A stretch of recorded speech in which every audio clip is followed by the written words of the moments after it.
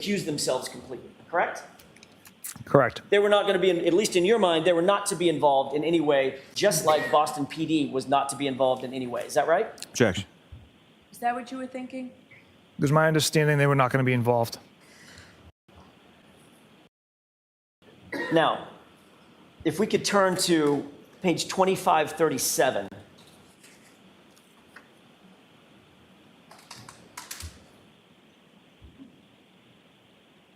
"5051 writes, but I assume you guys are out to make it cut and dry since it involves cops, correct? Yes. And Bird writes, something stinks, correct? Correct. And then Trooper Proctor, you responded, yeah, but there will be some serious charges brought on the girl. Isn't that right? That's right. So in that text exchange, you were saying, yeah, we're out to make it cut and dry, correct? No. You didn't write, yeah, we're going to follow the evidence wherever it takes us. You didn't, did you? I did not write that. You didn't write, yeah, we're going to make sure that we investigate this thing fully and thoroughly before making any decisions. You didn't say that, did you? I did not. You wrote, yeah, but there will be some serious charges brought on the girl. Isn't that right? Correct. And the reason you wrote that is because you knew, as the text above it says, this has to be cut and dry because it involves cops, right? Objection. I'm going to allow that. Is that the reason you wrote it? No, Your Honor. And then you indicated, we're going to put serious charges on the girl. Who did you mean by the girl, by the way? The defendant. Karen Reed? Yes, sir. So the way that you were going to make it cut and dry, pretty simple. Just pin it on the girl, right? Objection. Is that right? Absolutely not. Follow the facts and the evidence from that day on the 29th, and everything led to Miss Reed hitting Mr. O'Keefe with her vehicle. But that wasn't the question that you were answering, was it? We're going to follow the evidence and make sure we do this thoroughly. The question you were answering was, I assume you guys, you, Trooper Proctor, and your team are going to, quote, make it cut and dry since it involves cops, meaning Brian Albert, correct? Incorrect. Doesn't matter to me if the homeowner's a cop, if the victim's a police officer.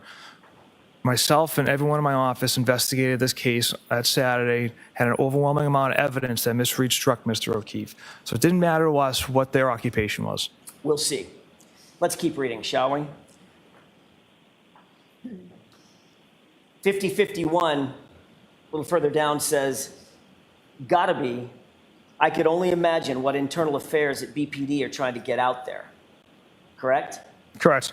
Meaning, this person, 5051, was opining, at least in your mind, you interpreted that as being Boston police are going to have a lot to answer for, given the fact that another Boston police officer was found dead on that officer's lawn. Correct? Objection. What were you thinking? Can't speak to the mindset to that comment. I wasn't sure how to interpret that one. All right, next question, Mr. Jackson. Then 5051 changes gears, and he writes, she hot at least, correct? Yes. And what was your response to that?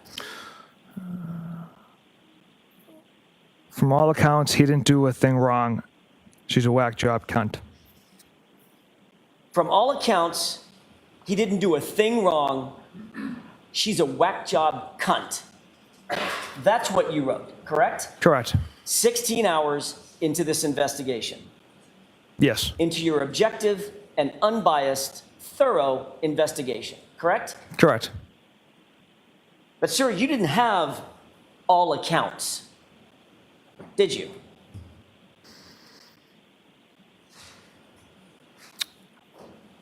What I meant by that was Did you or did you not have all accounts in your investigation? the accounts we had was Miss Reed struck Mr. O'Keefe with her vehicle, discovered taillight pieces at the scene. Those are the accounts we had. The accounts And then you some. had, I'm sorry, go ahead. I'm sorry, go ahead. The accounts you had, Trooper Proctor, were from two people named McCabe and one named Albert, who happened to be the homeowner and a Boston cop. Those are the accounts from percipient witnesses that you had, correct? There was another additional witness that we had investigators that had interviewed, Miss Roberts as well. And from all accounts, he didn't do a thing wrong. That was your decision 16 hours into the investigation, correct? Yes, And the other decision that you made and the other determination you came to was my client, Karen Reed, was a whack job cunt, right? yes.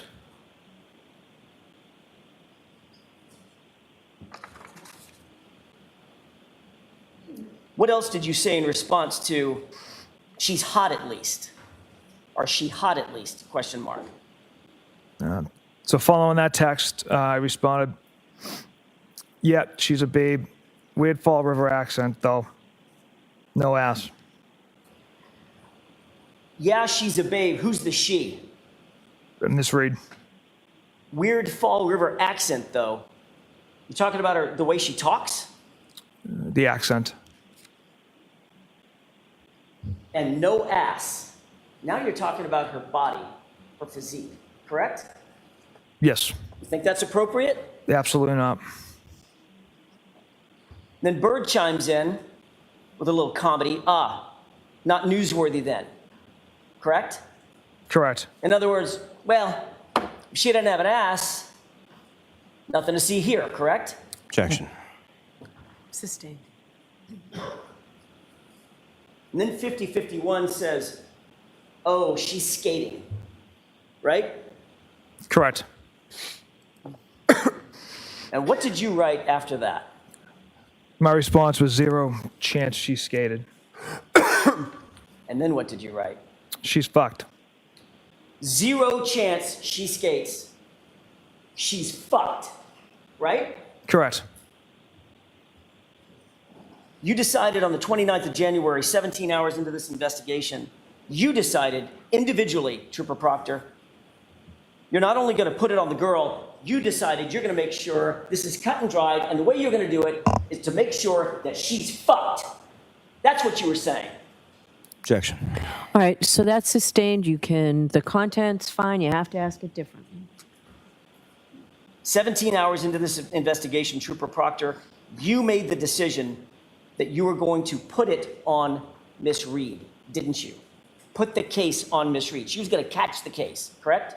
No, absolutely not. What did you mean then when you said she's fucked? After the day's investigation with multiple troopers conducting multiple tasks and a debriefing at Canton PD amongst detectives in my office, we went through the overwhelming amount of evidence against Miss Reed that she struck Mr. O'Keefe with her vehicle. That's what I meant by that comment. What you meant by that comment, Trooper Proctor, was you were going to make sure because 5051 had said she's going to skate. She's skating. When you said zero chance she skates, she's fucked. What you meant was I'm going to make sure, I am going to make sure Ms. Reed doesn't skate. She's fucked. That's what you meant, isn't it? Objection. Sustained. And then Bird decides to chime in. Good, no ass bitch, right? Yes, that's what he wrote. And how did you respond to Bird saying, good, no ass bitch? I laughed. Thought that was funny, did you? Trooper Proctor? Thought that was funny? It was unprofessional of me. That's something I shouldn't have done. Well, I think we all know it was unprofessional. It was a lot of things. I'm asking Yep. you, did you think it was funny? No, according to my response at the time, apparently. Then you sent a picture, just to add to it, to pile on, of Miss Reed being arrested, correct? I don't.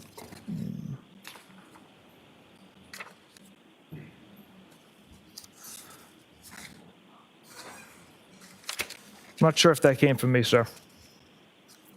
Let's skip to 2543.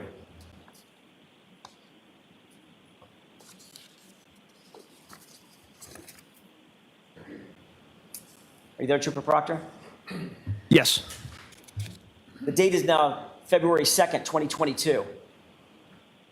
And a person by the name of Doc writes, "Is that chick a smoke?" Correct? Correct. Who's the chick? Miss Reed. And you write E-H, right? Yes. And then you write nutbag, as Chief would say, correct? Correct. Who's Chief? A friend of mine. And then you write what? She's got a leaky balloon knot. Trooper Proctor, explain to the jurors what a balloon knot is.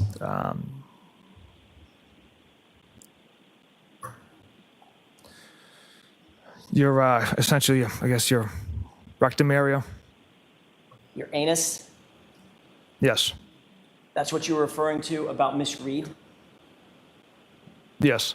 And you were making fun of her because you believed at that time that it leaked? That's how you were treating Miss Reed? Yes or no? Yes. And then you followed that up just to make sure you cleared up any mistake about what you meant with leaks poo, correct? Objection. All right, so I'm going to strike that. You could get this in, but do it the right way, Mr. Jackson.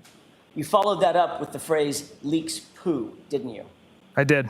Again, another reference to Miss Reed's medical issues and medical conditions, correct? Correct. Specifically focused on her anus, correct? In reference, yes.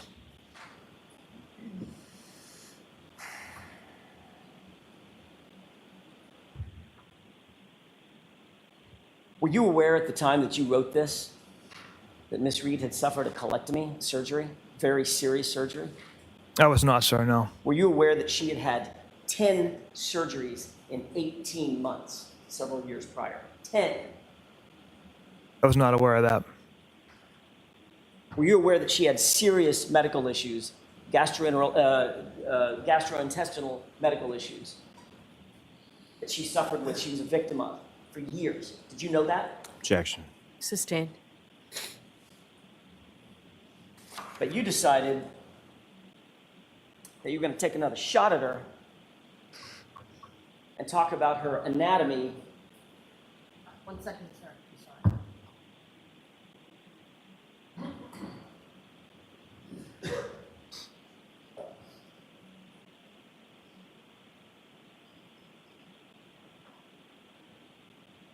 I'm sorry. All set. I'm sorry. Christine.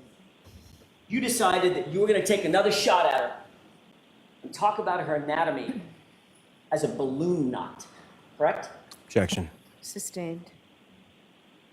At this point, Trooper Proctor, Miss Reed was just reduced to a punchline to you, wasn't she? Objection. Sustained. Well, you weren't done yet. This chat doesn't end yet, does it? No, sir. Let's skip to 2543.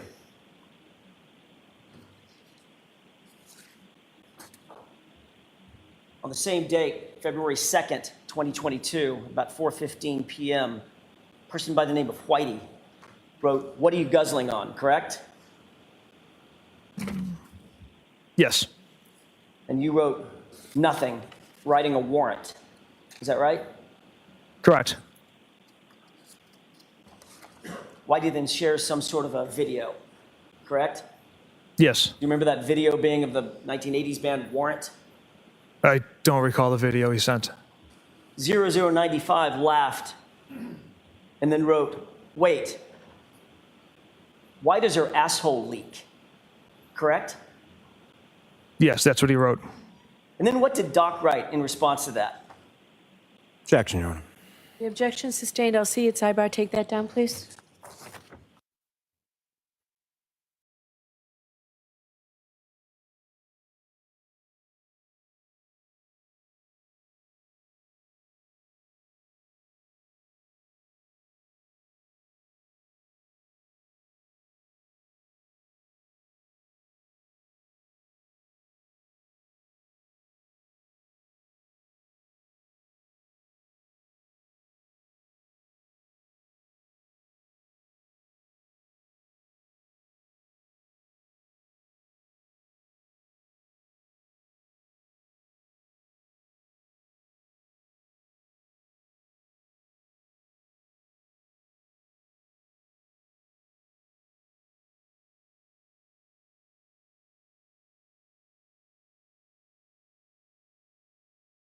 You are unmuted.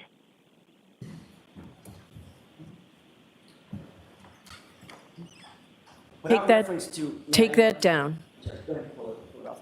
Without reference to the specifics of what was. I'm going to see Counselor Tybar. Sure.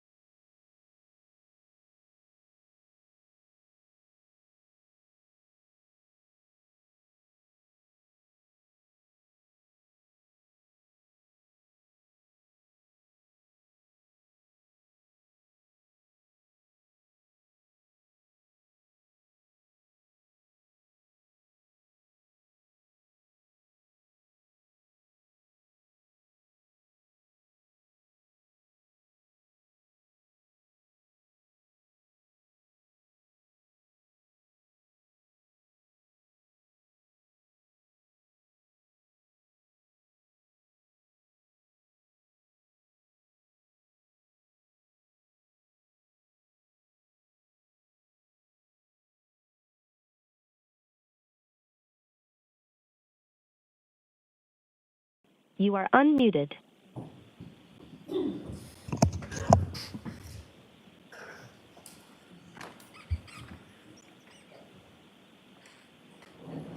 Trooper Proctor, without getting to the specifics of the words used in the following, in the next exchange that you're looking at, it's fair to say that your high school buddies then continue to discuss Ms. Reed's medical issues, correct? Objection. That's sustained. Come on, Mr. Jackson. That isn't what you said you'd ask.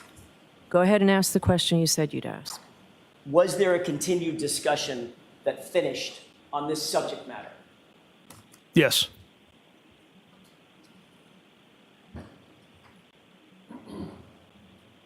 On Monday, you indicated that your conduct in this case, and specifically your conduct as reflected in these messages,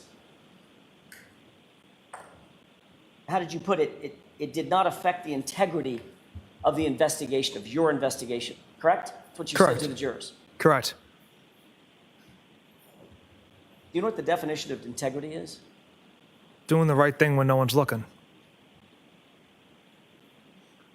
It means the quality of being honest and having strong moral principles, correct? Objection. Sustained. Do you believe that integrity means being honest and having strong moral principles? I believe that's part of it as well. Do you stand by that testimony that you were showing strong moral principles in this investigation, sir? In the investigation part, absolutely. Through these text messages, absolutely not. They were juvenile and regrettable. When you say they're juvenile and regrettable, it sounds like you're almost apologizing to the jury for your conduct. Is that what you're doing? For those text, Objection, Your Honor. Sustained. Trooper Proctor, have you ever apologized to Ms. Reed? Objection. Sustained.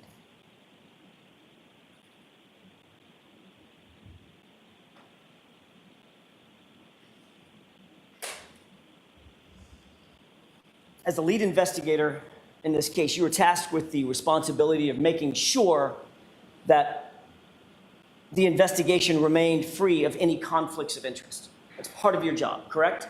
correct. Throughout the pendency of this investigation and this case, you've denied having any conflict of interest in this case. Isn't that right? Correct. In fact, a couple of months ago in February of 2024, you testified in a different proceeding. Is that right? Yes. And you testified under oath in that proceeding on February 1st that you did not know any members of the Albert family or McCabe family, correct? Certain members of the Albert family I did not know. I know Chris and Julie and Colin. I don't know the McCabes. That wasn't my question. Did you testify? Let's take them one at a time. Did you testify under oath, same oath you took here today, in a former proceeding in February of 2024, that you did not know and did not have any relationship with members of the Albert and McCabe families? Did you? I haven't had a chance to review those minutes. I've only had one opportunity to, and that was a couple months ago. So I would want to review those minutes in order to answer that accurately. You can't remember how you testified, whether or not you knew or had relationships with the Alberts and McCabes? Objection. Sustained. As you sit here right now, you need to refresh your recollection. You can't remember what you said. Objection. Do you remember what you said? During that proceeding, no. Would it refresh your recollection if you took a look at those grand jury minutes? Yes. What page, Mr. Jackson? This is page 01563.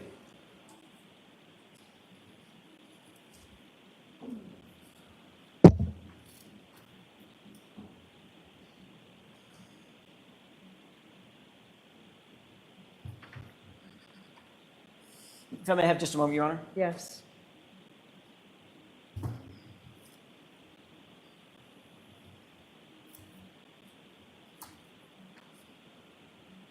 May I approach? Yes.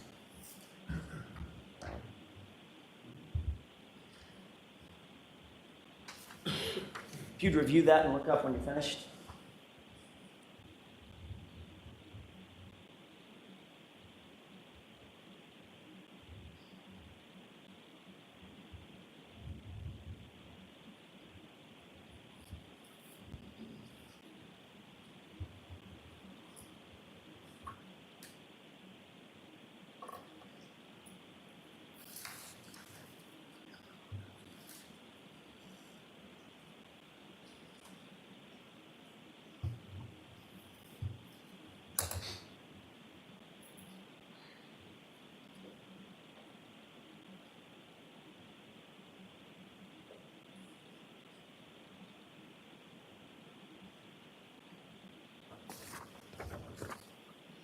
Now, Your Honor. Okay.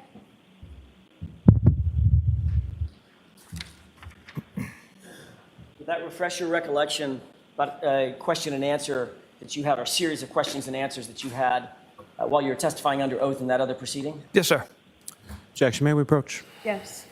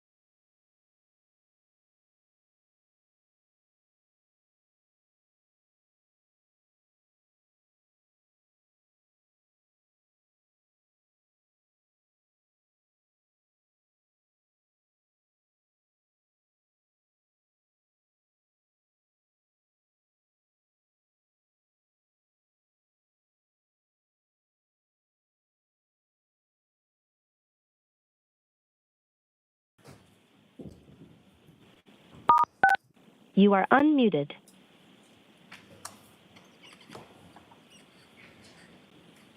May I, Your Honor? Yes. Thank you.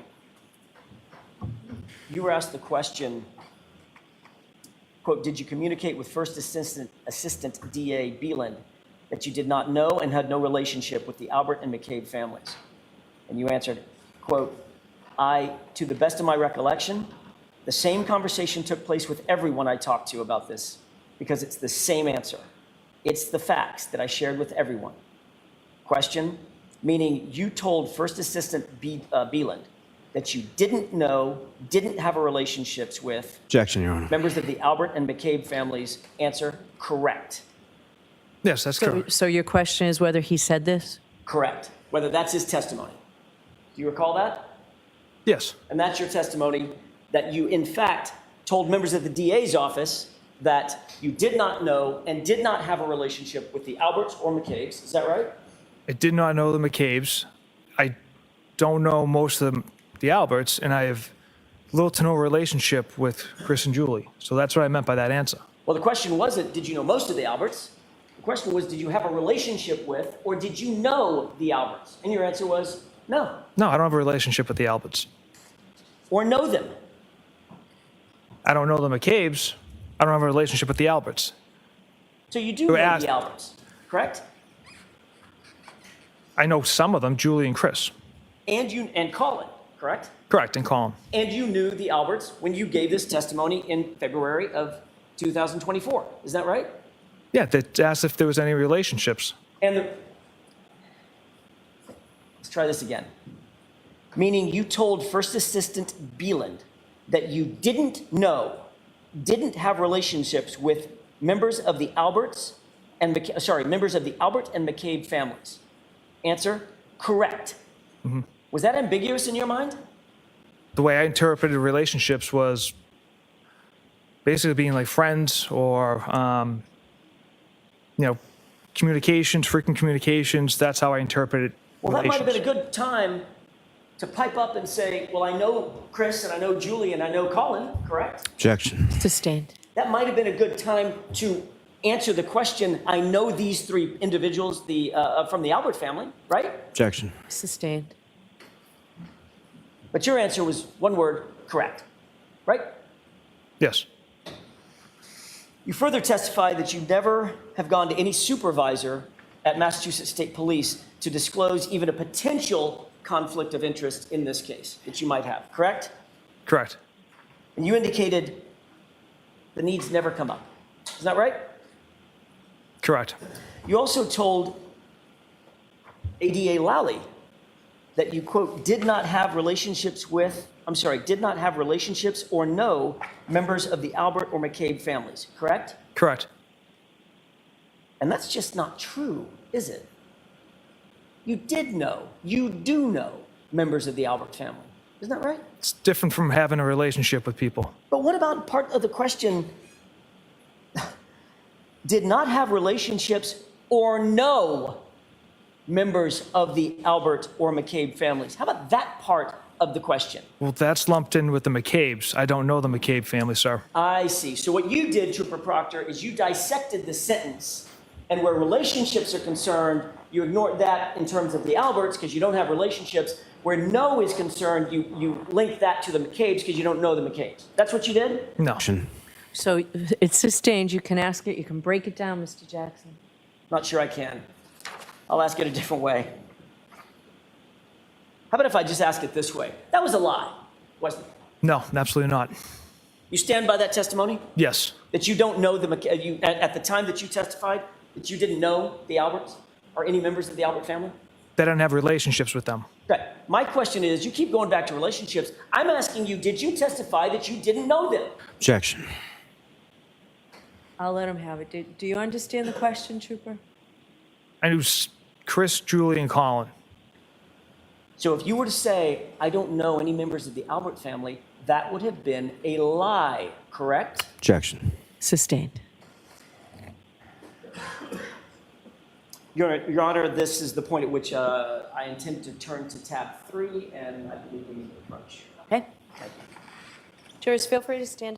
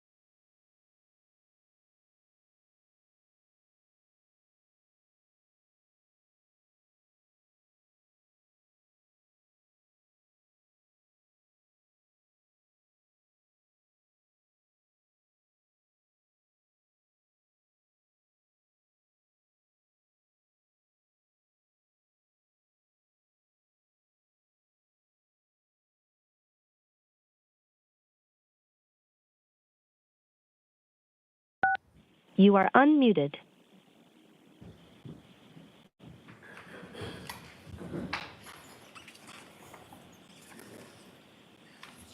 May I have just a moment, Your Honor? Yes.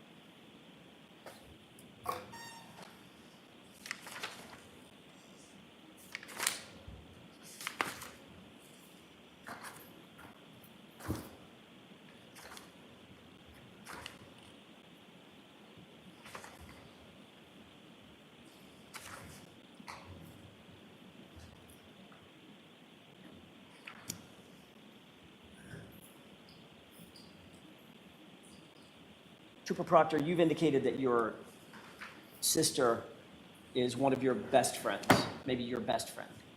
Yes. Courtney Proctor, that's her name? Courtney Correct. Proctor. Elberg? That, I'm sorry? Her last name? Elberg. Elberg, with an L. And you're aware that she is also very, very good friends with Jillian Daniels, Julie Albert.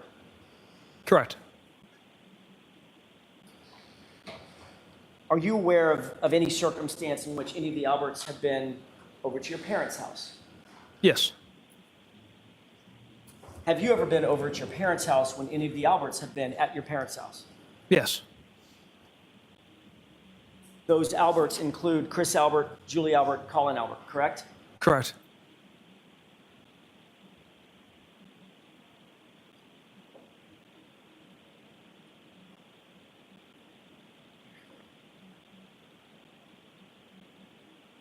As a matter of fact, you were on or around January 29th, 2022, you were close enough friends with Julie Albert that she had your personal cell phone in her cell phone, correct?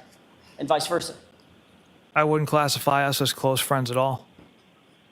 Okay, let me get back to my question. Did you have her cell phone in your phone and did she have yours? I can't recall if I believe I had her stored in my phone. Tab 4.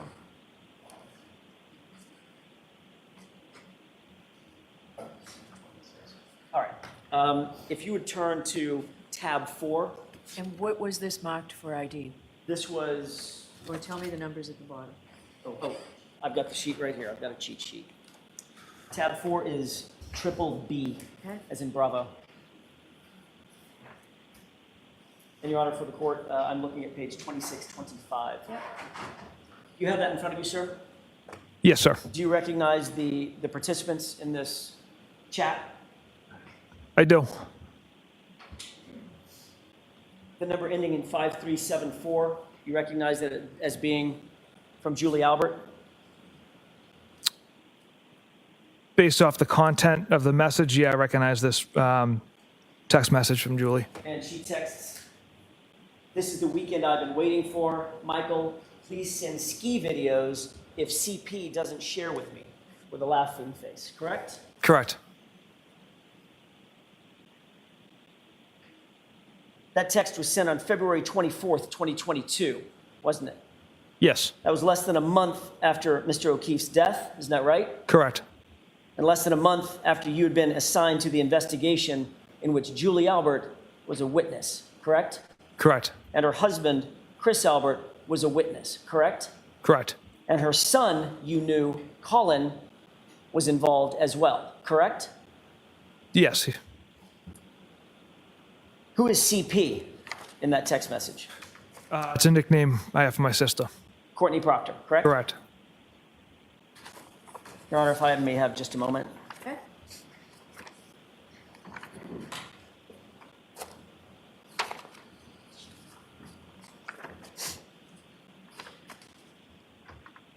Zoom tight.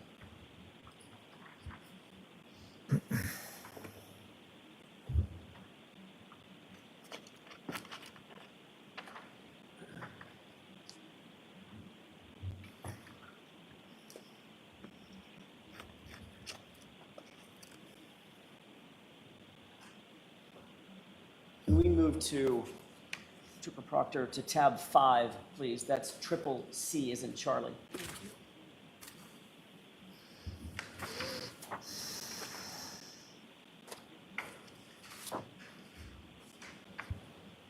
Do you have that in front of you, sir?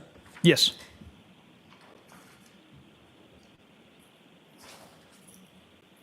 And this would be page 2664.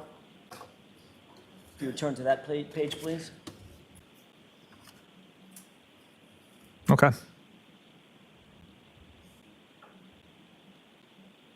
Trooper Proctor, on January 19th, 2022, 10 days before Mr. O'Keefe's death, you were texting with your sister about whether Julie Albert might be available to babysit for your own son, correct?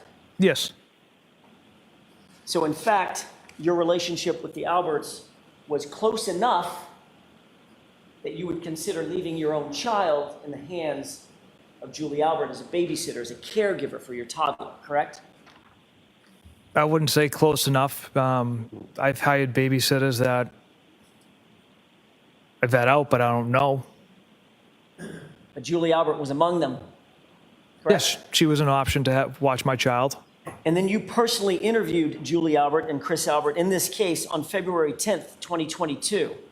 Sergeant Buchanan and I did, yes. And you didn't mention a thing about your relationship with Julie Albert, Chris Albert, or Colin Albert in any report that you ever drafted in this case, did you? I did not. Not one word, correct? No, sir. You interviewed Julie and Chris Albert at about 5:30 p.m. on the 10th of February, isn't that right? Yes. Did either of them, Julie or Chris Albert, mention that their son Colin Albert had been at 34 Fairview Road on the night in question, January 29th? I'd have to reread the report to refresh my memory on their statements. Well, let me ask it a different way, if I may have. Yes.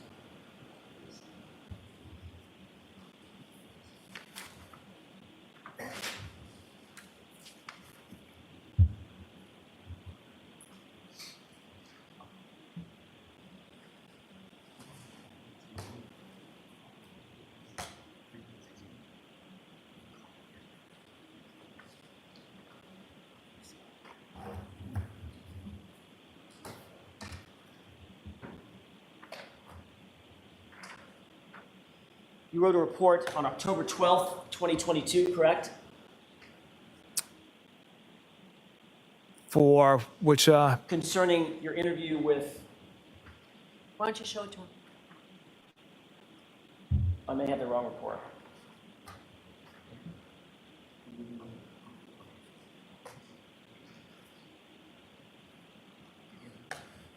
You don't have to worry about it. Do you recall, Trooper Proctor, ever mentioning that whether or not Julie and Chris mentioned to you that their son had been at 34 Fairview on January 29th? Do you recall that as you sit here? to the best of my recollection, no. It was a very short interview with Julie and Chris, was it not? It was typical length for the information they had to offer. So you started the interview about 5:30 p.m. It must have been relatively short because you received a phone call by 6:17 from Julie Albert herself, correct? I don't have the call detail record in front of me, but okay, yes. Let's look at tab 6, please.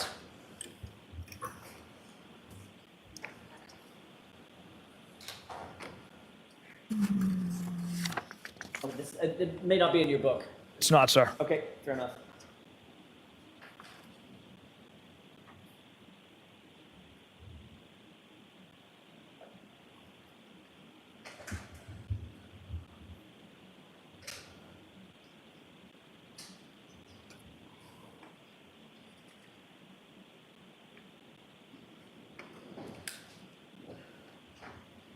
You indicated that you might need to look at a phone record or a phone log to determine whether or not that call was made and what time it was made, correct? If you have that, May I please. approach, Your Honor? Yes.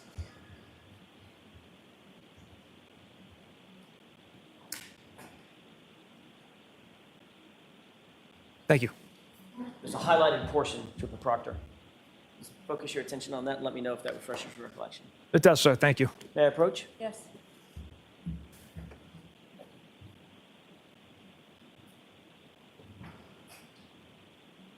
You received after your interview, you received a phone call from Julie Albert about 6:17, about 45 minutes after you began the interview and then left, correct?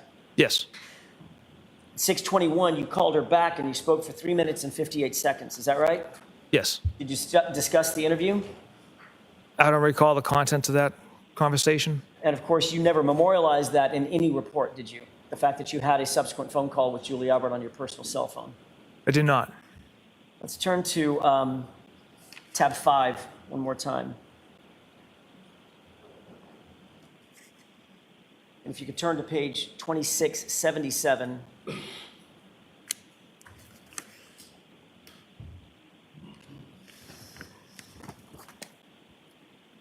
Trooper Proctor, after your interview with Julie Albert, your sister, Courtney, texted you, "How did it go at Julie's? She was so nervous." You recall that? Yes. In fact, you responded to that with a ha, ha, ha, ha, ha. 4 ha's, right? And then why, question mark, correct? Correct. Then you responded, "It was fine, just a quick convo," correct? Yes. You were literally reporting back to your sister about the progress of your investigation in a homicide investigation, weren't you? Objection. Sustained. You can ask it differently. Were you reporting your progress to your sister about your investigation? Objection. Sustained. Your Honor, may we approach? Okay.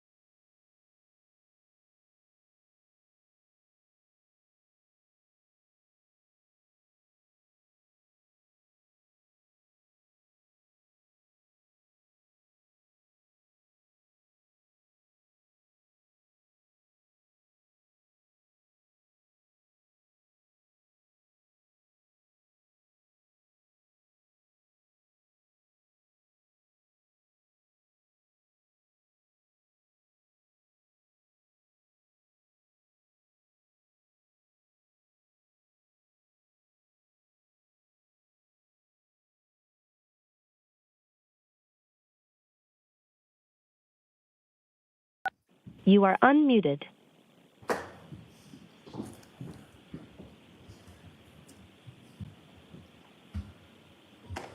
May I? Yes. Thank you. Were you reporting your progress of your investigation back to your sister, Courtney Proctor? No, absolutely not. But you did say that the conversation, the formal interview went fine. It was just a quick convo, correct?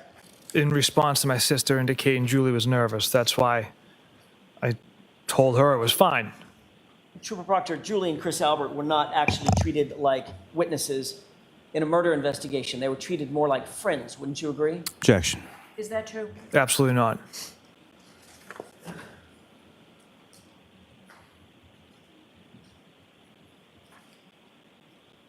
We've established that you're very close with your sister, Courtney, correct? Correct. You provided your sister with updates on important advancements during the course of your investigation into this case. Did you not periodically? I made her aware of newsworthy stuff. That started as early as January 29th, 2022. Isn't that right? Don't have the exact date or content. Well, the day of the incident, you began letting her know that you were involved, that you had been assigned, what the status was, Yes. the nature of the case, the fact Correct. that it was a homicide, correct? Yes.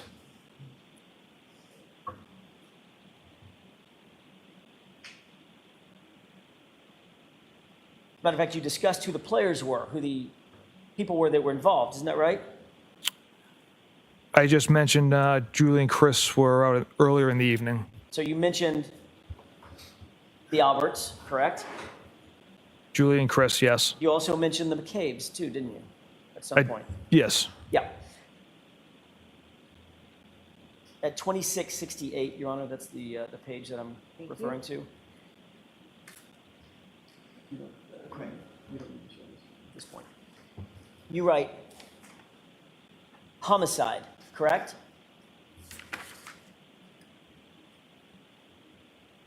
So I said 2668? Correct, if I have my page number correct. You're on the right page, Mr. Jackson. Thank you.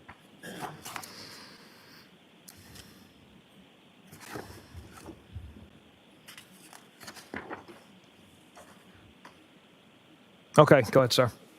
You wrote the word homicide, is that right? Yes, You were describing to your sister the nature of the case that you are now assigned, is that right? correct. She wrote, the Canton thing is a homicide, and you wrote, don't say a word to anyone, correct? Correct. And then she wrote, of course not, isn't that right?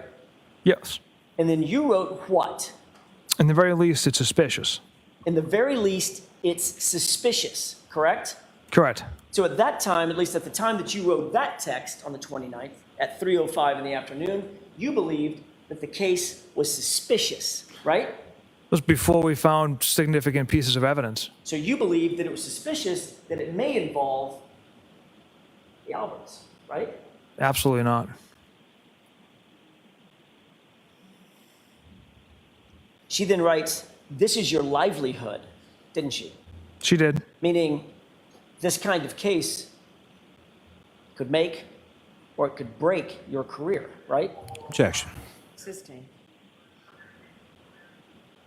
She then wrote, I would never mess with that. Is that right? Yes. Your sister, Trooper Proctor, was warning you that you shouldn't be investigating a case in which close friends or family members were involved. Objection. Did you take her text? This is your livelihood. I would never mess with that, as a warning from her that you shouldn't be investigating a case that involved close friends. Objection. I'll allow it. Absolutely not. That was in response to don't say a word to anyone. And that was how I interpreted this is your livelihood. I would never mess with that. A couple of minutes later, 3:07 on January 29th, you told your sister, quote, Julie and Chris were at the bar with the victim and girlfriend. Got to interview them. Is that right? Yes. So you were telling Courtney, your sister, updates on what your investigation advancements were, correct? Who Just you're that gonna part. Interview, why you're going to interview them. Yes. She wrote, you got to be kidding me, correct?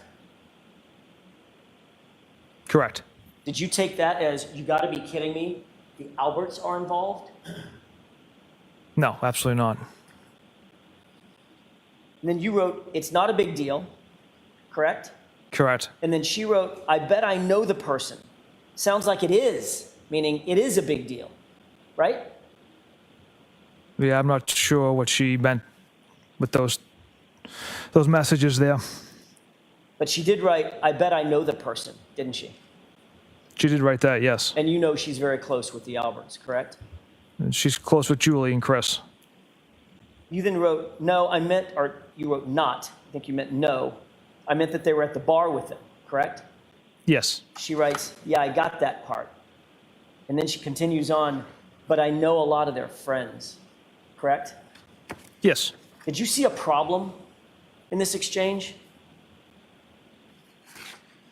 Nothing jumped out at me. Your sister's literally explaining that your family friends are suspects or possible suspects in a murder investigation that you're in charge of. Correct? Objection. Sustained. On January 30th, 2022 at 9:13 in the morning, your sister texted you again, quote, Jesus Christ. The party was at one of the Alberts, correct? Yes. And you two were discussing the fact that, to put it in her words, Jesus Christ, these are our friends, right? Objection. Sustained. How did you take her Jesus Christ? The party was at one of the Alberts with 2 exclamation points. How did you take that? That's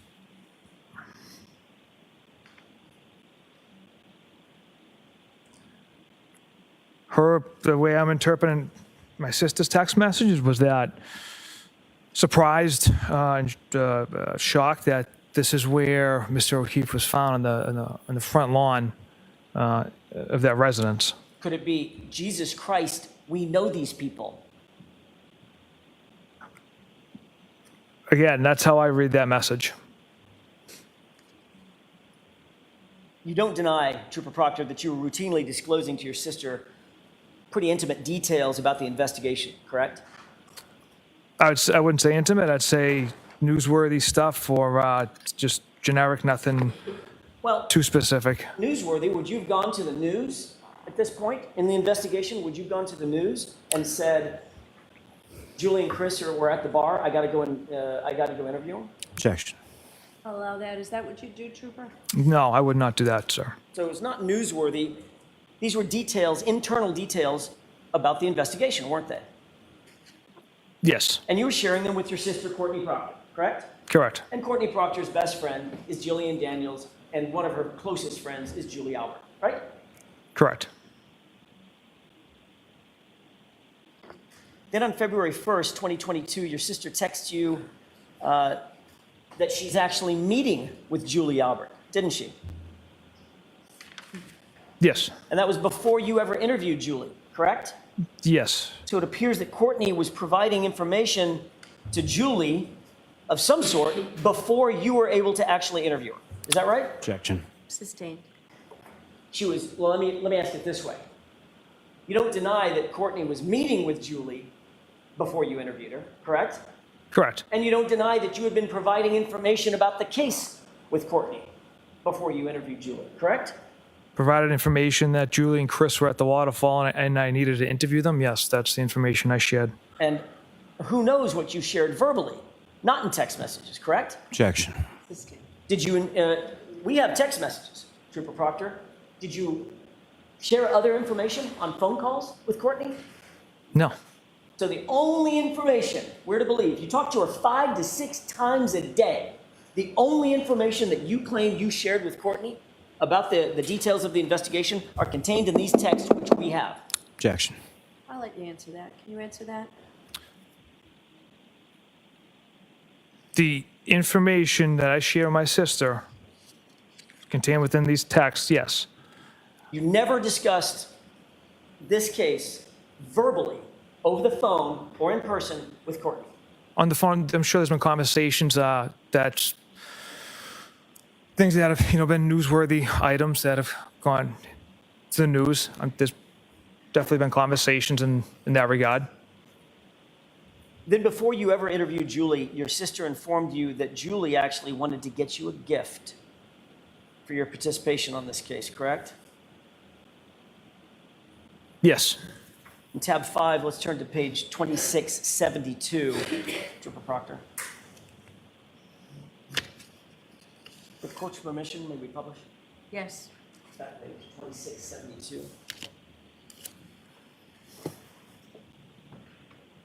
You see the text from you, what's up? Yes. And what's Courtney Proctor's response?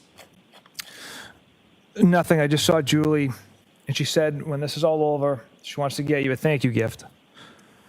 And I respond with, get Elizabeth one. Hang on just a second. Let's take them one at a time. You were asked about this on direct examination by Mr. Lally, right? Correct. And you looked at the jurors, paused, and said, I never asked for a gift. I never received a gift. Elizabeth never asked for a gift. She never received a gift. You remember that? Correct. You said you never asked for a gift, correct? Correct. What's your next text? Get Elizabeth one. Get Elizabeth one what? Referring to a gift Right. So you did, in fact, ask for a gift, didn't you? for my wife who had been home with my children for the last 10 nights. From Julie Albert Yes. for your participation on this case. I don't know if that's, yes. Well, Courtney Proctor answers that question by saying, because I guess her and Chris were friends and John, and she's so proud of you for leading this investigation, correct? Correct. You're aware during the course of your investigation, well, let me ask it this way. Let me ask a foundational question. Do you pull phone records as a matter of course in investigations of this nature? Yes. Did you pull phone records in this case, variously? The phone records of, Of anybody? Witnesses, suspects, not witnesses, official people, whatever? we didn't do We didn't pull full phone records of witnesses. Victim? Victim and Miss Reed. During the course of your investigation, did you become aware that there were 67 calls between Julie Albert and your sister, Courtney, in the months following John O'Keefe's death? Objection. I'm going to sustain that objection. Did you become aware during the course of your investigation of the level of communication between Julie Albert, one of the witnesses on the case, and your sister? Objection. I'm sustaining that objection. You can come try and convince me otherwise if you want, Mr. Jackson. I can ask it a different way, Your Honor. Thank you. Did you ever seek information about phone calls and communications that Julie Albert may or may not have been having with anybody else? No. Didn't download her phone, didn't seek her phone records? No. Did Courtney ever tell you that she had consistent communications with Julie Albert? Or did you know that otherwise? Objection. During the months, let me ask it this way, during the months following John O'Keefe's death, you did continue to have consistent communications with Courtney, though, didn't you? Yes, I speak to my sister every day. Trooper Proctor, were you using Courtney, your sister, as an intermediary between you and Julie Albert? Absolutely not. You were well aware from the very beginning of your investigation that Colin Albert was, in fact, at 34 Fairview on the night in question, right? Yes. Matter of fact, you testified at the grand jury, the state court grand jury on this case, that you knew that Colin Albert was at the location, right? Yes.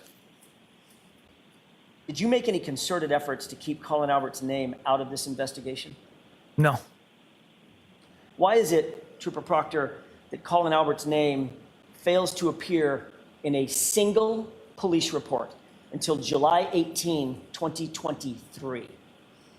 Colin Albert was not at the home. He left at approximately 12:10 a.m. before anyone from the waterfall had arrived back there. Let's look at, obviously, part of the job of an investigator is to be as complete and thorough as possible, correct? Yes. You don't just take someone's word for something. You look for corroborating evidence, don't you? Yes. Matter of fact, you wouldn't take a witness's word for almost anything in a reasonable investigation, would you? Objection. Would you? If- You can have that. If I find the witness to be credible and have no reason to lie, then yes, I would take their word. Would you try to support a witness's statement, or witnesses with an apostrophe, S apostrophe, their statements with corroborating evidence? Yeah, potentially. That corroborating evidence might be talking to other witnesses, right? Yes. It might be looking at cell phone data, correct? Correct. You might be looking at geolocation data, correct? Yes. You're trying to find out where someone is. You might pull information from their phone concerning geolocation data, right? Yes. You might pull cell tower information, right? If there's a need for it. There's myriad ways that you can find out whether someone's telling the truth about where they were and when they were there, right? Right. Let's take a look at your handwritten notes from your interview with Juliana Nagel on October 5th, 2022. This should be tab 7, Trooper Proctor.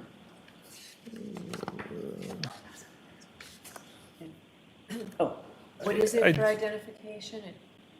my mistake. I thought it was in the tab. It's not. This is a 3-page document. I'll just refresh his recollection with this. Okay, show Right. Mr. Lally and then go ahead. Of course. Let me ask a foundational question, Trooper Proctor. Do you remember exactly what's in your notes from a conversation that you had on October 5th, 2022? I don't know. Do you think it would refresh your recollection to take a look at your handwritten notes? Yes, sir. Thank you.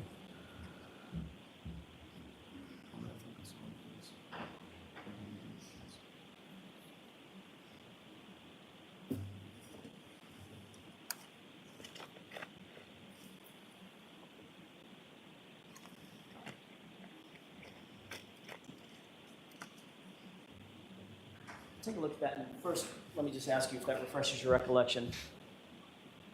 It does, sir. Are those your notes, your handwritten notes from this, at least from partially from this investigation? Yes. Does that reflect your handwritten notes based on a conversation that you had with Juliana Nagel on or about October 5th, 2022?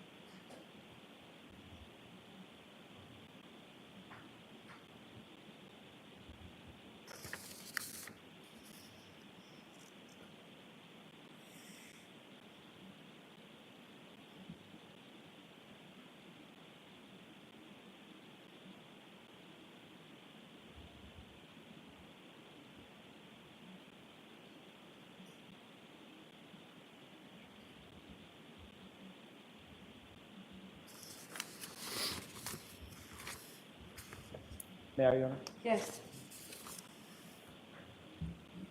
Does this appear to be an accurate representation or an accurate copy of your notes for your interview with Juliana Nagel? Yes. Your Honor, with the court's permission, I changed my mind. I would like to have this marked as next.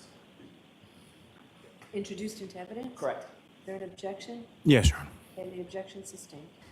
Is it true that in your handwritten notes, you list the following individuals based on Juliana Nagel's conversation with you as being at 34 Fairview? Brian, Juliana, Mary Kent, Emily Fabiano, Courtney Alba, Colin Albert, and Sarah Levinson. Correct? Correct.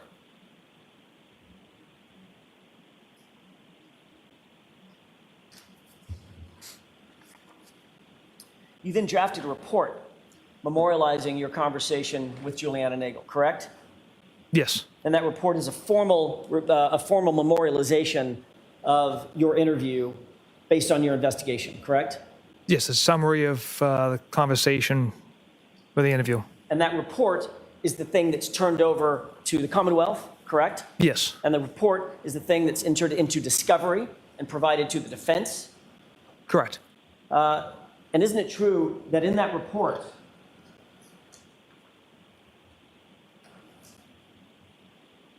you list the individuals that were at 34 Fairview as Brian, Mary Kent, Emily Fabiano, Sarah Levinson. Is that correct? Yes. What's the one name that was left out of your report on that list? Objection. I'll allow, Was there one name left out? The, Break that down, Mr. Jackson. Sure. Isn't it true that in your report, you excluded the one name, Colin Albert, from the list of individuals that were in your notes? yes, because he arrived later in the evening. The other females were there from the start. At the time that you wrote your report, the formal report, this one, you did not believe that your handwritten notes were also going to be disclosed, did you? No, I knew that was a possibility. When you finally did get around to interviewing Colin Albert, you personally conducted that interview, did you not? Yes. Colin Along Albert with Trooper told you Zach this- Clark. one at a time. I'm sorry. Finish your answer, Trooper. Please go ahead. Yes, along with Trooper Zach Clark in my office. Colin Albert told you that he was picked up by Allie McCabe from his uncle's house at 12:10 a.m., correct? Correct. Allie McCabe also told you that she picked up Colin Albert at 34 Fairview at 12:10 a.m. and then dropped him off at his house, correct? Correct. And then she indicated that she went straight home after that, right? Yes. Did you conduct any further investigation to determine whether Colin Albert and Allie McCabe were actually telling the truth about that time? We did not. You just took them at their word, correct? Yes. Trooper Proctor, you realize that you had a forensic image at the time. You had a forensic image of Jennifer McCabe's cell phone in your possession, right? Correct. You're also aware that she has a Life 360 app on her phone that tracks the location of Allie McCabe, correct? I was not aware the app tracked her daughter. I knew of the Life 360 app, but I wasn't aware of the capability of tracking her daughter. Did you bother to look at Jennifer McCabe's Life 360 app to determine whether Colin Albert and Allie McCabe were telling the truth about the time that they supposedly left 34 Fairview? Objection. Did you do that or allow it? I did not. Can we take a look at tab 8?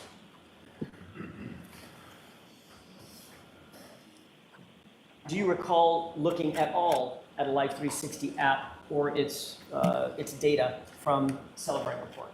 Objection. Sustained. Did you or did you not look at any data from Life 360 from Jennifer McCabe's phone?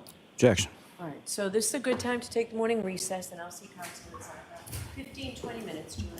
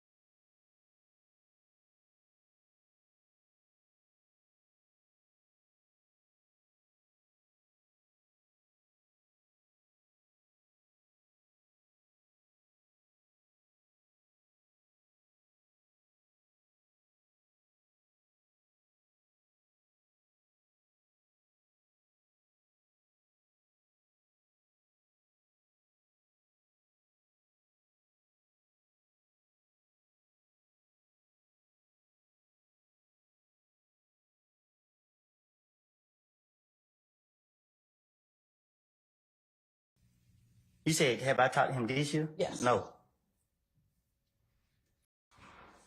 What about last year in 2023? I cut all communication with everybody, period. I haven't spoken with nobody.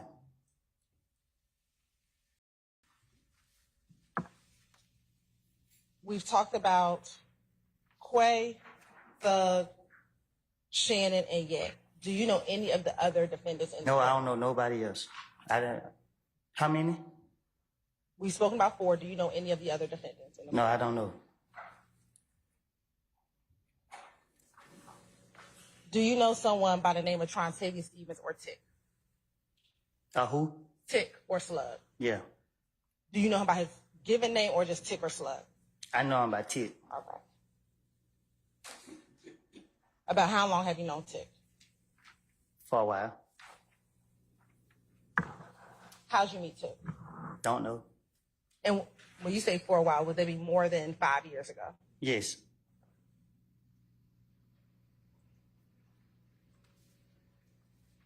Back when you first met Tick, how would you describe your relationship with Tick? I don't know. I can't reflect back on when I first met him. Why can't you reflect on when you first met him? 'Cause I know a whole lot of people. What was your relationship like with Tick? What you mean? Was it a good relationship, bad? Did y'all get along with each other? What was your relationship like with Tick? Just like it would be with anybody else from that I know. Do you get along with everybody that you know? If we cool, So I'm saying that you were cool with Tick. that's what I said.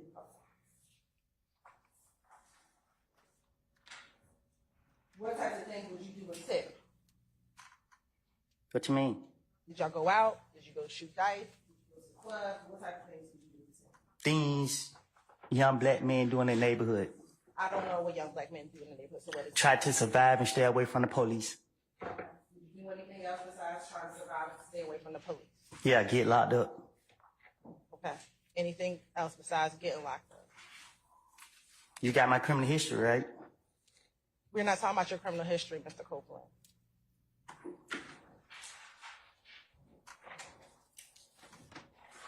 Is there anything else that you all used to do? I don't recall. I'm going to show you permission to approach Harvey. Have you shown that to defense counsel?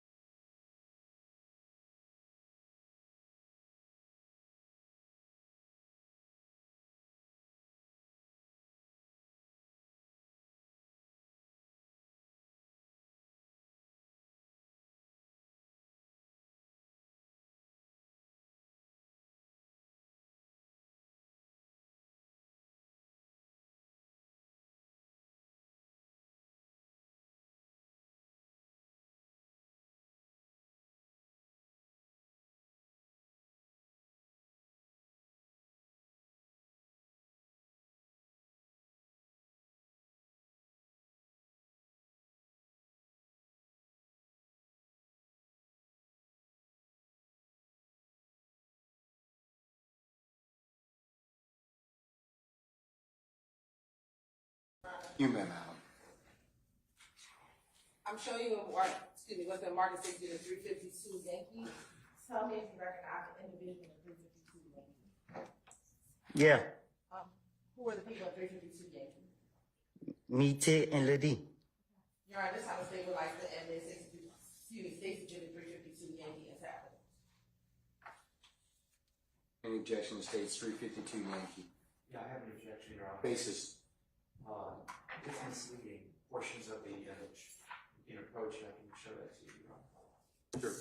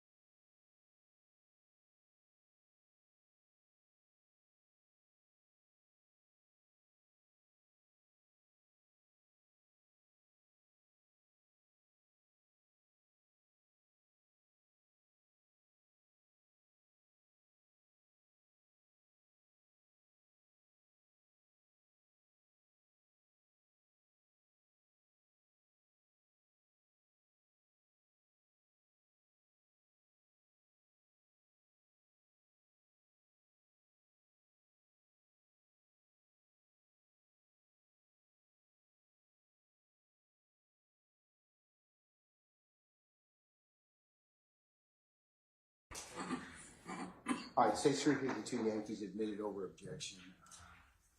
May be published as you see fit.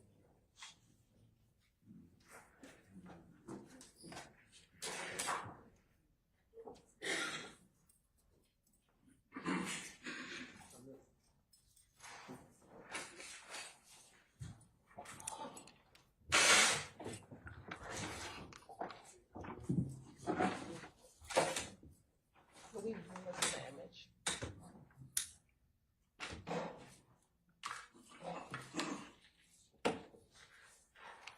Mr. Copeland, we know who you are. If you can tell the jurors who is Tick and who is Little D.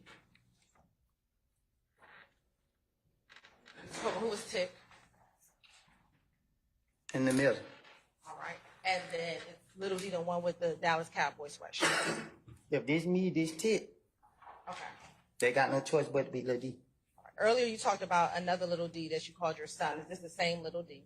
Do they look like the same Lil D? I'm asking you a question, Mr. Copeland. Is it the same Little D? No. All right. How do you distinguish this Little D from the other Little D? They look like two different people. When you are addressing or talking about them, how do you distinguish the two Little Ds from each other? What you mean? Do you call one of them Little D from Cleveland? If you ask me which Lil D I'm talking And about, that's what I'm asking you. When you are well, you talking should just about ask me that. Mr. Copeland, which Little D, how do you describe him if you're talking about him? If you're talking about the two Little Ds, how do you distinguish this Little D?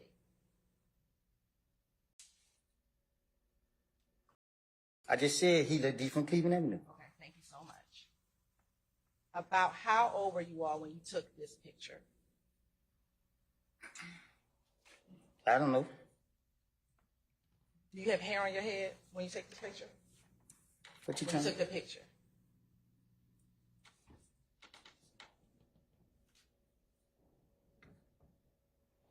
It looked like I got hair on my head. Okay. How long ago have you been bald?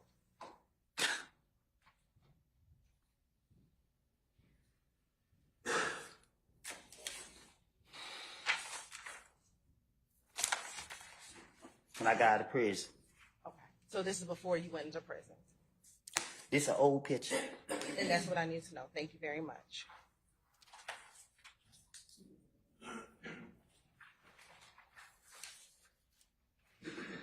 How long have you known Little D from Cleveland? Huh? How long have you known Little D from Cleveland? Know who? How long have you known Little D from Cleveland?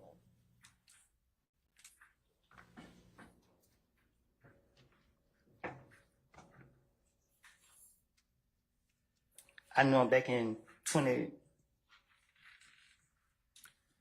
I think I met him in 2013. Do you recall? I think. That's fine. Do you recall how you met? Well, just see somebody around.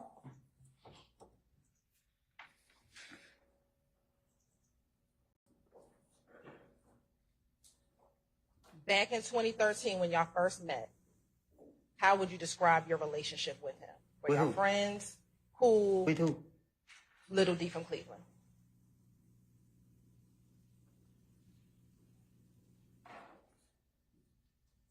How would I describe our friendship? If you had, let me ask you, did you have a friendship with Little D from Cleveland?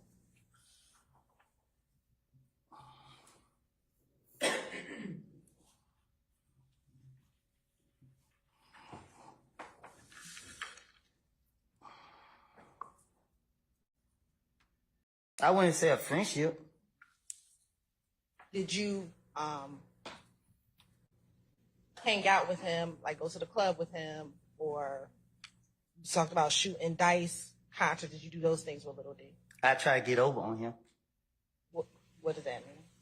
If he shoot dice with me, I'm gonna try to get over on him. Okay. I guess then you would try to win the dice game? I won't treat him like a friend. You would not.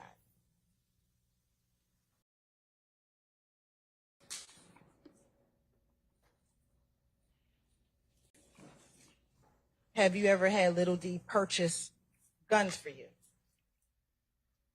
Nope, but I took a gun from him. So your testimony said that he did not purchase it for you, that you took a gun from him. You talking about a Pacific situation? Has there ever been a time that you had Little D purchase a gun for you? My federal case? Is there a time that you... I said my federal case. And when you say your federal case, what do you mean? The case they sent me to the feds. What are you talking about for the jury?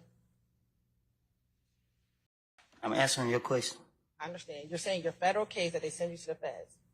What does that have to do with Little D purchasing a gun for you? The homicide investigator told me that I had the rights to protect myself. Okay. So I believed the way he said and got a gun to protect myself. And how did you get that gun? I paid someone to go, I paid Lil D to go get it. Okay. Thank you. And was that in 2015? Yeah.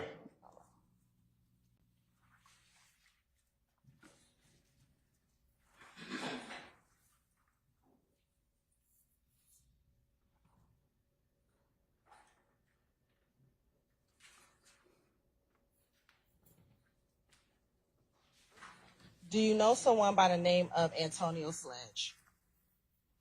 Do you know someone by the name of Antonio Sledge? No. Do you know someone who goes by the name of Moonson? Yes. How long have you known Moonson?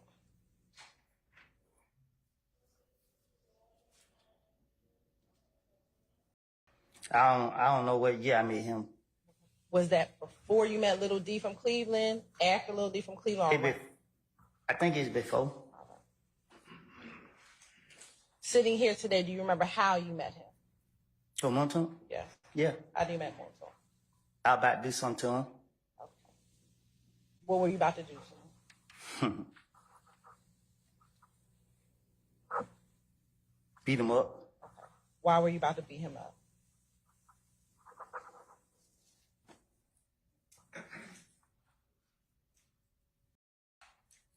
because he was in the wrong business. After you were about to beat him up, did you somehow develop a friendship with Montauk? Somebody else called me to protect him. Okay. When did you get a call in order to have to protect Montauk? If you're talking about you met him before 2013 and you're about to beat him up, when did you get a call to have to protect him? That same day. And if you were about to beat him up, well, let me strike that. Did you make a decision to protect him? Did you decide to protect him? Me? Yes. What you mean? I asked you, how did you all become friends? You said someone... He called my phone, talking crazy. Let me ask just a simplified question. At some point, did you and Montauk become friends? Yes or no? Later down the line. Okay. When did you all become friends? Later down the line. Was it a month after you were about to beat him up? Was it 2 months after you were about to beat him up? Was it a year after you were about to beat him up?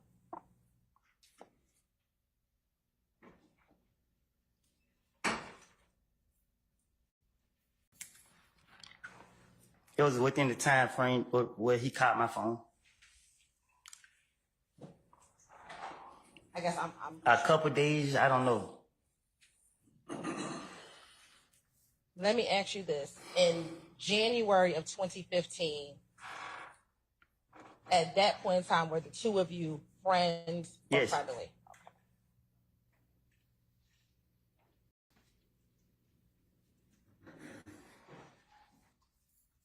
I'm going to speak about a specific time frame. End of 2014, early January 2015. How often would you and Montauk spend time together? Can you say that again? Sure. Did you include in your investigative file any Celebrite report related to the Life 360 app that was on Ms. McCabe's phone that you earlier testified to? Trooper Garino was our cell phone expert, kind of handled that, so I'm not positive if that report, if he generated that report. Okay, so it goes without saying, I shouldn't say that, because if it goes without saying, I shouldn't say it. Did you review a Life 360 report in an effort to determine whether or not Colin and Allie were telling the truth? No. You grew up in Canton, did you not? Yes. I don't want an address, but just generally as a crow flies, how close would you say you live from the Albert residence at the former Albert residence at 34 Fairview in Canton? 2-3 miles? How about from the McCabe residence? And again, don't give me any addresses. Maybe a mile. You know, given the fact that you grew up in Canton, that it's about a mile walk through some woods to get to Canton High School from 34 Fairview, correct? Yes. Did you have any Canton police officers canvass the area around the high school or filling stations around the high school, gas stations around the high school for video surveillance footage? No. Did you have any conversations with anybody from Canton about video surveillance concerning the high school and or surrounding gas stations? Yes. Who is that? It was Officer Galanis. Can you turn to tab 9, please?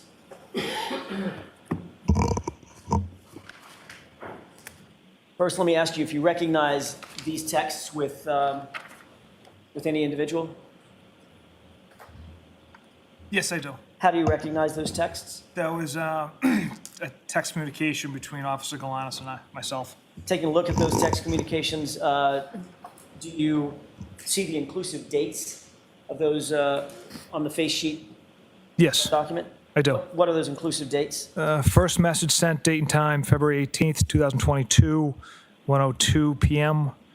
Last message sent, date and time, February 18th, 2022, 2:05 p.m. These are texts on a single day, correct? That's correct. If you would look at page 2623.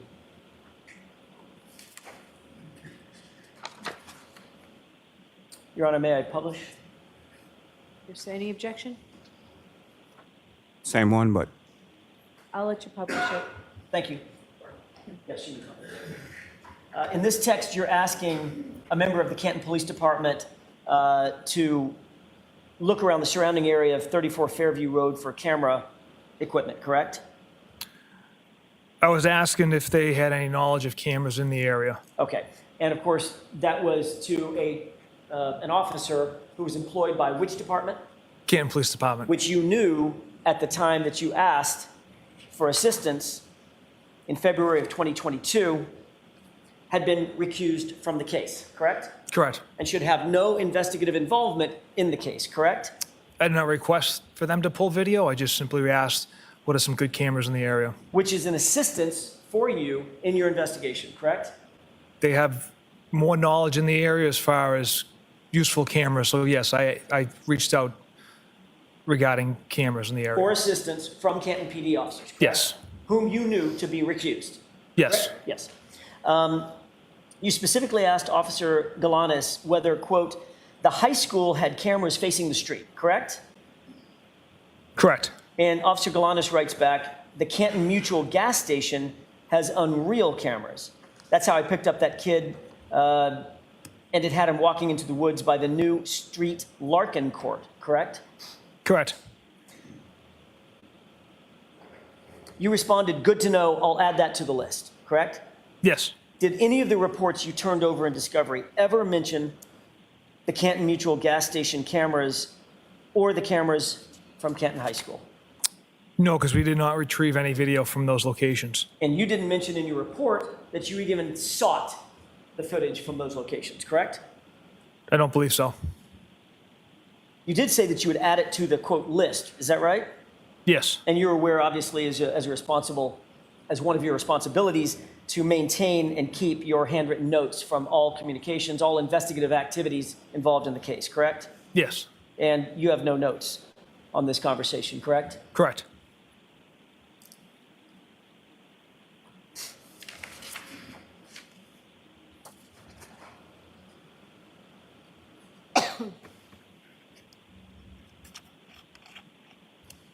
As the lead investigator, Trooper Proctor, you are responsible ultimately for deciding which witnesses will be interviewed and which witnesses will not be interviewed, correct? Like I mentioned yesterday or Monday, it's a collaborative effort within the office, so we bounce ideas off each other as far as what witnesses need to be interviewed, et cetera. So it's more of a group effort, a group decision. But as the case officer, you make some of the final decisions on who's going to be investigated, who's going to be interviewed, things of that nature, correct? Facilitate certain areas, yes. I want to talk about some of the witnesses that you interviewed in the days and weeks immediately following Mr. O'Keefe's death. You interviewed Brian Albert, correct? Correct. Nicole Albert, yes? Yes. Chris Albert? Yes. Julie Albert? Yes. Jennifer McCabe? Yes. Her husband, Matt McCabe? Correct. All those individuals are related in one way or another, either through marriage or otherwise, to each other, correct? Yes, that's my understanding. And you also interviewed Brian Higgins, is that right? Yes. I want to talk for a second about the individuals that you did not immediately choose to interview. Julie Nagel wasn't interviewed until October 2022, correct? Correct. That's 7 months after the incident, right? Correct. Sarah Levinson was not interviewed until October of 2022, also 7 months later, correct? Correct. Caitlin Albert was interviewed July 6th, 2023, correct? Yes. That's 16 months after the incident. Is that right? Correct. Brian Albert Jr., July 6th, 2023, right? Yes, sir. Allie McCabe, August of 2023, correct? Yes, sir. That's 18 months after the incident, correct? Correct. Heather Maxon, she was not interviewed until September 21st, 2023, 17 months later, correct? Correct. Or that's actually, my math is off, that's about 18 months later, is that right? Correct. Richard D'Antano, September 2nd, 2023, is that right? Yes. So you waited more than 18 months to interview him as well, is that right? Yes. And then Brian Loughran, snowplow driver, August 2023, 17 months after the incident, correct? Correct. I want to talk for a second about this last individual, Brian Loughran. He also goes by the name Lucky, is that right? Yes. Lucky Loughran. You testified under oath on April 21st, 2022 in the state court grand jury proceeding that no snowplow traveled down Fairview Road on January 29th, correct? Correct. Why did you say that, Trooper Proctor? That was based off interviews with Mr. Trotter, that the plows weren't out until they met up at 2:30, and then it was my understanding they were focusing on the main roadways. You're aware that Michael Trotta testified in this case? Okay. Were you aware or not? No. Okay. You did, in fact, interview Michael Trotta, did you not? Yes. And isn't it true that Michael Trotta told you that, in fact, Brian Loughran was plowing 34 Fairview that morning? Objection. Is that what he told you? I don't recall that statement from him. Michael Trotta testified that that's what he told you. Do you have any quarrel with that? Objection. That's sustained. In reality, Trooper Proctor, you did not want to speak to anybody in the weeks and months following this incident who didn't fit your narrative, correct? Objection. I'll allow it. Is that true? That's simply not true. Absolutely not. Certainly, you didn't want to talk to anybody who could say that there was no body on the lawn at 2:30 in the morning. Is that right? No, it's not true. Are you aware that Lucky Loughran, in fact, did report that there was no body on Objection, the Your lawn Honor. at 2:30? So the objection sustained. I'm going to strike that. Did you include anything in your investigative report throughout the entire time you've been in charge of this investigation about Lucky Loughran and his observations? Not until Sergeant Buchanan and I interviewed him. And that was when? I can't recall the exact date. And that was after the defense brought him to your attention, correct? Objection. I'll allow it. Not true? Correct. Are you still the case agent in charge of this case? Yes. As the lead investigator and the case agent, you're aware it's also your responsibility and your obligation to investigate all potential individuals, right? All potential suspects. Yes. You're obligated to investigate anybody who would have a motive, a means, and an opportunity to commit the crime or the offense, correct? Correct. Motive includes anything from financial gain to could just be revenge, right? Yes. Could be a lover's quarrel, correct? Yes. Or it could be someone who's interested in someone romantically, correct? Could be an argument inside of a vehicle. Sorry, I didn't hear that. Could you, what I was didn't your hear answer? anything. So, or it could be an argument contained inside a vehicle as well. Ah, yeah, which is the conclusion you jumped to 17 hours into your investigation, right? Objection. Overruled. Is that right? It's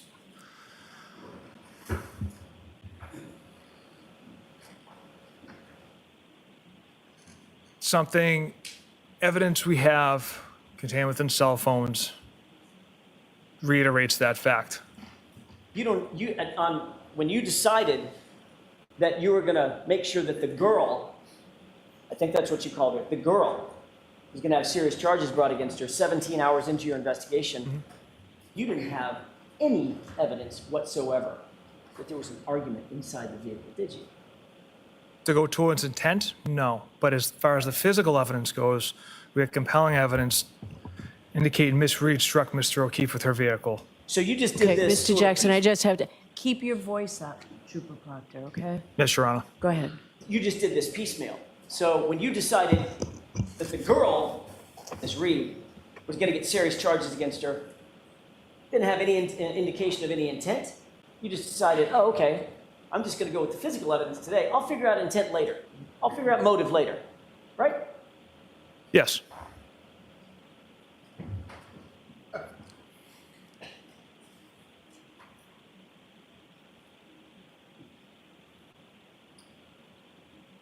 Motive, means, and opportunity. We've talked a little bit about motive. What about means? The physical ability to commit the crime, right? That's obviously important. Yes, And the opportunity. It's a physical proximity to the incident, correct? Or the Correct. physical ability to commit the crime, correct? correct. Did you investigate all potential suspects who would have had the motive, means, and opportunity to kill John O'Keefe?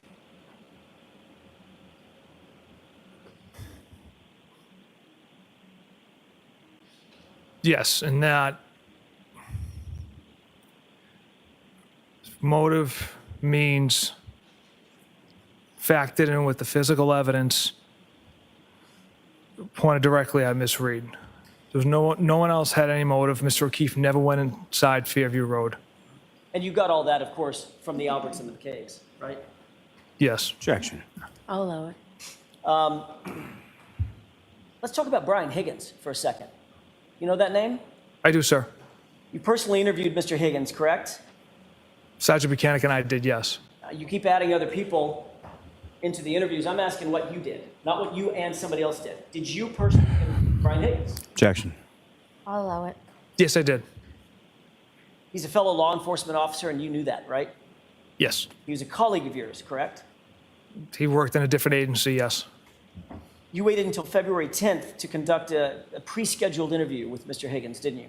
Yes, And you interviewed him in the presence of his attorney, correct? correct. He told you that he was engaged in a flirtatious relationship with Miss Reed. He did. As a matter of fact, he told you that he was engaged in a flirtatious relationship with Miss Reed over text messages, but on at least one occasion that resulted in a kiss, correct? Yes, And then he also told you that he had taken the liberty to extract certain conversations from his own cell phone, right? correct. And he brought you a hard copy of those text messages, right? He did. And you knew that those text messages were messages that he curated to give to you, right? Yes, He's the one that made the determination of what was important, what was not important to give to you, his interviewer, right? Objection. Was that your understanding, Trooper? it was my understanding Mr. Higgins was being very forthcoming by providing those messages. It's not uncommon for witnesses to take screenshots or send us emails or send us text messages, so he just had a different means of producing text messages. Well, you were actually asked that question in a different proceeding, under different questioning, and you were asked whether or not in your career as a law enforcement officer has any person or witness ever brought a self-extraction of text messages to an in-person interview, correct? Objection. I'll allow it. Correct. Most And your answer was, civil. I'm your sorry, go answer ahead. was, Trooper Proctor, you had never experienced that in the history of your career, correct? Correct. So you became aware pretty early on that Mr. Higgins at least had a motive to want to visit harm on John O'Keefe, correct? Objection. I'll allow it. No, absolutely not. Well, you knew he had this flirtatious relationship with Karen Reed, is that right? Yes, You became aware that he ignored, you saw the text messages, you became aware that Karen Reed actually ignored text messages from Mr. Higgins while at the Waterfall Bar and Grill with John O'Keefe, correct? Objection. I'll allow it. yes, And you're aware that at 12:20 a.m., Brian Higgins sent a text message to John O'Keefe coaxing him to 34 Fairview, correct? Objection. I'll see you at sidebar on this.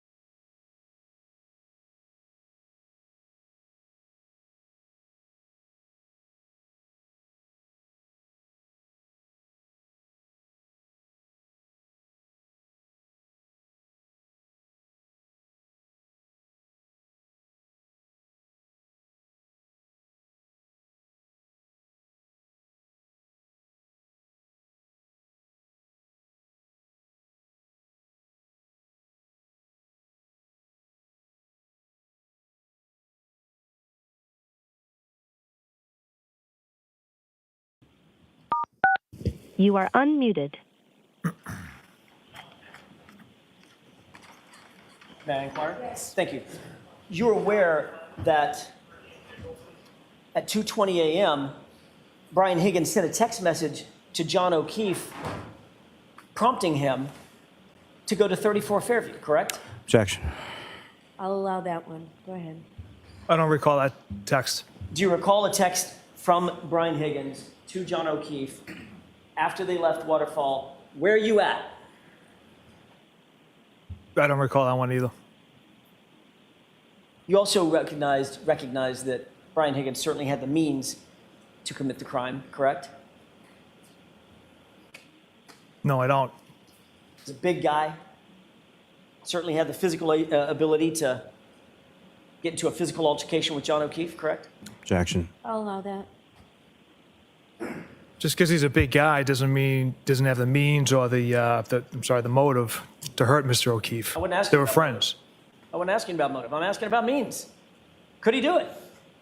Could he throw a punch? Knock a guy down, knock a guy out? I can't speak to his fighting ability, sir. Well, you've met him, right?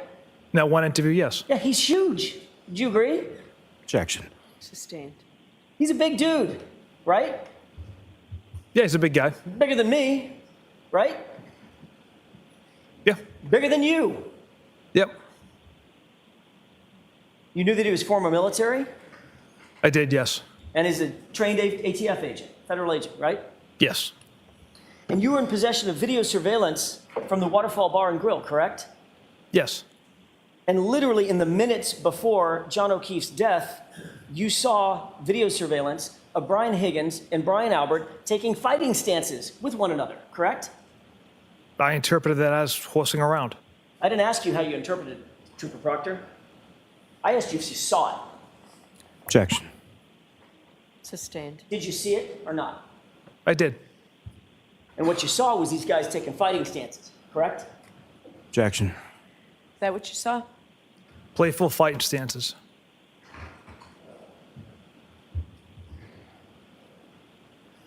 But you waited until February 10th to interview him, correct? Yes. And you decided not to image his phone. Is that right?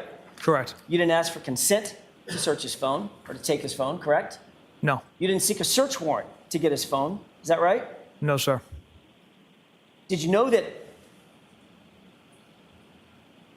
on January 29th at 2:22 a.m., there was a call between him and Brian Albert that morning? I was not aware of that. Might have been important to your investigation, don't you think? Objection. I'll allow it.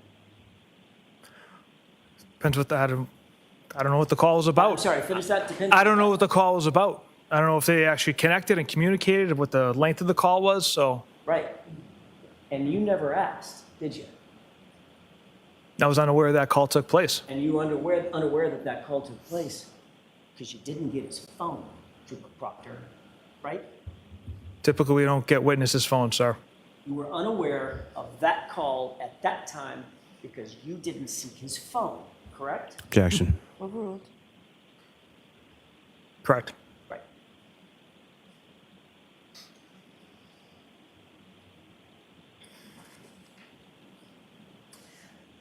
The medical examiner notified you on April 28th, 2022, that the manner of death, in her words, could not be determined. Is that right? Yes. She would not rule, at least in terms of the manner of death, would not rule this a homicide. Is that right? That's correct. And you agree that that's obviously a pretty significant finding. Objection. I'll allow it.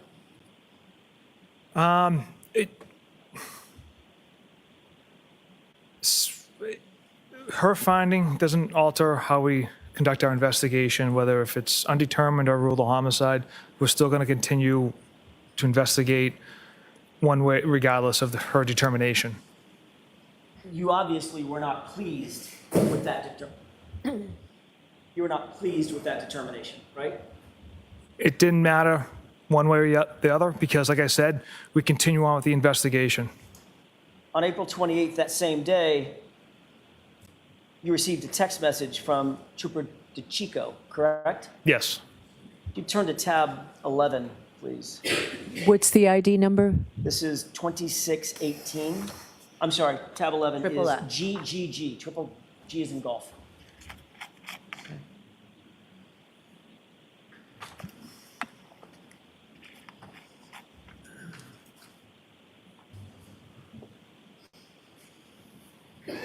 May I, Your Honor? Yes. Do you have that in front of you, Trooper Proctor? I do, sir. You turn to page 2618. Do you see a text message received from Trooper DeChico with a photograph of the autopsy report?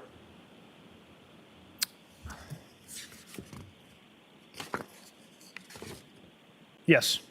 And that autopsy report indicates undetermined. Is that right? For Manor, yes. In response, you wrote a text message to DeChico, correct? I did.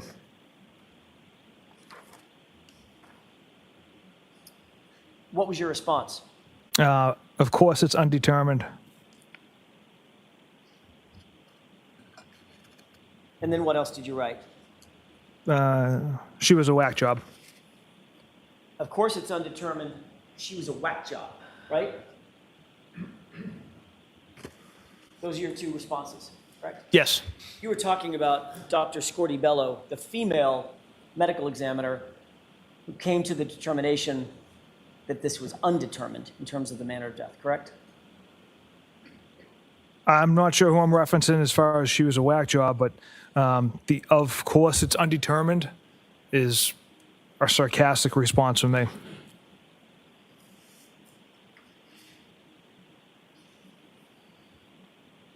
Have a moment, Your Honor. Sure.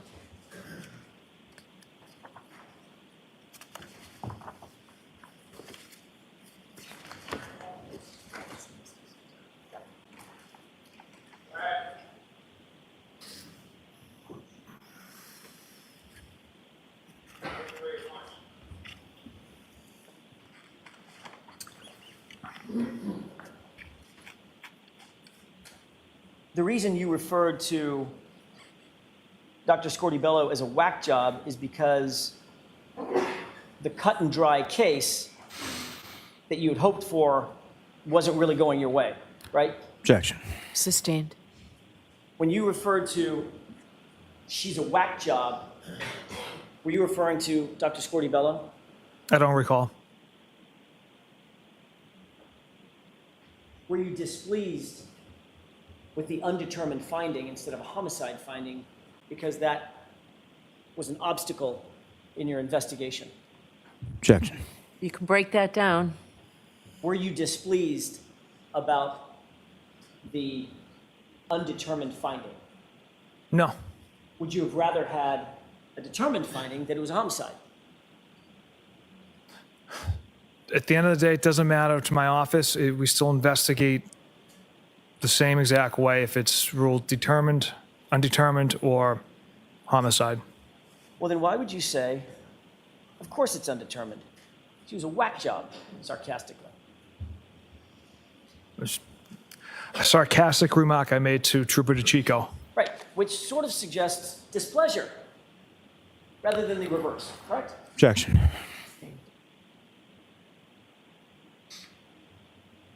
You'd agree that it's extremely unusual for the manner of death to be undetermined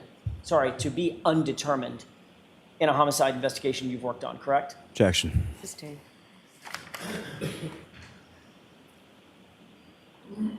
How many murder cases in the history of your career have you worked on in which the medical examiner made the determination that the manner of death could not be determined? Objection. I'm going to allow that.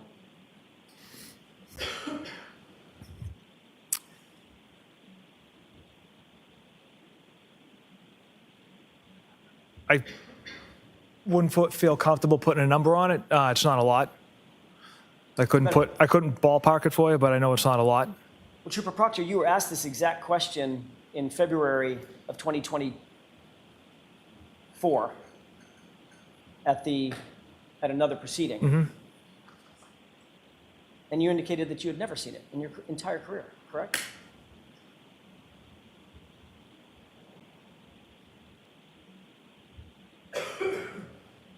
I'm trying to run it. Well, you were asked the question, so first, what do you mean by, of course it's undetermined? And your answer was, I said it at the time, it was kind of like, not like figuratively, of course, it's an of course, like I had never really seen that before in a homicide, end quote. Correct? Yes. Your statement in February of 2024, under oath, was you'd literally never seen that in any homicide you've ever worked, right? Yes. After she reached that conclusion, you discussed this with one of your colleagues about how you tried to put pressure on her to change her or alter her opinion, correct? Objection. I'll allow it. Is that that what right? you did? Pressure? Absolutely not. Let's turn to tab 12.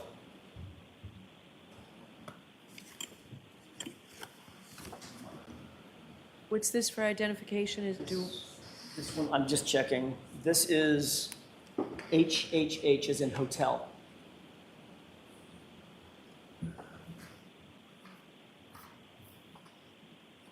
Your Honor, for this one, may I publish? So I've got them mismarked. What's the bottom, what's the base Sure, stamp it's number? 2632.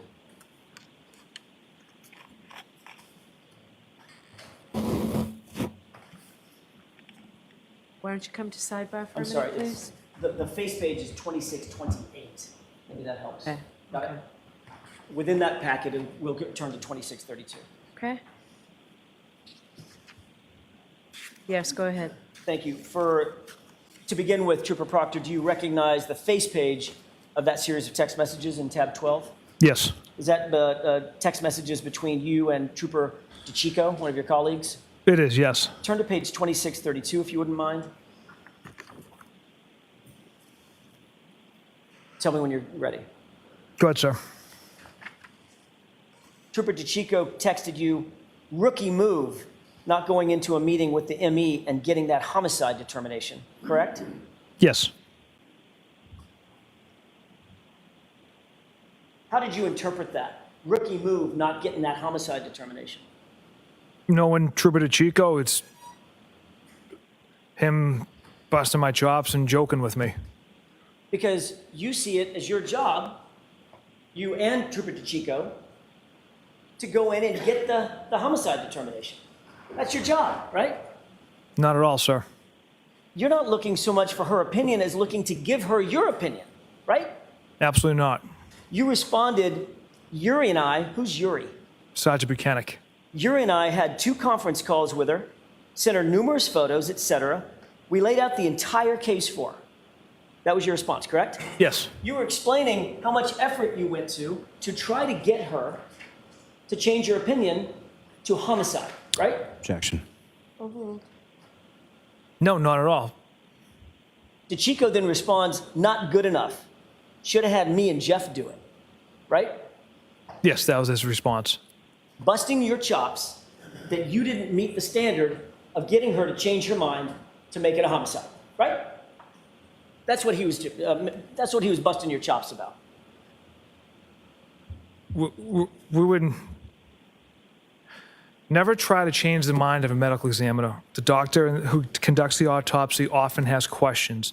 They want to know the facts, kind of what had transpired leading up to a victim's death. It happens not only in homicides, but the unattended deaths we also attend to, a suicide and overdose. So it's common to have these conversations with doctors. Right, but in response to getting the information that she made the determination and held on to it, that this was undetermined, your answer was, of course it's undetermined. She was just a whack job, right? With sarcasm. Ultimately, did the doctor change her opinion? No. But the determination of the medical examiner, that didn't matter to you, right? Because you had already decided you were going to charge Miss Reed with murder anyway, weren't you? Objection. I'll allow it. Yeah, the determination did not matter as we continued on with the investigation. Notwithstanding the medical findings in the case, correct? That it was not determined to be a homicide, right? Considering the manner, but And that's because even though in the words of the prior group chat, that this whole thing stinks, you were going to make it cut and dry by putting it on the girl, putting serious charges on the girl, notwithstanding what the medical examiner said, right? Objection. Sustained.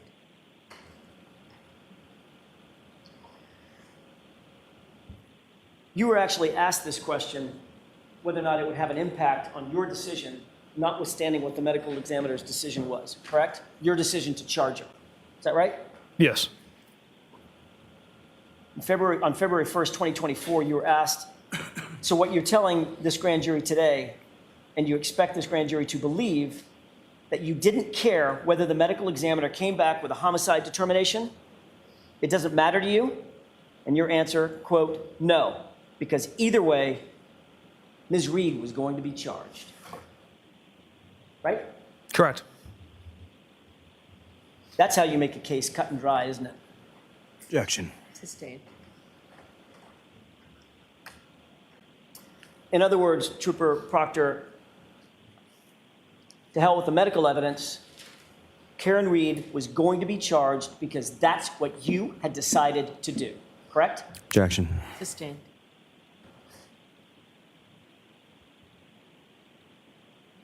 I want to change gears for a second and ask you about some electronic data, specifically as it pertains to Jennifer McCabe. You're aware that Jennifer McCabe deleted texts and calls from her phone before she turned it over to you? Objection. I'll allow that. Are you aware of that? I'm not aware of that. Are you aware that there were texts and calls missing from her phone before having that phone turned over to you? I'm not aware of that. Did you look at the extraction report, the Celebrite extraction report from her phone? I have, yes. And you didn't see the columns marked deleted, deleted, deleted, deleted? No, not that area, no.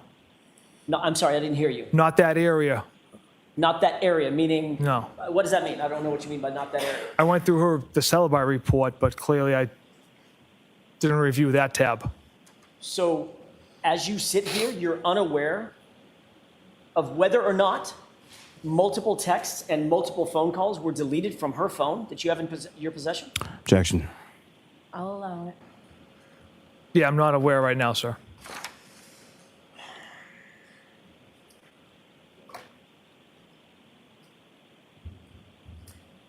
As the case agent, as the case officer, do you believe it might be important to find out whether or not that phone appeared to have been manipulated or altered in some way before it was turned over? Wouldn't that be something that you would normally do? That'd be important. But you didn't do it with Jim McCabe's phone. I didn't personally handle that, no.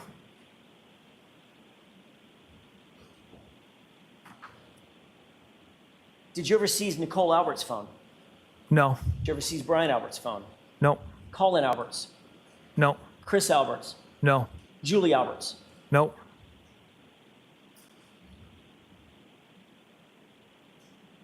Were you concerned that if you seized any or all of their phones, especially Colin, Julie, and Chris, that there might be some indicators that you knew them on those phones? No, that thought never crossed my mind. But the fact remains, you never sought to seize any of those, did you? No, I don't. And you never asked, irrespective of what you saw in the Celebrite report, you never asked Jennifer McCabe whether or not that was a complete and thorough, a complete and accurate, I should say. Let me ask it a different way. Did you ever ask Jennifer McCabe whether or not she ever altered anything on her phone before turning it in?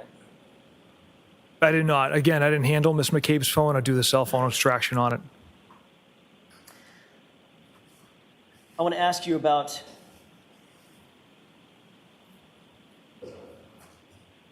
another issue concerning a potential conflict of interest. You were well aware that Canton PD was supposed to be, we talked about this at some length, conflicted off the case as of January 29th, 2022, right? Correct. And you even put it in that text message, NOCAT, it's total opposite. They have to recuse themselves, BPD. Same with Canton, right? Yes. Those are your words on January 29th, right? Yes. And you knew that one of the reasons for Canton PD to recuse itself is because of the relationship between the Alberts and one of the detectives on Canton PD, Kevin Albert, right? Correct. You knew that Kevin Albert was the primary source of the conflict, correct? Yes. And you knew that he, above everybody else, should be completely removed from any contact with the investigation or the investigators, right? Correct. Yet when you wanted to coordinate witnesses for interviews in this case, who'd you turn to? I texted Kevin Albert to see if he could secure a conference room for us to conduct interviews at the station. The same Kevin Albert to help coordinate these witness interviews, who's the brother of Brian Albert, right? Yes.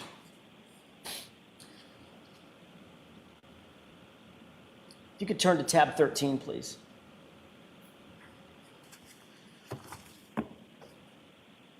Your Honor, for the court's edification, it should be III, All right, thank you. then India. Thank you. Do you have that in front of you, Trooper Proctor? Yes, I do. If you'll turn to page 2591. With the court's permission, I'd like to publish. Okay.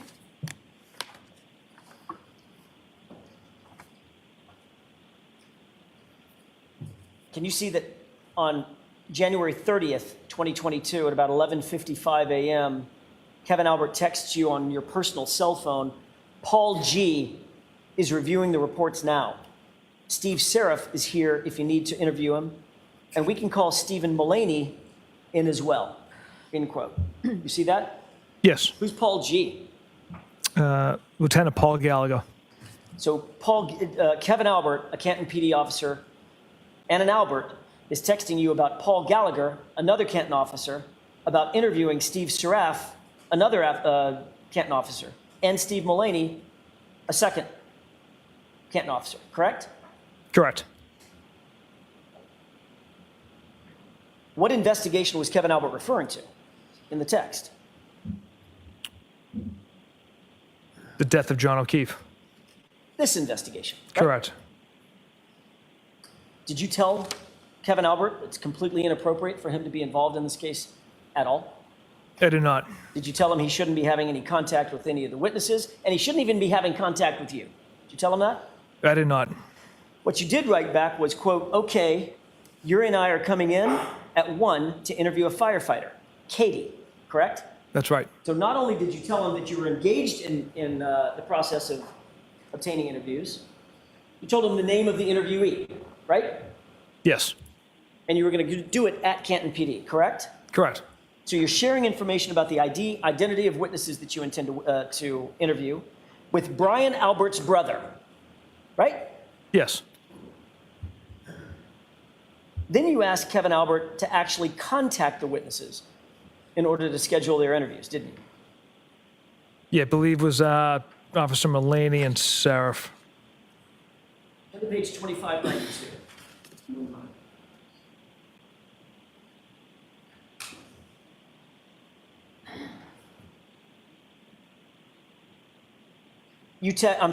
Kevin Albert texts, okay, so I'll get Mullaney in as well. You interviewing her here? And you respond, yeah, if we can line them up for 1:30 and 2, that would be great, correct? Yes. So you were leaving it up to Kevin Albert to contact and coordinate with the witnesses that you intended to interview at Canton PD, correct? Objection. I'll allow it. Correct. You then answered any time in the ballpark. I'm sorry, yes, you answered any time in the ballpark, then you went on and said from 1:30 on, correct? Yes. Kevin Albert then says, okay, sounds good. And then he responds, if you want to interview witnesses in the recorded room here, you're more than welcome. You see that? I do. He was referring to an interview room or an interrogation room where there's surreptitious recording devices, correct? Yes. That's to help facilitate memorializing interviews that police officers want to take with any witness in a crime, right? Correct. That would mean that if you used a recorded room, those recordings would be in the hands Of which agency? That's why we did not use that recorded room. But he offered, didn't he? He offered, we did not use it. Did you see that as a problem? That he offered? Yeah. No, I don't, sir. You see that as a problem because he might, I don't know, take some of those interviews and forward them to his brother? Objection. Sustained. You can ask it differently, Mr. Jackson. Were you concerned that Kevin Albert was offering to utilize Canton's recording programs, facility, in order to get access to what the witnesses were saying so that he could then forward that or tell his brother? No, Never crossed your mind? never.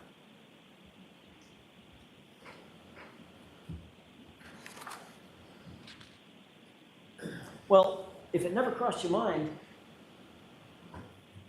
why didn't you go ahead and use the recording room? Typically don't record our interviews.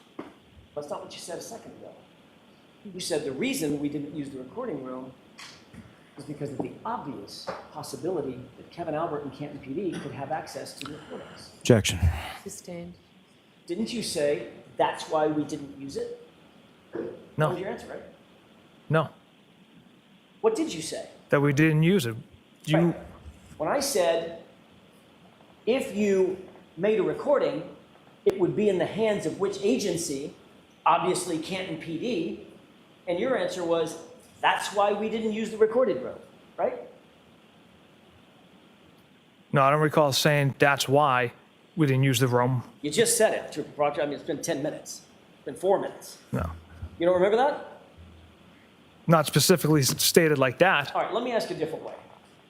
If you weren't concerned that the interviews could be compromised by Canton PD and Kevin Albert, why didn't you just use the room? It was offered up. Again, typically we don't record interviews.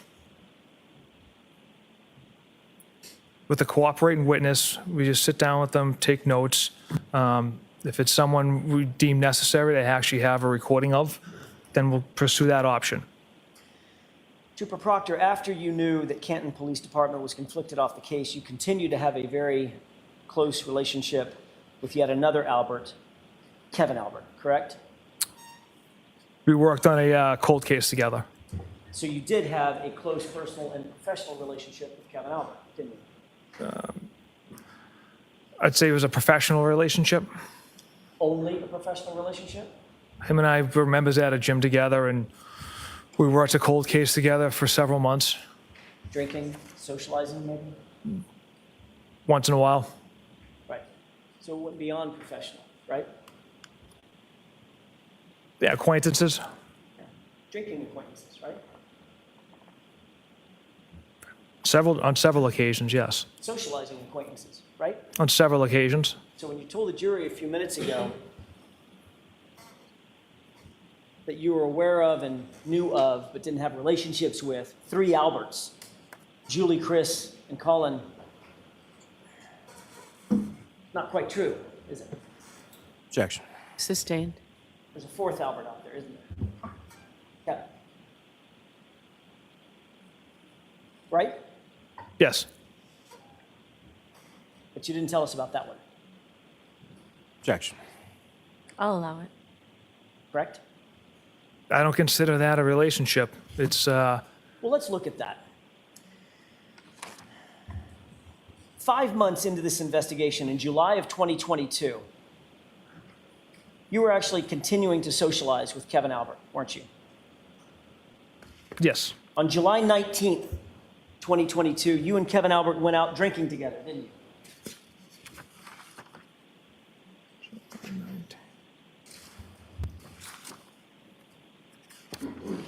Trooper Proctor, I'm not asking to look for anything in the binder at this point. I'm asking for your memory. I don't recall that. You don't recall the date, or you don't recall July 19th, 2022. you don't recall the drinking? The date itself, sir. Why don't we turn to tab 13? Yes, sir. Do I have a number or a letter? We're still in tab 13. Are we still in tab 13? All right, so what page, Mr. Jackson? Page 2602.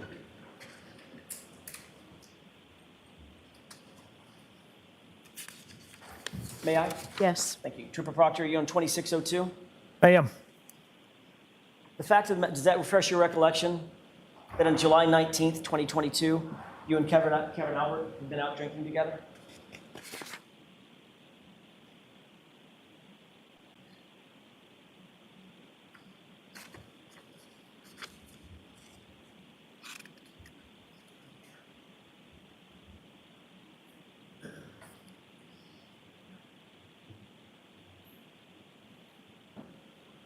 It does.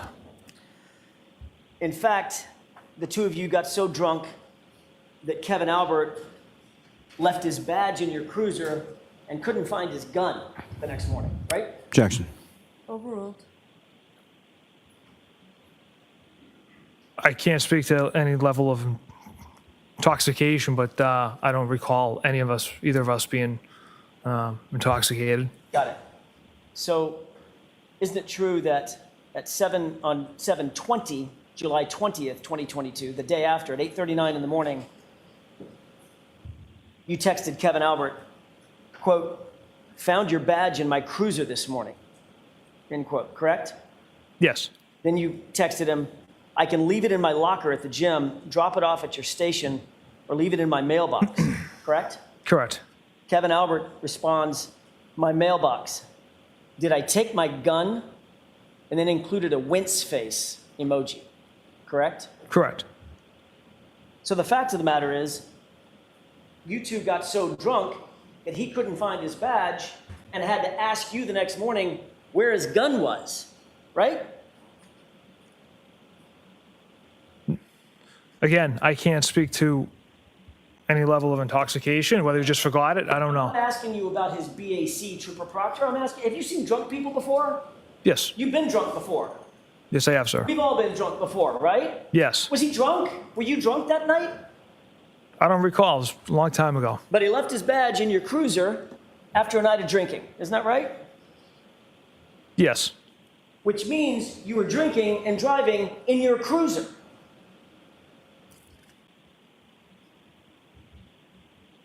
Right? From what I remember, we were down the Cape working on the cold case together and stopped for dinner, had a few beers, and then dropped him off.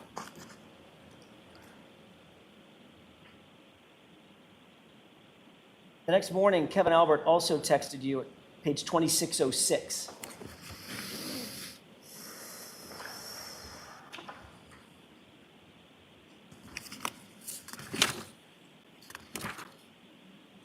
Starting with "It's bad." Tell me when you see that. Okay, say it. Nora, may I publish? Yes. 2606, please. Kevin Albert responded, "It's bad!" Exclamation point, exclamation point. "I was hungover for sure today!" Exclamation point, exclamation point. "Couple tonight to make me feel good." End quote. Correct? Correct. You can take that down. Does that refresh your recollection that the two of you had been out drinking the night before? He got so drunk that he couldn't find his badge and he couldn't even find his gun.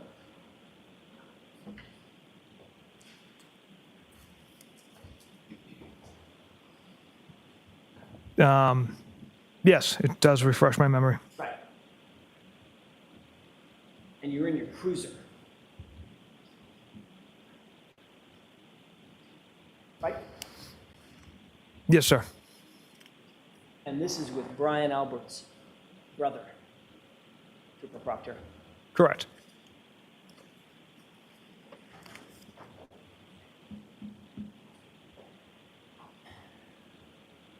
I'm going to change gears, Trooper Proctor. You personally collected John O'Keefe's clothes from the hospital at Good Sam in Brockton, did you not? I did. I'd like to...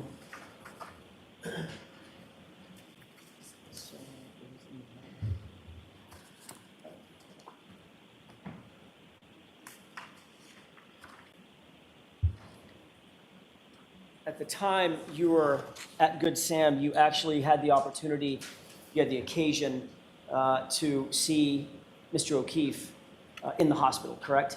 Yes. You also had the occasion to see his clothing in the hospital, correct? Yes. That's the clothing that you ultimately gathered, is that right? Correct. May I approach you on that? Yes.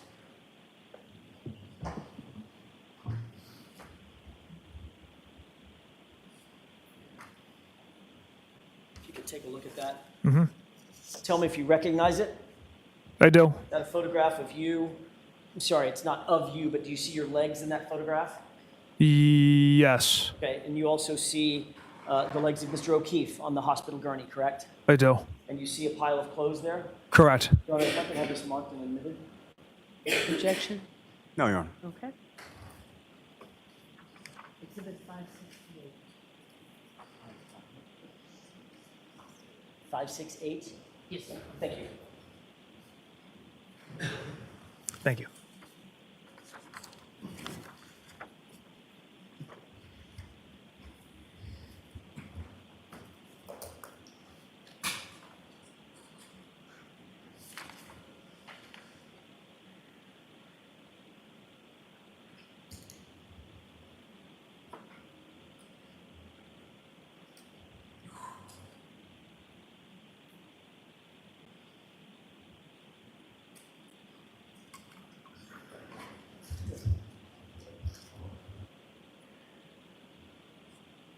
We ready?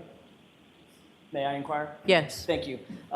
Request the court's permission to publish. Okay. Do you see this, do you see the photograph in front of you? Is that the same photograph that's been published up on the television screen? Yes, sir. Directing your attention to the leftmost portion of the photograph, do you see the clothes? First, the clothes on the ground? I do, yes. Okay, that appears to be what? What items or articles of clothing do you see? The T-shirt, possibly the jeans. Gray shirt as well? Yes. Okay. And those are your legs to the uppermost part of the screen, correct? I believe. In the blue pants? Yes, And do you see to the leftmost portion of the screen a chair? I do. You see what's on that chair? My binder. That's your portfolio? It is. Okay. That's something that you carry routinely as you're investigating during the course of your investigations? Yes. Where you keep your notes and things of that nature? Yes. Pens, paper? Correct. All right. Let me take that down.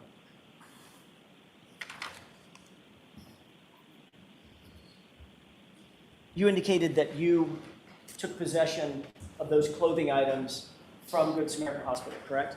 Correct. You bagged them? Bagged, B-A-G-G-E-D, bagged them? Correct? Yes. And then what did you do with them after that? We secured them in Sergeant Buchanan's pickup truck. And then what happened to them after they were secured in his pickup truck? We traveled to Dighton to Mr. Reed's house. Once you ultimately got back, I don't want to have to take you through the entire, everybody knows where you went. Okay. Sergeant Buchanan's already testified. You get back to Canton at some point, correct? Yes. Ultimately, were the clothes transported into the your facility Yes. at the DA's office? Correct. Okay. What did you do with them after that? We brought them to the evidence I'm processing. going to ask you what you did, not what we did, what you did. Sergeant Buchanan and I brought them to the evidence processing area, laid out butcher paper so the clothes could dry, put them on there in that area. And then I brought 2 cell phones to Trooper Garino so he could try to attempt to extract the phones. What did you do with the clothing after it was dried out? So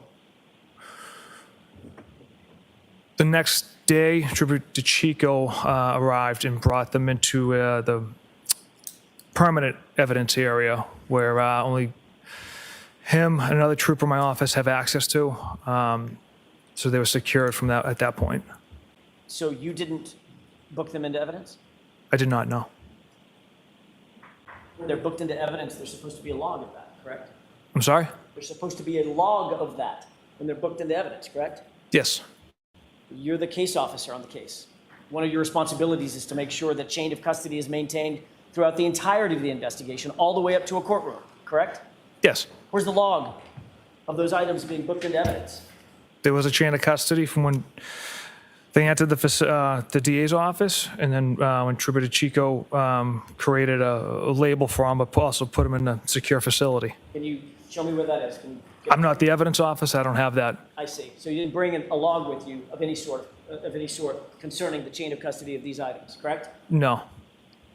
As a matter of fact, the reason you didn't bring that chain of custody log is because none exists. Isn't that right? Objection. Sustained. Ask it differently. Does a physical log exist starting from January 29th, 2022 to today? Yes. Where's that physical log, sir?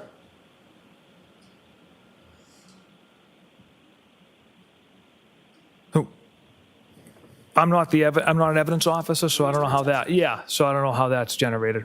Right. So as the case officer, you have no idea where an evidence log is that has something as insignificant as, I don't know, the victim's clothing. Objection. Sustained. The fact of the matter is, the evidence log attendant to this case regarding those clothing items starts on March 14th when they were taken to the crime lab, correct? That's when the clothing was transported to the lab. And that's the only log we have of what happened to those clothes between January 29th and today. Objection. Overruled. Do you know that? I don't. I'm not off the top of my head, ma'am. I want to talk for a second about the searches in Brian Albert's front lawn that took place on and after January 29th, 2022. As the case officer, Trooper Proctor, you also took control of the taillight pieces that were ultimately claimed to have been found at that location, correct? Not in all searches. Which of the pieces that were found were you responsible for taking control over? The 8th, 11th, and 18th. So who had control over the items that were found before the 8th? You said the 8th, 11th, and 18th, right? Those are items that I had found on those days and that I had processed and essentially bagged and tagged them and handed them over to our evidence officer. There was multiple days that troopers were out there looking for more evidence. So there would be a log of that too, right? Again, how the system works as far as the evidence comes in, I can't speak to that. So you have no idea what the chain of custody of any of these items are, the clothing or the taillight material, from January 29th until March 14th, when the evidence log starts. Is that what you're saying? Objection. I'll allow it. There is a log. I mean, it's in our system where labels are created, and it generates the time and date that a label is created, and then it shows that it's at our office in a secured facility, and then it was brought to the lab on the 14th. Well, what happens if the label is created and says something like, I don't know, February 4th? What happened to the items before February 4th?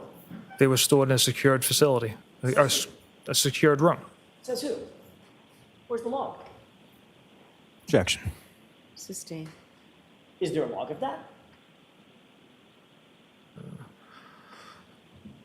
Not to my knowledge.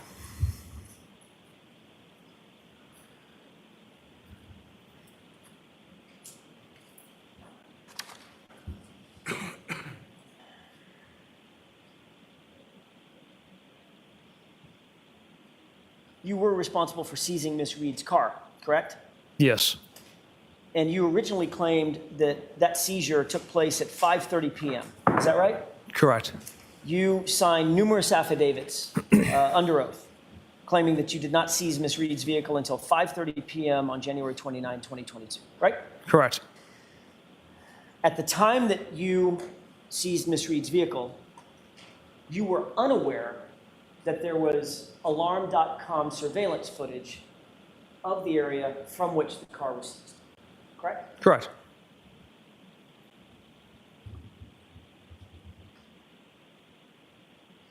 fact of the matter is, that was false. The car was not seized at 5:30, was it? 4:16 p.m. Right.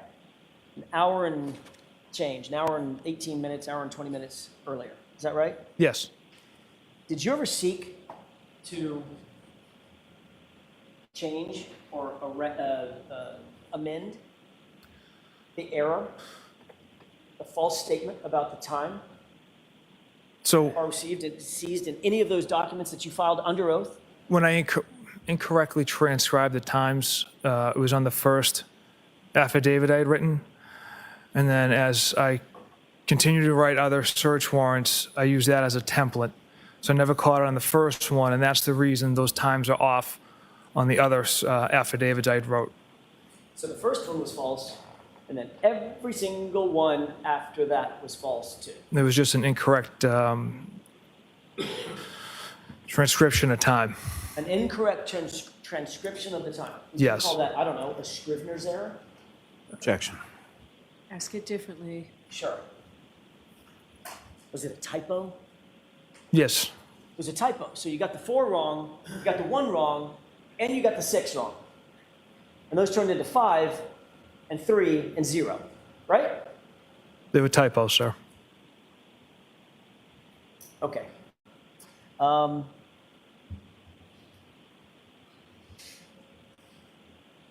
Fact of the matter is, you delivered that car to Canton PD, to the Sallyport garage, before a single piece of taillight material was ever found in this case. Trooper Proctor, is that correct? Correct. It arrives at 5:31. And you also towed it to the Canton Police Department because that was conveniently close to the location at 34 Fairview, to the crime scene, right? That was not my decision. Whose decision was it? I don't recall. I know that Well, you're the case officer. I wouldn't. Who decides? It wasn't my decision. I did not make that call, sir. So who are we pointing the finger at? Was it Sergeant Buchanan? Objection. Ask it differently, Mr. Sure. Jackson. Was it Sergeant Buchanan who made that decision to transport it to Canton? It's a supervisor's decision. I don't know who it came from. Was it Lieutenant Tully? Again, I don't know who it came from. So you were just following orders. Yes. Got it. You are aware that Massachusetts State Police, your agency, actually has not one, but 2 barracks. One in Middleborough, one in Foxborough, that are both closer, as a crow flies, than the Canton PD Sallyport, from where the car was towed, correct? Yes. Both of those facilities were passed by, and the car was ultimately placed at Canton PD Sallyport at 5:31 or so, right? Yes. And you're aware that that Sallyport is about 3 minutes from 34 Fairview? Yes.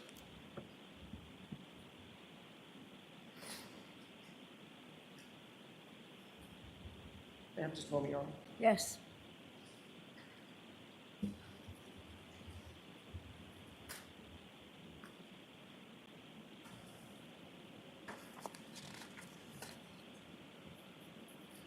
Trooper Proctor, you were the lead case officer on this case.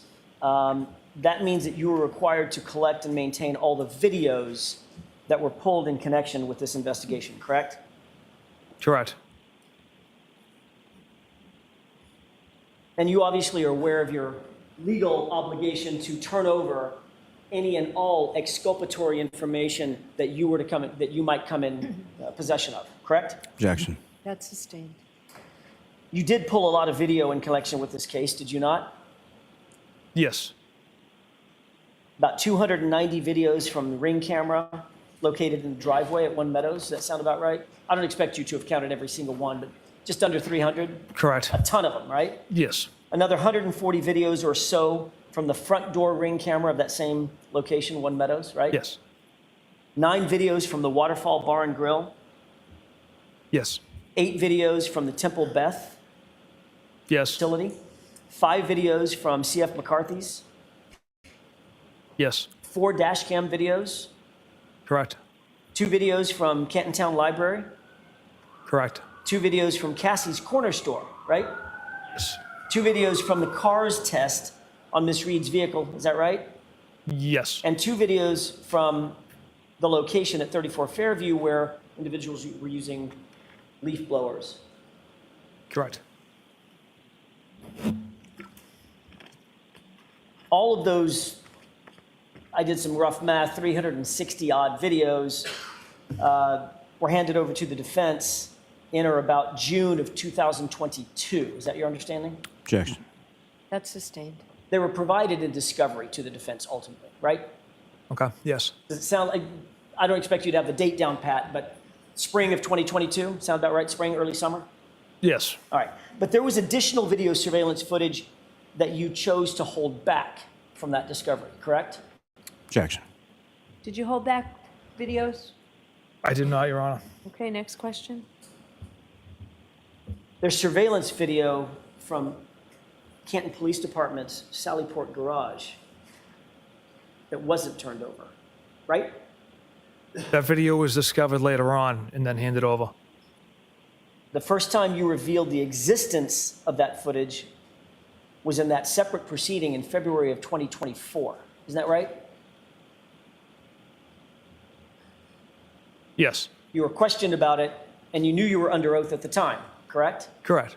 And that's when you disclosed, yes, there is Sallyport footage, and I've seen it.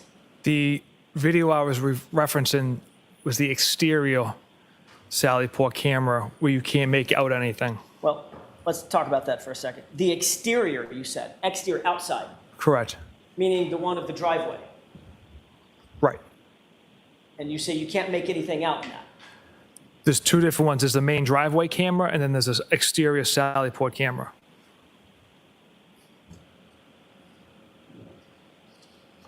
You were asked about this set of videos at that other hearing, right? Yes. Some, And you indicated at the time that there was one grainy video, looked sort of mainly black and grainy, yes. and another one that showed you and Sergeant Buchanan arriving at Canton PD behind Miss Reed's vehicle on the tow truck. Is that right? Yes.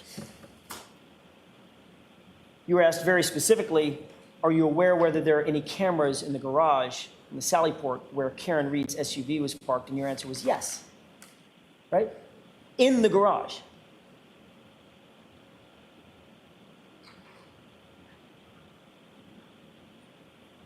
Yeah, I don't recall. Do you recall being asked that question? No. I can repeat it if you wish. Yeah, please. Question, are you aware of whether there are any cameras in the garage or Sallyport where Karen Reed's SUV was parked? Answer, yes. Okay.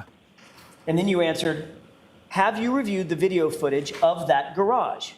Answer, I saw one very grainy video and then another of Sergeant Buchanan and I arriving in the main entrance around 5:30 following the vehicle, period.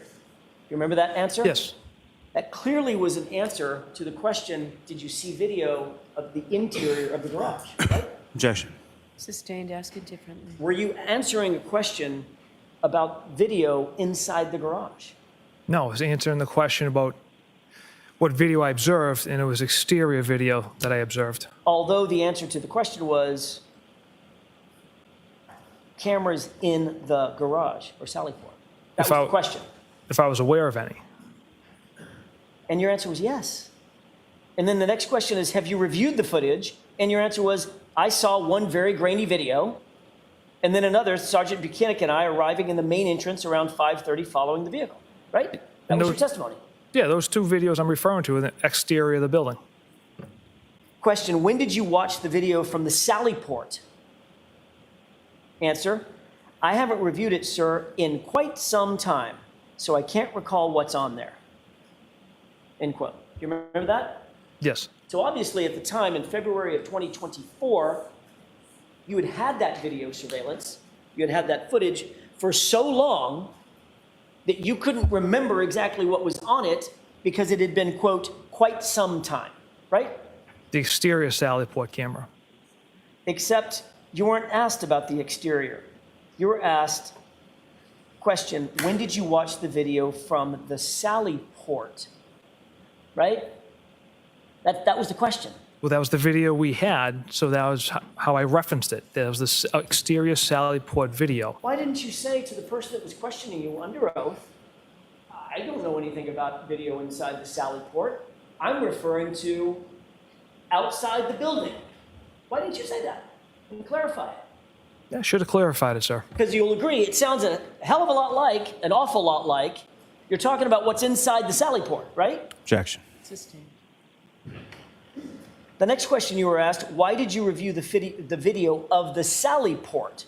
Answer, we review every video we pull, and we pull a lot of video. End quote. Do you remember that? I do. Not one word in that testimony. Not one word says exterior, does it? No, it does not. You testified that you had obtained and reviewed the Sally Port garage video so long ago that you literally couldn't even remember what was on it, right? Correct. You did know, however, that if you had video at the Sally Port, it would clearly show that Miss Reed's vehicle arrived at 5:30, 5:31. Right? You knew that, correct? Yes, from the driveway camera. But you withheld that video out of 360 odd videos that you turned over. You withheld that one and never mentioned it until February of 2024, correct? Objection. Is that true? I'm not aware of that, withholding that.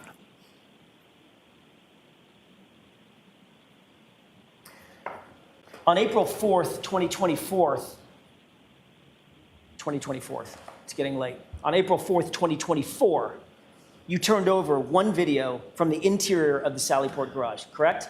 Yes, sir. The interior, not the exterior, right? Correct. And that, remarkably enough, was a grainy video, right? Yes. And that video is missing the precise time that that vehicle was delivered to the Sally Port, correct? Objection. Was it? I'll allow it.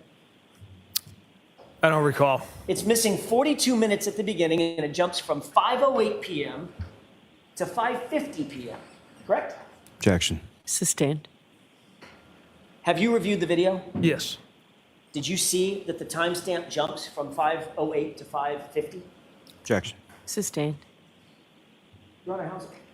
I'll see you at sidebar if you want. Okay, please.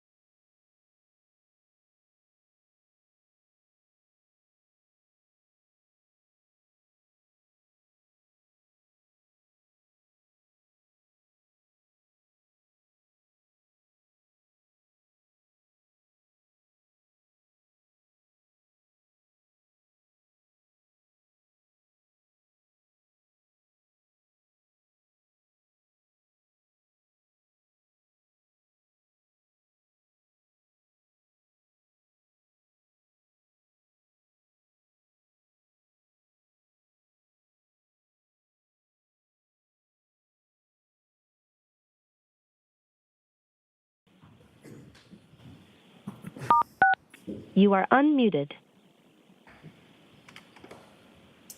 Ma'am? Yes. Thank you. You've reviewed the video, the grainy video, correct? Yes. And that's from a camera perspective that would show, or that does show, the right rear area of the SUV after it's pulled in, correct? Yes. Did you note that the time jumped from 5:08 to about 5:50 at the beginning of the video? Yeah, I observed a jump in video. And that was about 42 minutes, correct? Approximately, yes.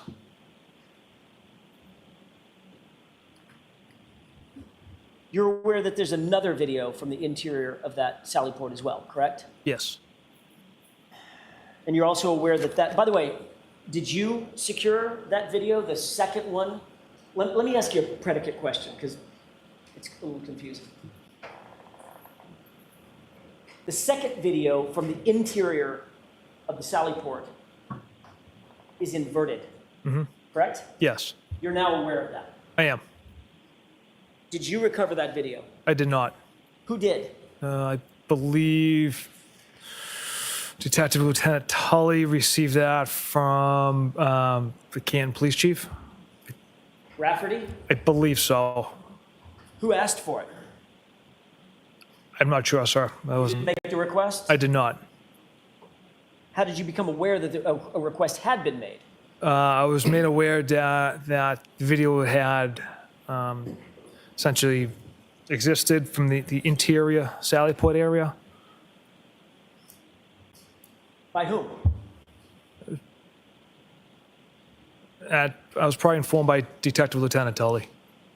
So Lieutenant Tully tells you that a second video exists, correct? Interior Sallyport cameras, yes. When did he tell you that? I don't recall. Was it weeks ago or years ago? That was more recent than, maybe months ago, a month ago. As a matter of fact, it was after the trial had already started, mid-April, correct? I don't recall. I thought it was before. If it was before, was it weeks before, days before? I don't recall. I'm just trying to pin down, like, are we talking about 6 months ago or are we talking about 6 weeks ago? It wasn't. Yeah, it wasn't 6 months ago. Okay, so a few weeks ago, you were told about the second video from Lieutenant Tully, right? Yes. Did he tell you he had already seen it? I'm sure he watched it. Did he tell you he needed you to go get it? Objection. I'll allow that. No. Okay, so when was the first time you saw it? A few weeks ago, month ago, What were the circumstances in which you saw that video? just reviewing the video Where? at my desk. So you pulled it, pardon me, you had access to the video. It Yes. was on your system somehow. It was on thumb drives and a disk. You put that in your computer and just decided on your own to watch it, correct? Yes. And what did you notice? One of the SUV being brought into the garage. You're in the video, right? Yes. That's you toward the back of the truck. Yep, I'm in the video. Some Canton PD members there as well. Tow truck guy drops the vehicle off. He's in the front driver's seat. Exits. Sergeant Mechanic's there. I believe Chief Berkowitz, the retired police chief. Where was he? He was kind of like mulling around the area. I feel like he was towards like the back open garage gate there. The back. Towards like the rear. of Yeah. Where you were. Yes. Was he the person, did you note that there were certain individuals that just seemed to apparate out of nowhere, just appear? Yes, there was one individual in like the top left corner of the video pushing a broom that kind of just appeared. And also toward the back of the vehicle, somebody just, while you were at the back of the vehicle, just sort of appeared and walked out of the Sally Port, correct? Yes. And was that Chief Berkowitz? Yeah, it looks like him, yes. Okay. So you and Chief Berkowitz are both toward the rear of the vehicle. He just apparates out of thin air because the video is missing some footage, correct? It appears that way, And you're or holding it skips. that- I'm sorry, I didn't mean to interrupt you. Or it skips. I don't know that system at all, so. Okay, and you're holding what appears to be that same black portfolio that we saw in the hospital. Yes. So, anything else you noticed that was odd about the video? Other than the time skips?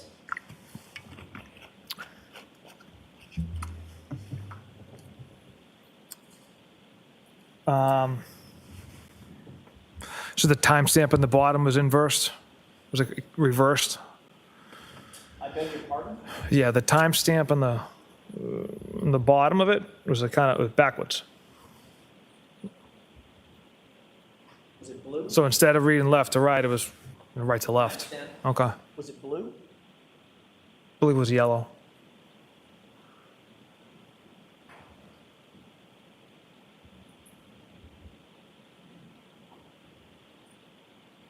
Just a moment, Your Honor. Yes.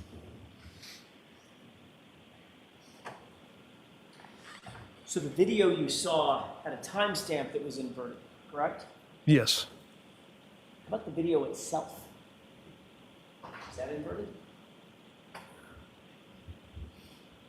No, from the video I saw, the way the vehicle was brought in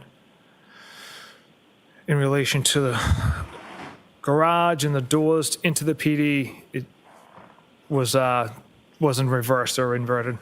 It was or was not? Was not. So as you saw the video, the portion of the vehicle that purported to be the passenger side was in fact the passenger side, and the vehicle, the side of the vehicle that purported to be the driver's side was in fact the driver's side. Yes, so I reviewed video yesterday just to rewatch it, and the one that I watched had the correct angle, wasn't reversed. The car was brought in, tow truck driver gets out. From the driver's side, it wasn't reversed. The only thing reversed on it was like the timestamp on the bottom. Well, were you watching video that was produced in this trial? Yes. So were you aware that the defense presented a piece of evidence? Objection. I'll allow it. Thank you. Were you aware that the defense presented a piece of evidence where we inverted the video back to the correct, No, it's not. and that timestamp was inverted? I was not aware of that. When did you watch that that video? Just the other day, I was reviewing it. Okay. Mr. Jackson, we'll take our luncheon break. Okay, that's fine. Thank you. All right, jurors.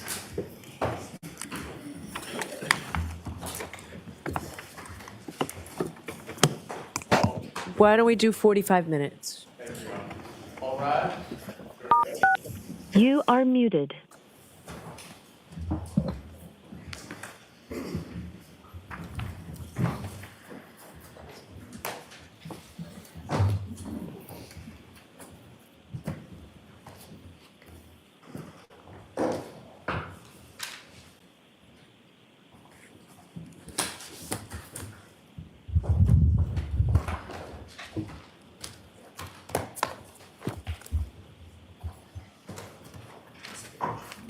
I think I'm.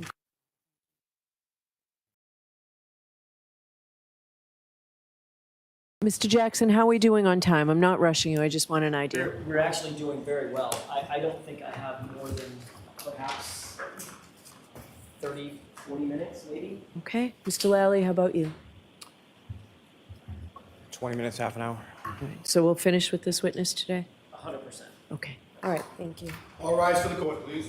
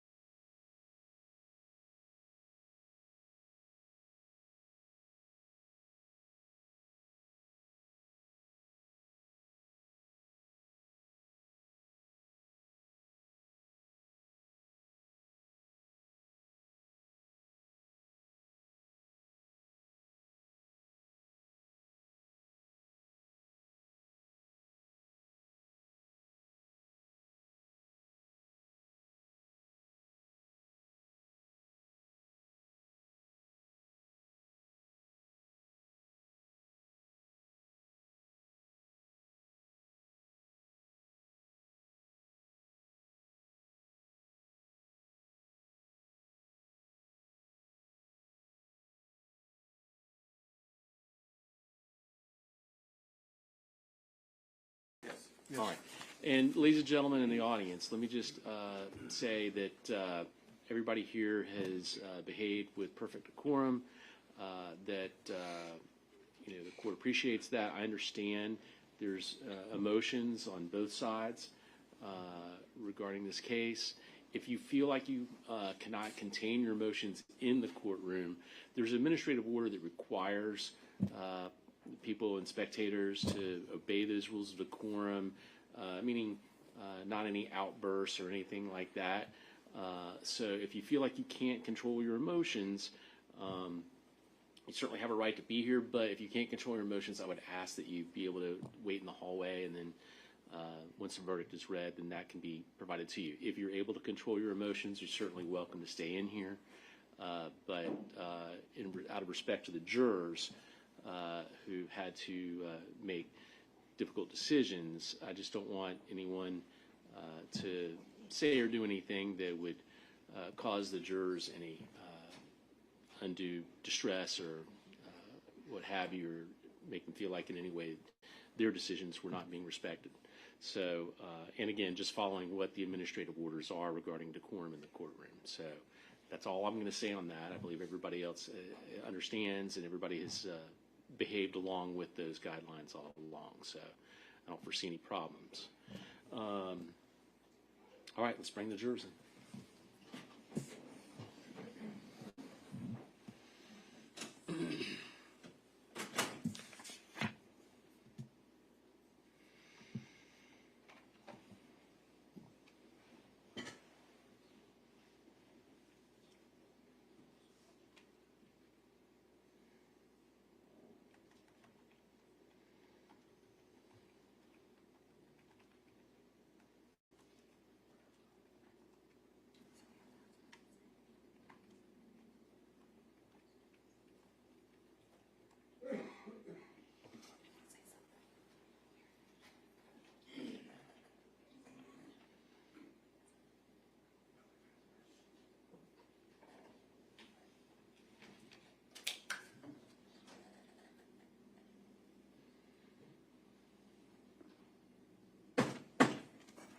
Jurors entry, all rise.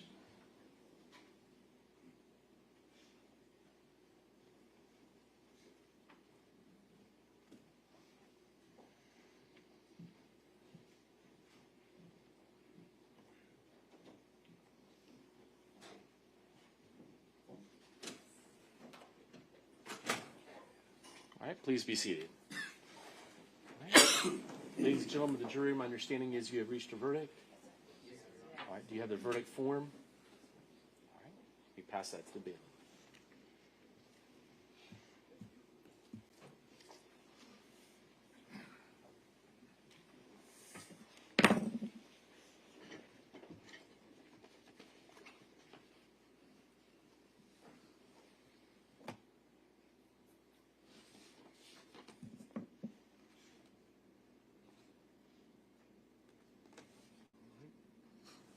Verdict form appears to be in order. I'll have the clerk publish the verdict. In the Circuit Court of the 20th Judicial Circuit and in Fort Lee County, Florida, criminal action. State of Florida versus Wade Wilson. Case number 19 CF 0568. Verdict. We, the jury, finds as follow as to the defendant in this case. Count 1, first-degree murder, Christine Melton. The defendant is guilty of first-degree murder. Count 2, grand theft motor vehicle. The defendant is guilty of grand theft motor vehicle. Count 3, battery. The defendant is guilty of battery. Count 4, first-degree murder, Diane Ruiz. The defendant is guilty of first-degree murder. Count 5, burglary of dwelling. The defendant is guilty of burglary of a dwelling.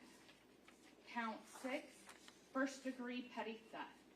The defendant is guilty of first-degree petty theft. Dated 6/12/24, so say we all, 4-person. All right, does either party wish to have the jury polled? Yes, please. All right. just find numbers. Okay.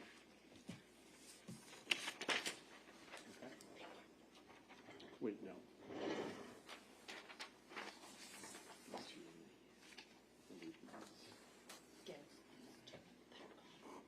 Okay, so they're gone. Yeah. Yeah.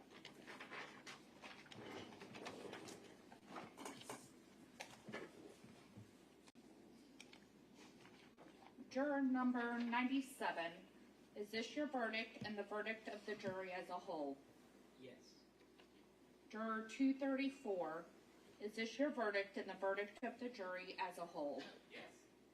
Juror 3, is this your verdict and the verdict of the jury as a whole? Yes. Juror 205, is this your verdict and the verdict of the jury as a whole? Yes. Juror 101, is this your verdict and the verdict of the jury as a whole? Yes, Juror 215, is this your verdict and the verdict of the jury as a whole? Yes, ma'am. Juror 87, is this your verdict and the verdict of the jury as a whole? yes, Juror 362, is this your verdict and the verdict of the jury as a whole? Yes.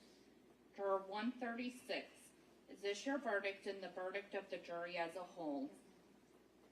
Juror 193, is this your verdict and the verdict of the jury as a whole? Yes. Juror 315, is this your verdict and the verdict of the jury as a whole? Yes. Juror 309, is this your verdict and the verdict of the jury as a whole? Yes. Thank you. All right. So, ladies and gentlemen, what I'm going to do is send you back to the jury room for a few moments. Let me discuss some things with the attorneys, and then I'll bring you back up. All rise. They can take their electronics now. No, just leave everything here. Sorry. Leave everything here for the moment.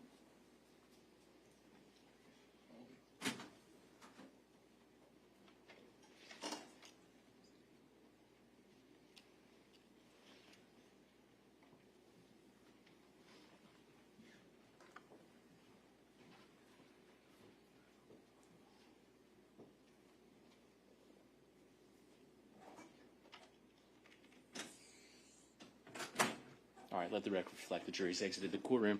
All right, so procedurally, I wanted to find out from the parties what their preference was at this point towards scheduling and what to tell them as far as when to come back. I know we talked about it previously. I just want to make sure.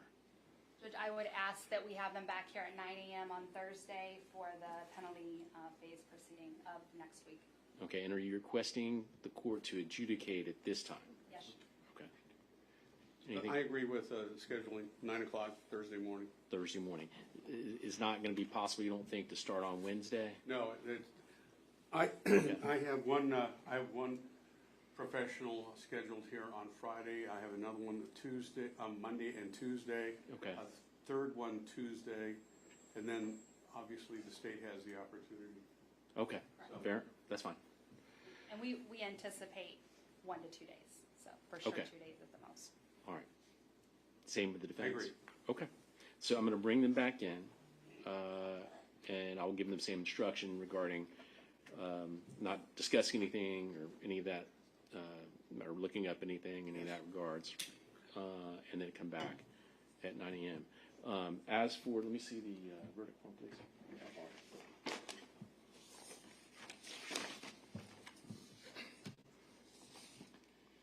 Mr. Wilson, as the jury has found you guilty as charged under each count under the indictment, I do adjudicate you guilty of first-degree murder of Christine Melton.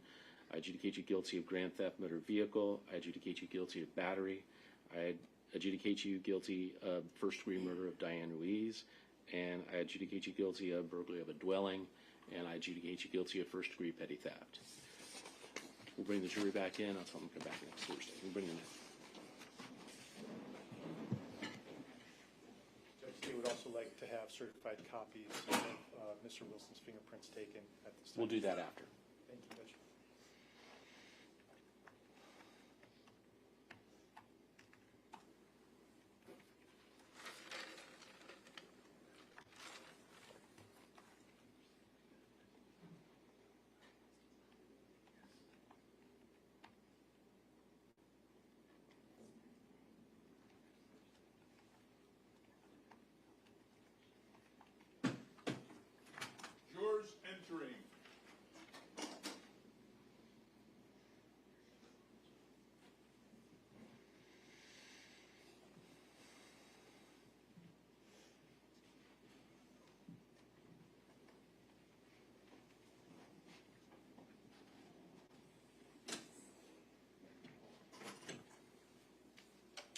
Please be seated. All right, so ladies and gentlemen of the jury, having completed what we call the guilt phase of the proceedings, it's now time to schedule what would be called the penalty phase. I previously instructed you on that when we first started. You were under the same orders I previously gave in terms of not doing any research, not looking up anything, discussing anything about this case with anyone, including close family members, and even among yourselves at this point. Your deliberations are complete, but we're going to have you come back to the penalty phase and do not discuss anything else at this point, even among yourselves, and like I said, with anyone else. Don't watch local news television. Don't read any local newspapers. Stay away from any kind of internet articles or anything else regarding this case. Does everybody understand those instructions? All right. Can everybody follow those instructions? All right. So we will have you come back. We expect the next phase to take place next Thursday and Friday. And so we would have you come back next Thursday morning at 9 a.m. That is June the 20th at 9 a.m. And the bailiff will show you where to meet for that. So remember those instructions and come back June 20th at 9 a.m. You may go.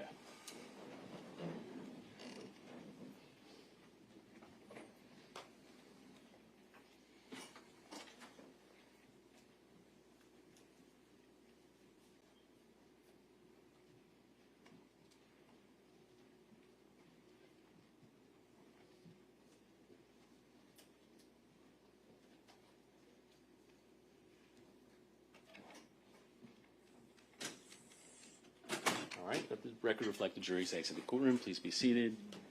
Any objection to the instructions I just gave the jury? There you are. No. Okay, No.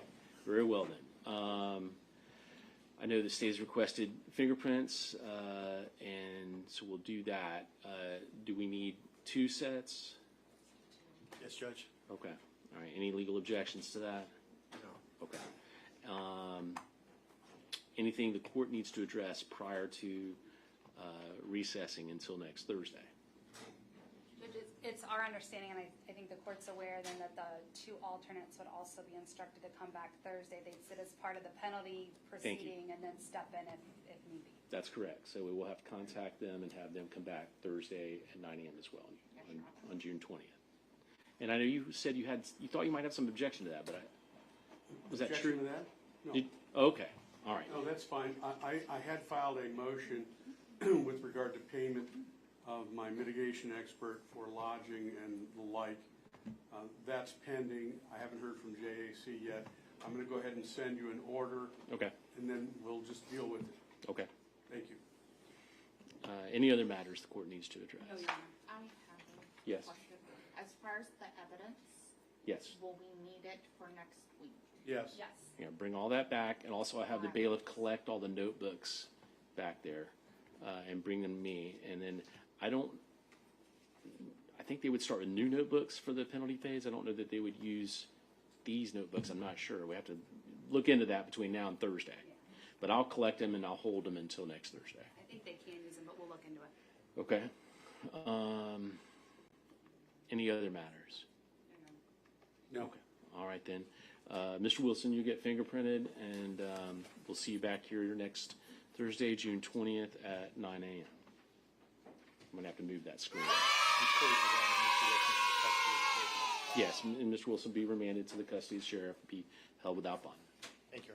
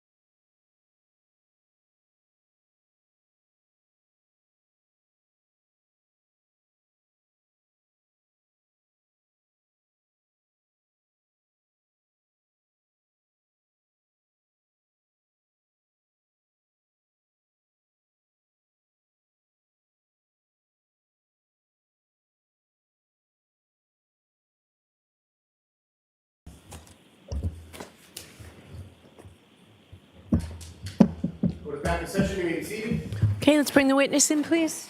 All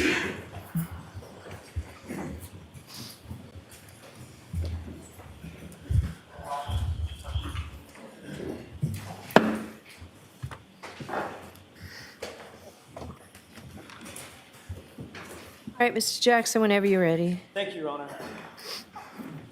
Trooper Proctor, before we were discussing Sallyport video that you watched several weeks ago. I want to make sure I'm clear about this. You indicated that the video that you watched was proper in terms of orientation, but the timestamp on the bottom had been inverted, correct? Yes, that's the way it appeared. And you recall that being a yellow chyron underneath. To the best of, In other words, the font color. to the best of my memory, yes. Which of the Canton Police Department videos were you responsible for retrieving, if any? I did not retrieve any of them. So what I'm trying to ask is, and maybe I'm doing it inartfully, how did those Sallyport videos end up in the possession of the Commonwealth? What was the line of succession? Detective Lieutenant Tully retrieved the Sallyport videos, I believe. And do you know from whom he retrieved those Sallyport videos? I believe it was the chief of police. Okay, Chief Rafferty specifically gave him whatever videos were provided. Correct, that's my understanding. And then he provided those to you for your review. Yes.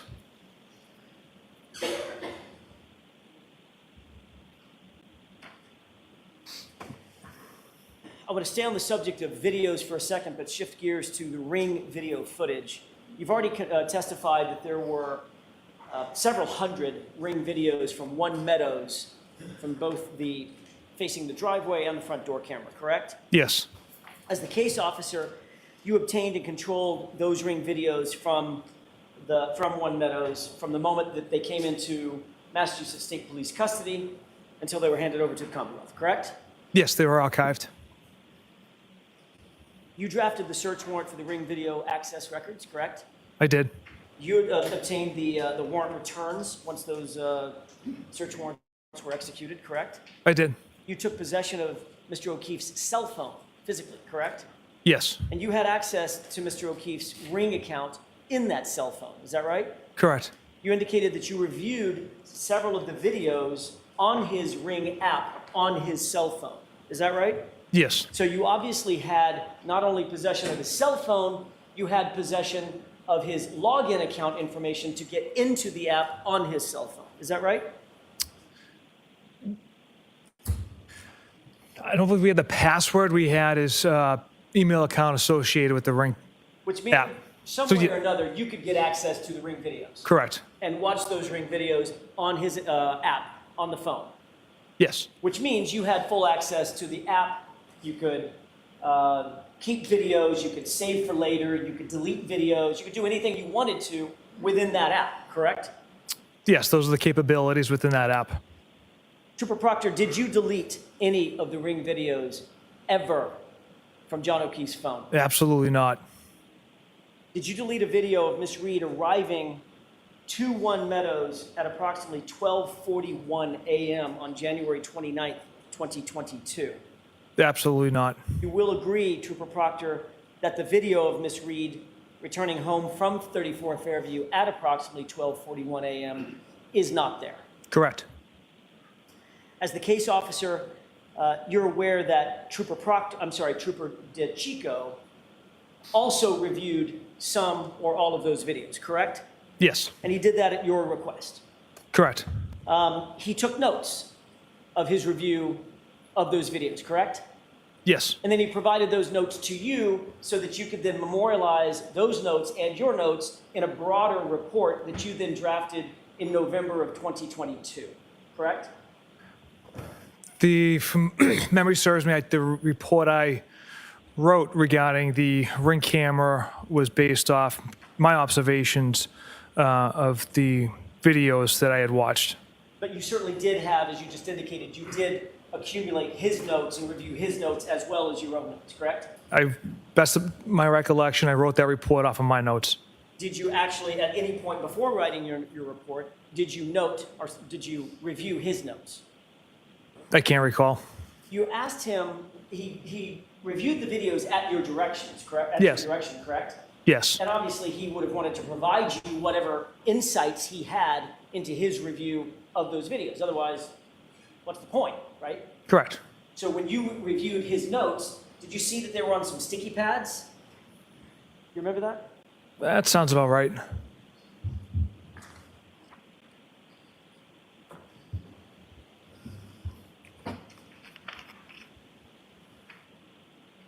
Do you recall exactly, as you sit here, exactly what was on one or more of those sticky pads that you reviewed from Trooper DeChico? I don't know. Would it refresh your recollection if you would take a look at a copy of those notes? Yes. May I, Your Honor? Yes.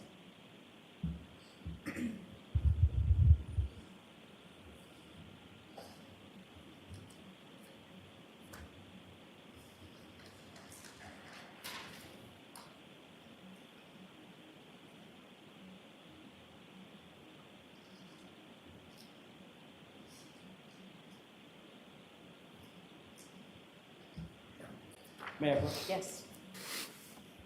If you would mind taking a look at the top or the uppermost top note that's highlighted with a sticky note next to it.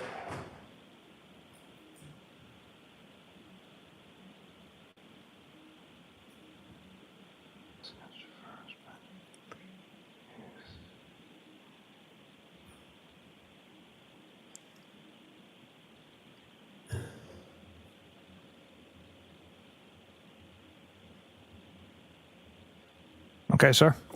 Thank you. May I approach? Yes. Thank you, sir. Trooper Proctor, do you have these notes in mind, specifically the uppermost note? The 0041? Correct. Yes. All right. You reviewed this previously before you wrote your report, correct? Yes. All right. And you note that at 0041, which is a time relative to what DeChico was looking at on the ring video, he indicated tail lights from driveway, parentheses, I think she arrived home, in parentheses, correct? Correct. 0041 is what? What's that in reference to? Just after midnight, the approximate time where Miss Reed will be returning from Fairview Road. It's military time for 12:41 a.m., correct? Yes.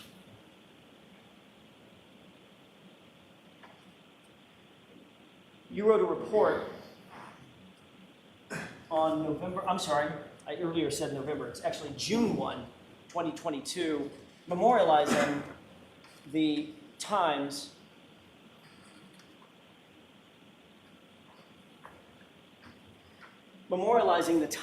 that were of note to you in that ring footage, correct? Yes. Do you recall every single entry that you made concerning the events that were of note to you that were reflected in your report? The majority of them. We don't every single one. Would it refresh your recollection to look at a copy of your report to determine what all you did and did not note? Yes, sir. May I approach? Sure. Do you have it with you, Trooper? Do you have your report with you? Don't you want to, Okay.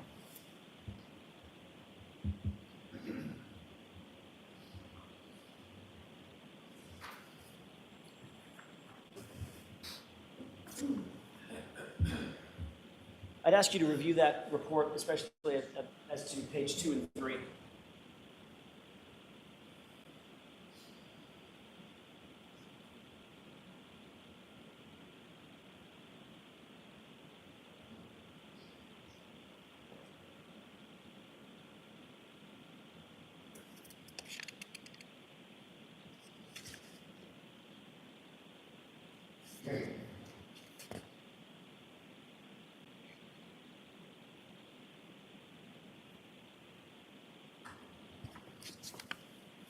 May I approach? Yes. Thank you. Trooper, do you have those events in mind? I do. Your report is dated June 1st, 2022, correct? Correct. And reflected in this report are the bullet points of the times that you found of some note in your review of all of the ring footage from One Meadows, correct? Yes. In your report, there is no mention of the footage showing Karen Reed arriving home at 12:41 a.m., correct? Correct. And that's notwithstanding the fact that in Trooper DeChico's report, in his handwritten notes, he makes note of an event at 12:41 a.m. indicating, I think she arrived home, correct? Correct. So sometime between when Trooper DeChico wrote his notes and when you wrote your report, that video footage vanished, correct? There's also no date on Trooper DeChico's notes. We have many dates from Ring video, so I don't know if he's referencing a different date. Well, you're aware that the video footage from 12:41 a.m. is gone, correct? Yes, it's something I've tried to find through Ring for months, as well as the video when Miss Roberts, Miss McCabe, Miss Reed arrived back at John's and they're looking at the broken taillight. That video is gone as well. So at some point, while this footage was in Massachusetts State Police custody and being reviewed by Trooper DeChico, that video existed, didn't it? Objection.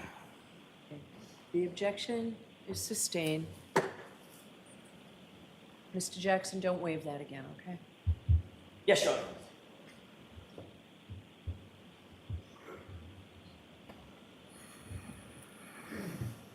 The fact is, notwithstanding Trooper DeChico's handwritten notes,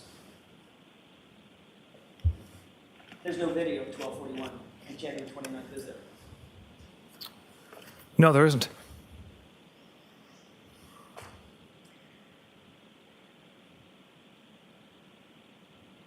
Trooper Proctor, would you agree that from the very beginning of your investigation, you treated Karen Reed very differently than you treated the Alberts and the McCabe's in this case? Objection. I'll allow it. Was she treated differently? Absolutely not. Like I've said before, we followed the facts and the evidence, with an open mind. Did you consider her to be, for want of a better phrase, an outsider? No, not at all. Not somebody from Canton, No, not at all. not family, not friends with the Alberts? Absolutely not. At some point, your view of this case caused you to turn what could be described as a bias into an out-and-out hatred. Would you agree with that? Objection. Sustained. Did you develop some sort of hatred for Ms. Reed Objection. at any point in your investigation? I'll allow it. Again, we followed the facts and the evidence which showed Miss Reed hit Mr. O'Keefe with her vehicle. And yes, at times I got emotional because of that. And I said some stuff, texted some things I shouldn't have, but it was based off the evidence. As a matter of fact, you did express your feelings about Ms. Reed in yet another text message that we haven't gone over yet today. Is that right? On February 4th, 2022?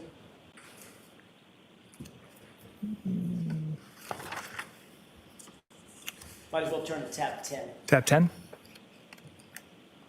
It's either the bait stamp or the, This is triple F as in Foxtrot. And the bait stamp is 2526.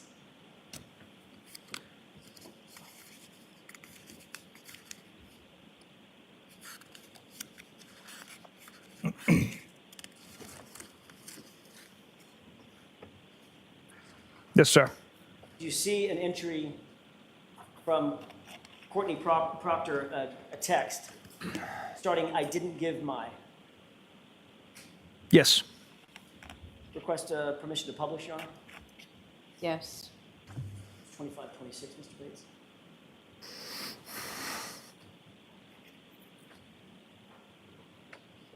On that date, February 4th, 2022, your sister texted in relation to some sort of donation that she had given, "I didn't give my name as I didn't want anyone to link me to Michael," meaning you, correct? Objection, Your Honor. May we approach? Okay, take that down.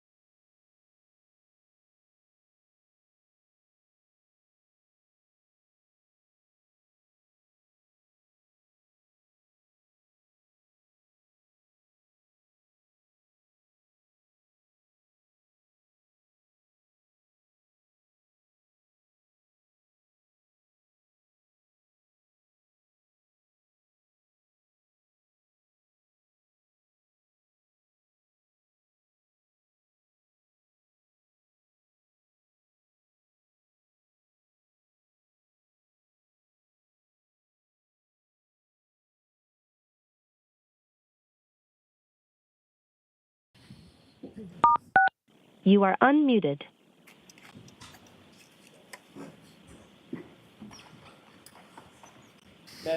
Yes. You see the text from Courtney Proctor. I did not give my name as I didn't want anyone to link me. So that's stricken. That's what was objected to, just this one, or the whole page goes in. You responded to a text message from your sister, correct? And your response was, hopefully she kills herself, correct? Yes, Who's she? the defendant. Miss Reed? Correct. You literally said that you hope that Karen Reed, the subject of your investigation, the woman sitting to my left, about 7 feet from me, that she would just die, correct? The figure of speech. You wanted her to, the figure of speech is you wanted her to kill herself, No. right? No, it's not. Trooper Proctor, Karen Reed, in your investigation, had quickly become a very serious problem for you, hadn't she? Objection. Sustained. Did you believe that Karen Reed was a problem or an issue for your investigation? Objection. I'll allow it. No, absolutely not. In your words, quote, all the powers that be want answers ASAP. That's what you texted on January 29th, right? Yes, That put a lot of pressure on you, didn't it, Trooper Proctor? there's a lot of pressure in every case, sir. This case involves a Boston cop whose family you were actually connected to, correct? Loosely. Chris L, loosely. Yes. Julie Albert, loosely. Yes. Colin Albert, loosely. Yes. Kevin Albert, loosely. Yes. Loose enough to leave his badge and his gun in your cruiser after a night of drinking, right? Objection. Sustained. You agreed in your group chat that you needed to, quote, make this cut and dry because another cop was involved. Those are your words, right? Objection. Where is this?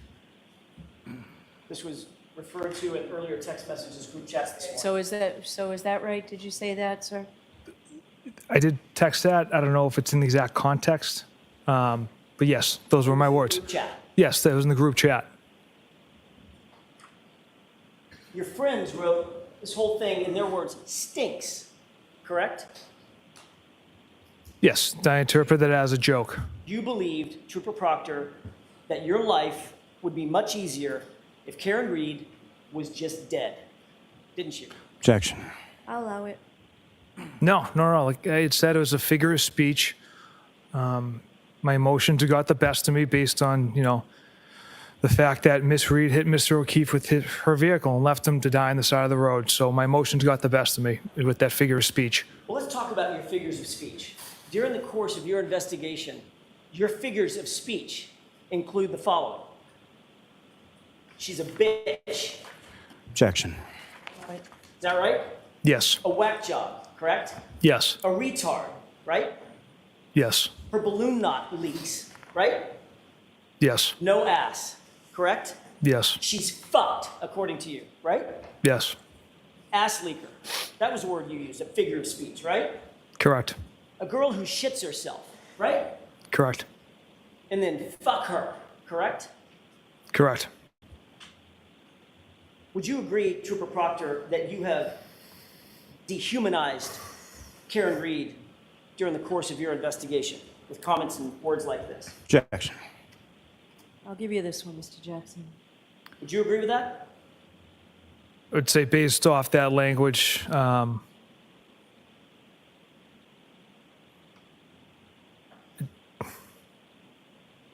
yes. And you admitted, in your own words, that the cop homeowner wasn't going to, quote, catch any shit, right? Correct. Because you were out to quote, make this cut and dry. Isn't that right? The homeowner wasn't going to catch any shit because Mr. Elbert had nothing to do with Mr. O'Keefe's death. Because you were going to make sure that the case was cut and dry. Those were your words, right? Objection. Sustained. And Trooper Proctor, it would be far easier for you to pin it on the girl who's just a whack job cunt, in your words, who you hope just kills herself, right? Objection. Sustained.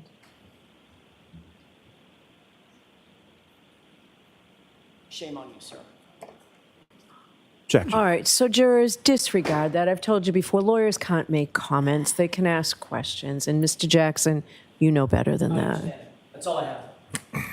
Mr. Lally? Thank you.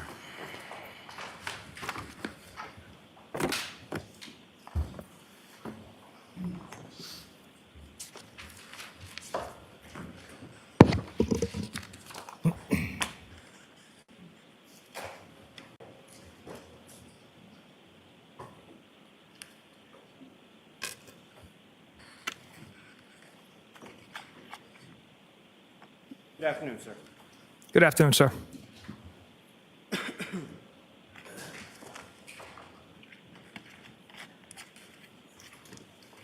Now, when you had started with cross-examination the other day, you were asked some questions about whether or not in August of 2022, you disliked or did not like Mr. Yannetti, correct? That's correct. Why was that? Well, basically, he stood up in open court and spouted lie after lie about me, called me corrupt and conflicted, dragged my name through the mud after I spent 10 plus years without a single complaint filed against me, and he had no basis or no facts of these wild accusations because there are none. This investigation was done with the utmost integrity, not just by me, but my supervisors and other troopers in my office, as well as Mr. Yannetti shows up at my sister's school yesterday in the parking lot where he's not welcomed or where people are not supposed to be, with one of their witnesses and their private investigator. And a teacher sees this, it informs Mr. Yannetti that he can't be there, and instead of saying okay and leaving, he asks, is Courtney Proctor in the building? Does she work here? She calls me to see if she was being served. Objection. Can we approach? Yes.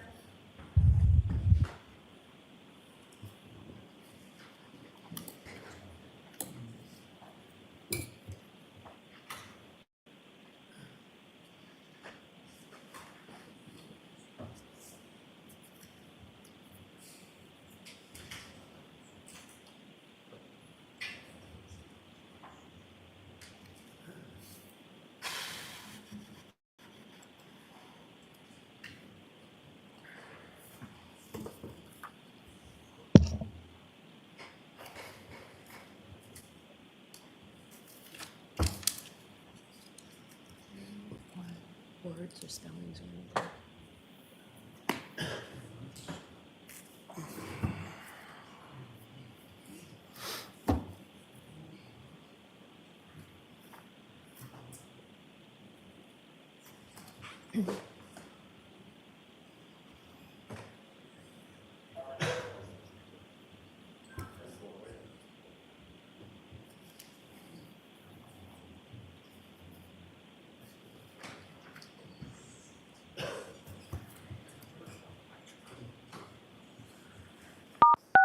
You are unmuted.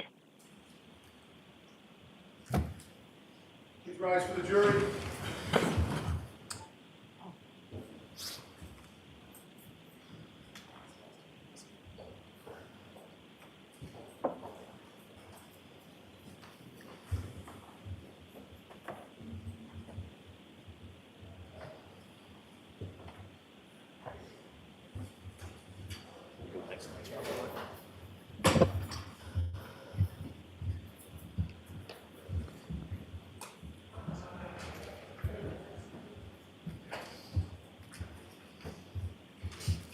Thank you. You may be seated. Close back in session. Witness 2, please.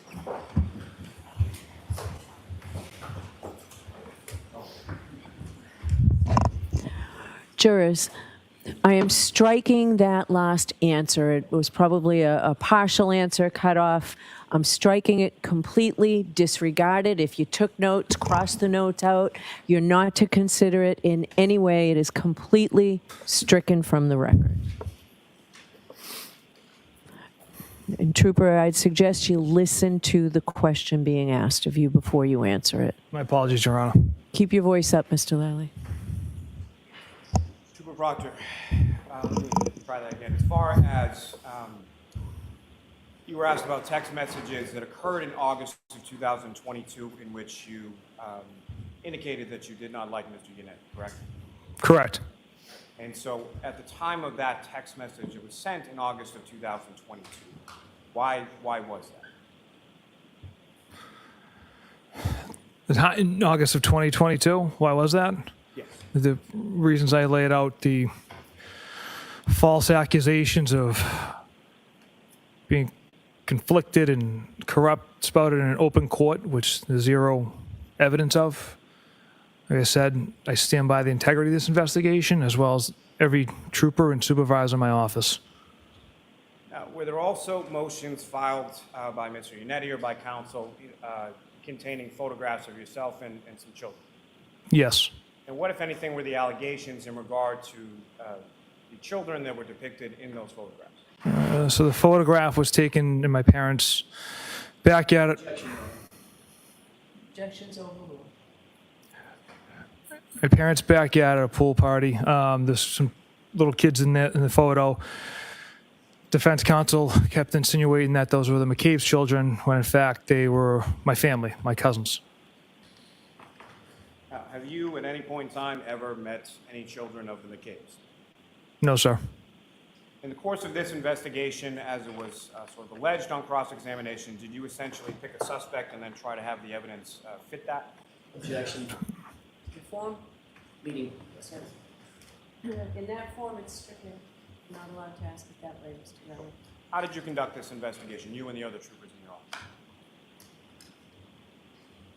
From the start of this investigation with an open mind. Like I said earlier, we didn't know what we had, possible medical. So as the day went on and we collected more evidence and developed compelling evidence against Ms. Reed. Now, with reference to this investigation, it continued after January 29th, 2022, when you had those text communications with your friends, correct? Yes.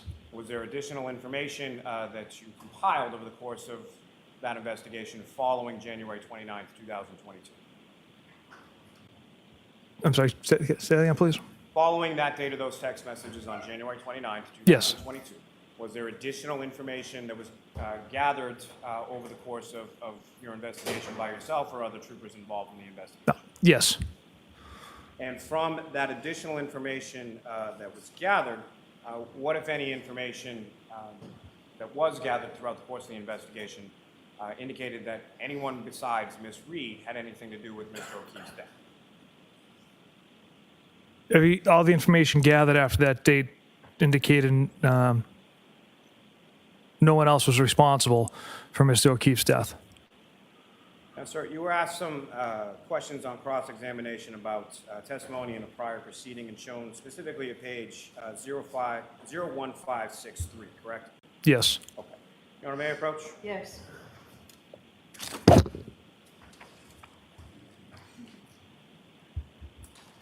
So, sir, I'm giving you 01562, 63, and 64, and ask you to read those and look up.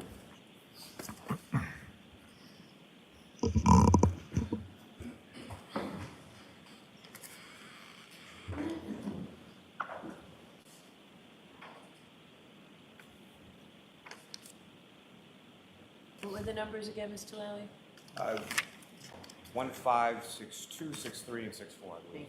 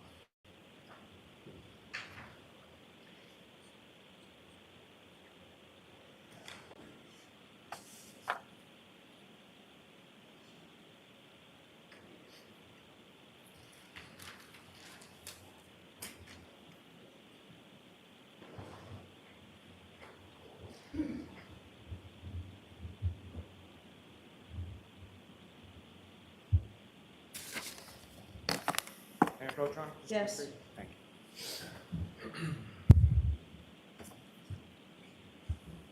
Now, Trooper, after reviewing those 3 pages, is there now more context to what you were just asked about on one specific page of that testimony? Yes. And those were questions related to what you had told, what you had informed other people within the office or your supervisors in relation to relationships with both McCabe's and the Albers, correct? Correct. And in the course of that testimony, did you relay to that body the same testimony you just relayed to this jury in regard to photographs of children and defense counsel attributing those to being the McCabe's children, which they were not? Yes. Now, you were asked some questions by Mr. Jackson in regard to what you knew or why your focus was not on Brian Alberts later on in the evening of January 29, 2022, correct? Correct. And why was that? Why was your focus not on Brian Albert at that time? There was just no evidence that Mr. Albert was involved anyway. Like I said before, from witness interviews, the statements Ms. Reed provided to witnesses, the one shoe left at the scene, the taillight pieces found underneath the snow that were dug out by the CERT team, the injuries to Mr. O'Keefe, the one shoe at the hospital that was observed, her statements to us, Sergeant Mechanic and I, while we interviewed her, clearly the broken taillight, and the fact that leaving Brockton, instead of going to Dighton, she backtracked to go to Canton to retrieve her vehicle and then go double back to go to Dighton, which I found odd. Now, if at any point in time over the course of your investigation you had evidence which led to led you to believe that Mr. Albert was involved in the death of Mr. O'Keefe, what would you have done? Objection. Ask it differently. With regard to, again, you testified beyond January 29th. At any point in your investigation, did you find any information or evidence leading you to believe that Brian Albert was involved in the death of John O'Keefe? Objection. I'll allow it. No. Now, if you had found information leading to that conclusion or evidence leading to that, what would you have done? Objection. Going to allow it. Not only myself, but members of my office would have pursued that, Regardless of his position, correct? regardless of what he does for a profession. Your Honor, may I approach? Yes.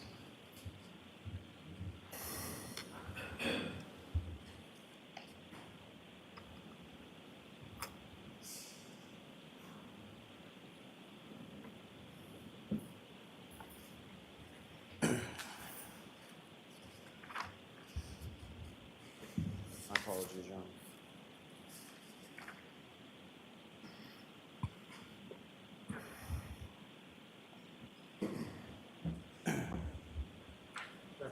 You, document I showed you the other day, do you recognize that? That is text communications between me and my high school buddies. And sir, if I could direct your attention within there to page 2535.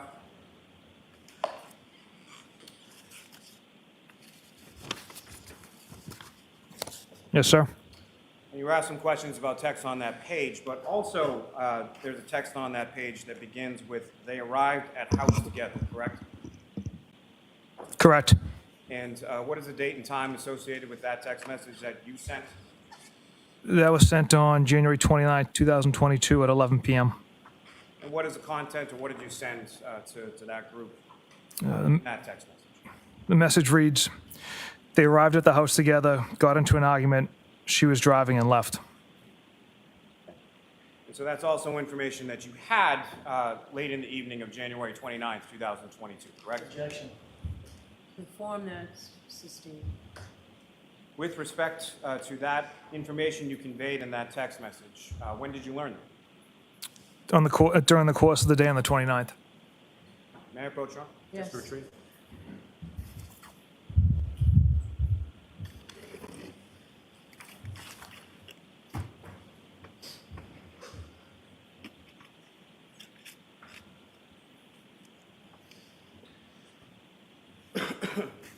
Now, you were asked some questions about people that you spoke to on the 29th, correct? Yes. And that included Brian Albert, Jennifer McCabe, Matthew McCabe, Kerry Roberts, is that correct? Trooper DeChico and Trooper Dunn interviewed Miss Roberts. And my apologies. When I was saying you, I meant collectively. Yes. But you specifically yourself and Sergeant Mechanic, you also spoke with the defendant on January 29th, correct? Correct. And that would have been prior to any of the text communications that were contained within that chat with your friends, correct? Correct. Let me ask you something about charging decisions. Is that something that you make in this case or any case? I don't make any charging decisions. We're essentially fact finders. So as far as what Ms. Reed was charged with or when she was charged with it, that's not something that's within your purview, correct? No, not at all. Now, specifically, you were asked some questions about some text messages between yourself and Trooper DeChico in regard to the medical exam, correct? Correct. And those occurred in April 2022, is that correct? Yes. Was the defendant, Ms. Reed, charged with murder in April of 2022? Objection. I'll allow it. No. That wasn't until June of 2022, correct? It's correct. And that was at the conclusion of the grand jury, is that correct? Objection. Sustained. And you're aware that there was a grand jury in this case, correct? Objection. Call the trial. Okay. Yes. Answer that. And are you aware of certain witnesses that testified at the grand jury? Objection. I'll allow that. Yes. Are you aware that Dr. Sporty Bello testified at the grand jury? Objection. I'll allow that. Yes. And so, false reason then that the defendant wasn't charged with murder until after the grand jury concluded and Dr. Sporty Bello had testified before that grand jury, correct? Objection. Sustained.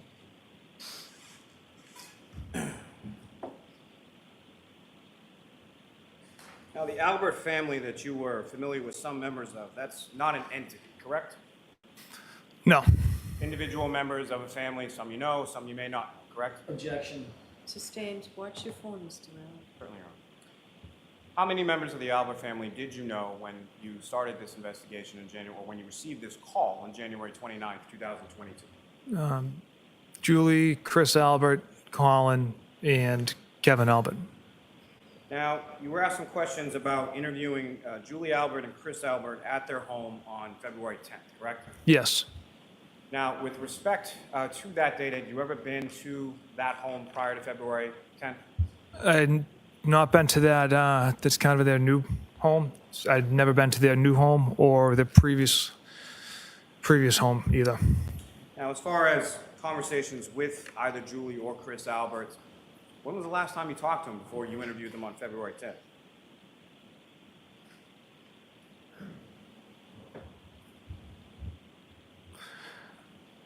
I believe I'd reached out to Julie to coordinate the interview, but prior to this case, there was that one random text message she sent me and my sister when I was going on a family ski trip. They weren't a part of it. She wanted me to take a video of my sister skiing, but That was in February of 2022, correct? yeah. So what Yes. my question is prior to February 10th, 2022, prior to any arrangements to schedule an interview for February 10th, when was the last time that you spoke to either Julie Albert or Chris Albert, if you know? I don't know. I can't remember. Now, with regard to that text message in regard to skiing in late February 2022, you were shown that text message, correct? Yes. Was there any response from you? No. Did you have any further communication with Julie Albert after that interview on January 29th, 2022, related to this investigation? I recall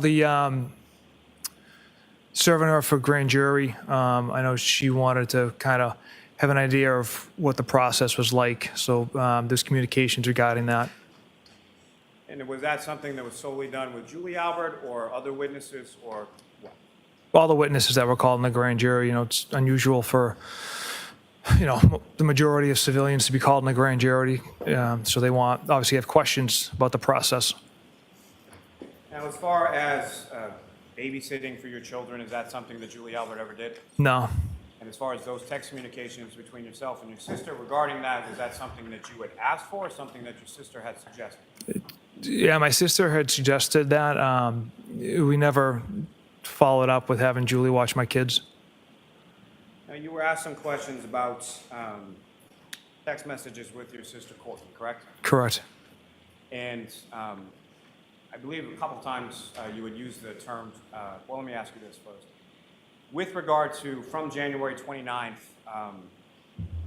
throughout at least January, February 2022, this case became something that was on the news on a fairly regular basis, correct?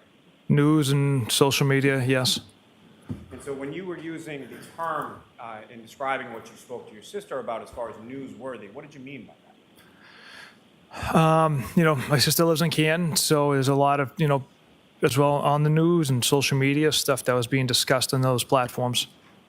Now, as far as the discussions that you had with regard to your sister, how would you describe or how would you characterize the type of information that you shared with her, if any? Just general information, nothing specific about the case.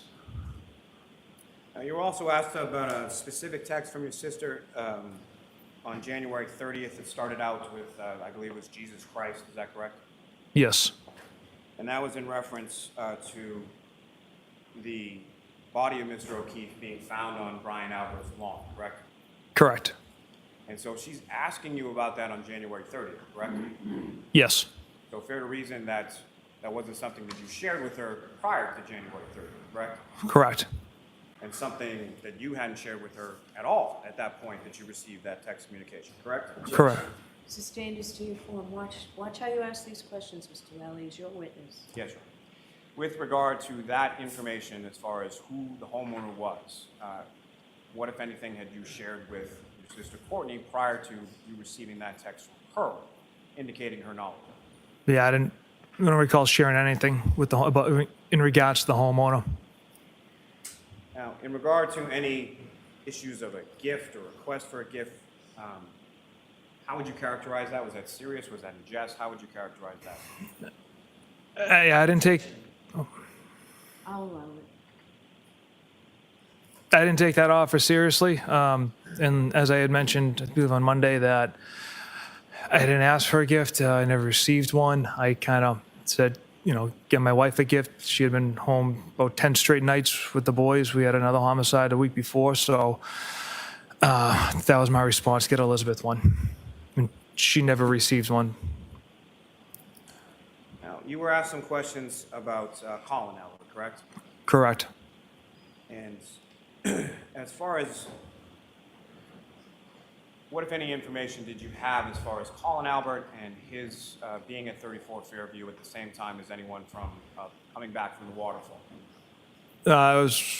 My understanding, Colin arrived later on to just see his cousin's birthday. He didn't stay that long, maybe an hour, a little over an hour. And as he was leaving, I think he ran into his aunt and uncle as his ride had arrived out front and left at sometime around 12:10 a.m. Was that information that you had prior to your interview with Colin Albert? We knew Colin wasn't at the house. The timing was provided by Colin.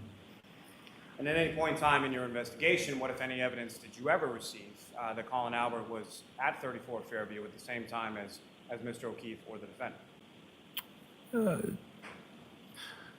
Based on Mr. O'Keefe's cell phone location data using his Waze app, Colin Albert is leaving around like 12:10 a.m. Mr. O'Keefe is about a half a mile away at 12:20 a.m. So they did not cross paths.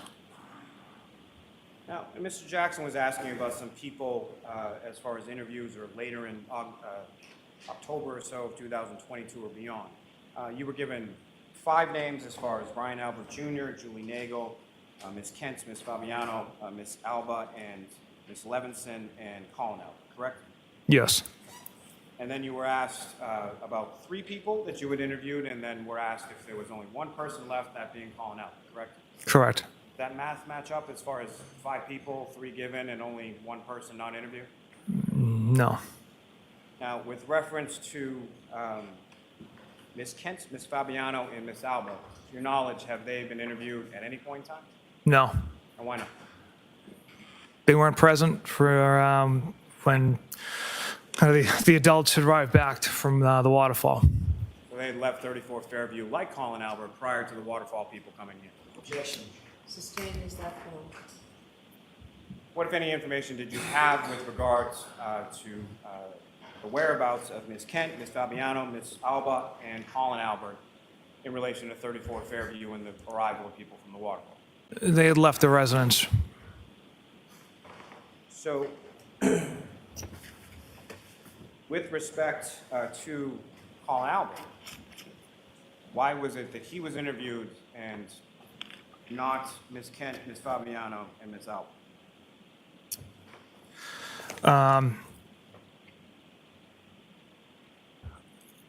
Colin was falsely accused of. Objection. Can you answer that same question Mr. Lally asked you differently? Yes, ma'am. Okay, go ahead, answer it. Colin was the subject of a third-party culprit that had no evidence to back that up. Objection. I'm going to allow that. That had no evidence to back that up, that he was involved whatsoever. My office and myself felt the need to interview Colin, sit him down, and get his story, his facts of that evening. So that's why we interviewed him at that date and time later on. And when you say we, do you recall who was present with you when you interviewed Colin Albert? Trooper Zachary Clark. Now, are you aware of Sergeant Mechanic getting screenshots from both Colin Albert and from Miss Allie McCabe in relation to text communications they had about picking up Colin Albert from 34 Fairview on January 29th? Yes.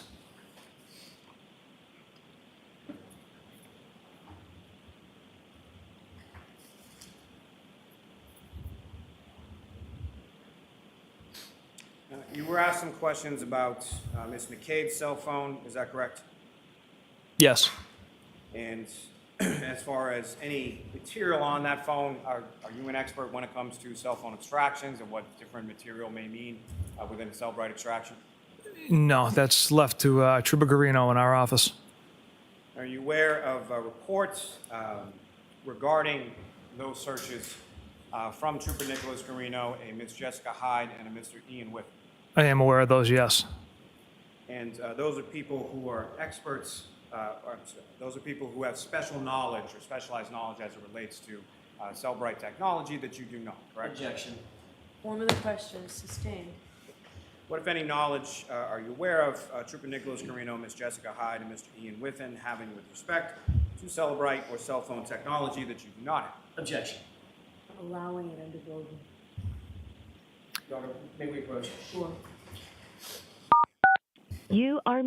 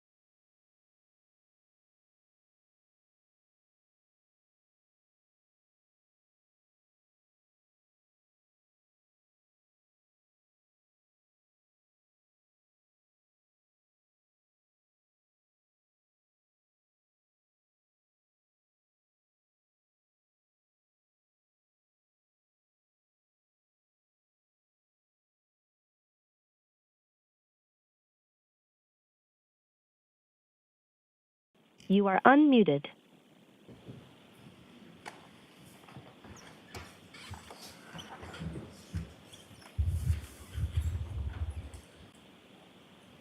Proceed, Your Honor. Yes. Let me rephrase that just a little. As far as you're aware that Trooper Nicholas Garino, Ms. Jessica Hyde, and Mr. Ian Whiffen have all looked at Ms. McCabe's Cellbrite and extraction information, correct? Yes. And their knowledge, their specialized knowledge in regard to those areas exceeds your own, correct? Yes.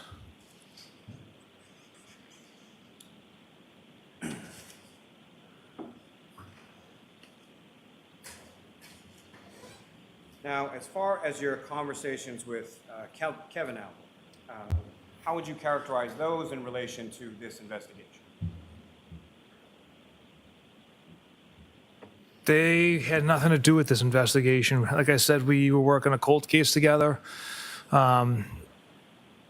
also work on other cases together that, unattended deaths that I'll respond to, a potential suicide or an overdose in the town of Canton that I'll respond to. But the topic of our conversations were in regards to the cold case or unresolved case that we were working together. Your Honor, may I approach? Yes.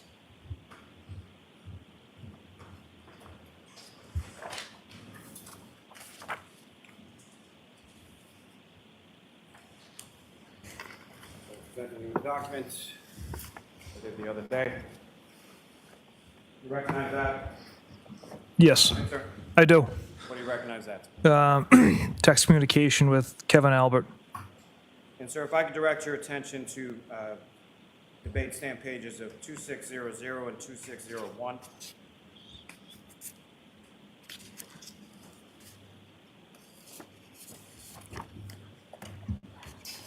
Yes, sir. Now, in regard to activities on that particular date, you had indicated that you had conversations with Kevin Albert about working a cold case from the town of Canton, correct? Yes. And specifically on that date, where did the two of you go? remember, I recall going down to the Cape to at least interview at least one person of interest. And that was down in the town of Sandwich, to be specific, is that correct? Yes. Now, in reference to Kevin Albert leaving his badge in your car, do you recall that? I do. If I could direct your attention to page 2602.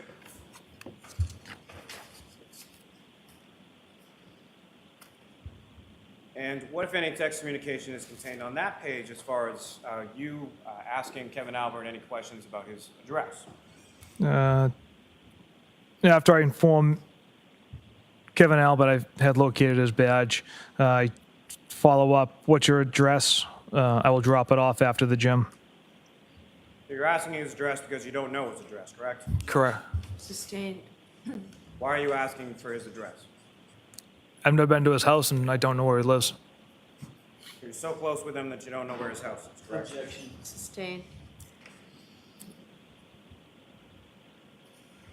Can I approach this to retrieve, Your Honor? Yes.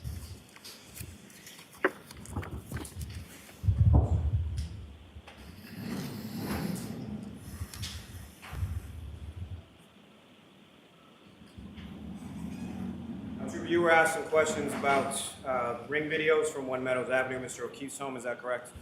Yes. And to be clear, did you delete any ring videos from Mr. O'Keefe's account, either on his app, on his phone, or from the materials that you received pursuant to the search? Absolutely not. Now, when you saw that there were ring videos missing from times that you expected videos to be, specifically what I'm asking about is Ms. Reed or the defendant's arrival at the home after leaving Fairview Road, and Ms. McCabe, Ms. Roberts, and the defendant's departure from One Meadows to Fairview Road later on that morning. What did you do? I reached out to Ring several different times. They informed me if a video is deleted, there's no digital footprint of that. It's essentially kind of gone forever. And with respect to that time frame, what, if any, other additional steps did you take to try to retrieve that video? Was there a second search warrant, sir? Yes. You were looking for additional information from that same ring video, correct? Objection. Sustained. What, if anything, were you looking for in that second search? There's additional video. Now, you were asked some questions about notes from Trooper DeChico, correct? Correct. And as far as that 0041 note, do you know what that means? That just tells me it's a time. And do you know specifically whether or not that is something that Trooper DeChico saw or something that Trooper DeChico was looking for? That's something Trooper DeChico could answer for.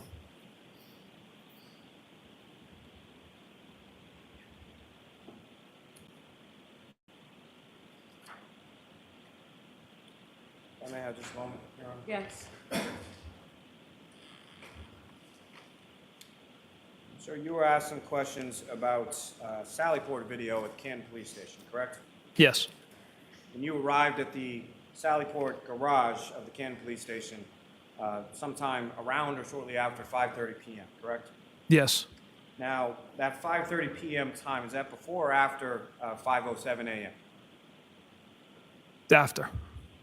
And 5:07 a.m. is when the Exhibit 6, video number, I believe, 153, with the defendant backing out of the garage where you testified on Monday, you observed some damage to the taillight, correct? Correct. And you're aware of some other ring video from Mr. O'Keefe's house showing the defendant, Ms. Roberts and Ms. McCabe, arriving at his house, in which you can see damage to the right passenger taillight, correct? Correct. Are you aware of a cruiser camera video from the Canton Police Station, Police Department, specifically Lieutenant Ray, going to One Meadows Ave at 8:22 in the morning on the 29th, in which you can also observe damage to the taillight? Objection. Sustained is to the form.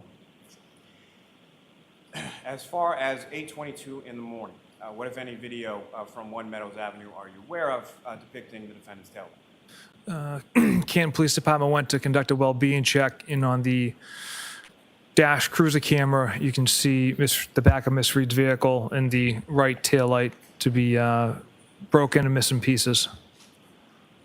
And as far as your time at the home indicting the vehicle, the defendant's vehicle was towed from that location on that day, correct? Correct. And what, if any, video are you aware of from that driveway, which depicts the right rear passenger side tail light of the defendant's vehicle. Yeah, as the vehicle's being put on the tow truck, you can make out that there's some pieces missing. Now, sir, if I could turn you back to those text messages with your friends, January 29th, 2022. With that time in mind, at that point in time, well, let me ask before, as far as all those other videos that we talked to, all of those videos precede your time in the Sally Port garage at 5:30 p.m. on January 29th, correct? Correct. Now, with reference to, you mentioned in your testimony the other day, earlier, that at some point in time later in the day or early in that evening, you had met for a debriefing with yourself and the other troopers involved in the investigation on January 29th, is that correct? Yes. So fair to say the information that had been collected by yourself and the other troopers on January 29th, you had that in mind, or you were aware of that when you were involved in these text communications with your friends, correct? Yes. And so were you, at that time that you're texting with your friends, you had seen the defendant's vehicle? Correct, yes. And you had seen the damage to the taillight, correct? Yes. And you were aware that Lieutenant Tully and the CERT team had conducted a search around 34 Fairview and recovered Mr. O'Keefe's sneaker and a taillight? Objection. Sustained as to form. What, if anything, were you aware of in regard to Lieutenant Tully doing with the CERT team at 34 Fairview earlier that day? Detective Lieutenant Tully and the CERT team conducted a search, discovered several pieces of broken taillight pieces, as well as Mr. O'Keefe's missing shoe. And the shoe that Lieutenant Tully and the CERT team had retrieved, what, if anything, did you observe in relation to that and the shoe that you and Sergeant Mechanic had retrieved from the Good Samaritan Hospital? Yeah, they were matched. They were both black Nike sneakers with the white logo. Now, you had talked to first responders, correct? Yes. And that included firefighter Flamati, Correct. and that included Sergeant Good. Yes. You had done interviews with regard to Brian Albert, correct? Yes. Jennifer McCabe, correct? Correct. Matthew McCabe, correct? Yes. The defendant Yes. and other troopers from your unit had also interviewed Kerry Roberts, correct? Yes. So you're aware of statements that were attributed by Ms. Roberts and Ms. McCabe to the defendant as far as what she told them earlier that morning? Yes. And you're aware of statements that Ms. McCabe and Ms. Roberts had made to the troopers in regard to what they had observed that morning? Yes. Now, were you aware that both Ms. McCabe and Ms. Roberts indicated in interviews on January 29th that when they had got to 34 Fairview Road, they could not see Mr. O'Keefe's body? However, the defendant sort of bolted out of the backseat of the vehicle directly over to Mr. O'Keefe's body. Objection. You can ask that differently, Mr. Lally. With respect to the statements from Ms. McCabe and Ms. Roberts in regard to their arrival at 34 Fairview around 6 a.m. in the morning, what, if anything, stood out to you or were you aware of in relation to those statements? Yeah, from those statements, as Ms. Roberts was driving down Fairview, Ms. McCabe was in the passenger seat, Ms. Reed was in the back. Obviously, whiteout conditions as they're coming down like that slight hill, getting just before the left side of the property. Ms. McCabe and Ms. Roberts indicated that. Ms. Reed said, "There he is, I see him. And Ms. McCabe and Ms. Roberts didn't know what Ms. Reed was talking about. They stopped the car. Ms. Reed ran directly over to John O'Keefe's body. And even when Ms. Reed had exited the vehicle, Ms. McCabe and Ms. Roberts still didn't know what was going on and what she was running to. Now, were you aware from your conversation with firefighter Flamati that the defendant had stated, I hit him, in the presence of firefighter Flamati earlier that morning? Yes. And were you also aware of statements the defendant made to other first responders about her being or getting into an argument with Mr. O'Keefe as she was dropping him off at 34 Fairview, indicating the last time she saw him? Later on in subsequent interviews.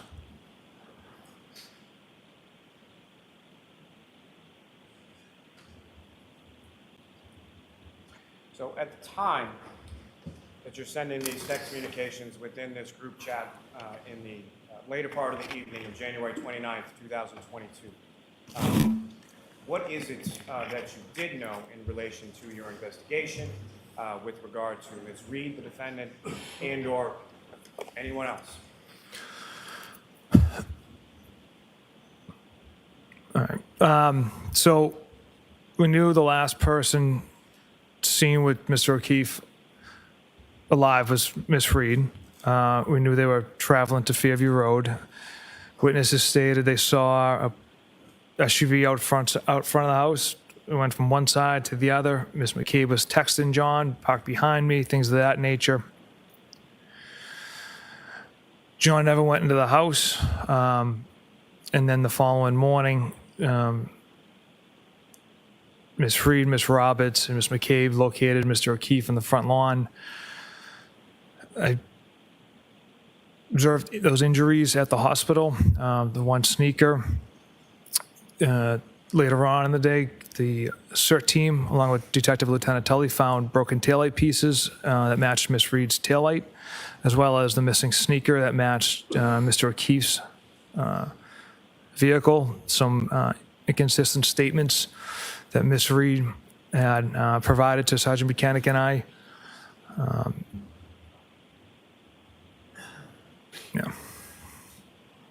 So at the time that you made those comments, disparaging comments in regard to Ms. Reed in the context of those communications with your friends, as inexcusable, as unprofessional as those comments are, the information you had was that Ms. Reed had struck Mr. O'Keefe with her vehicle. Yeah, you've got to watch the form, Mr. Allen, it's sustained.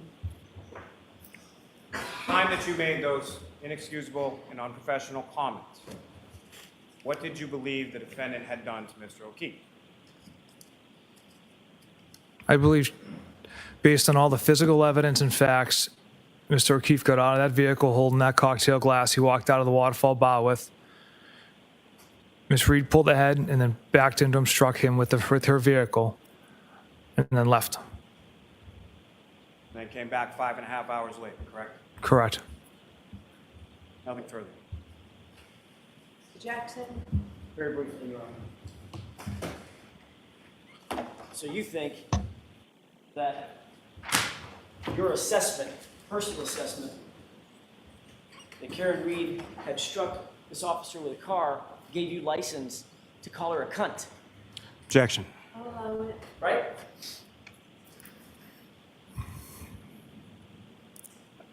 Based on the evidence, sir, my motions got the best of me, so it was in poor taste. Yes, it was it was inappropriate, juvenile, but it was my motions that gotten the best of me.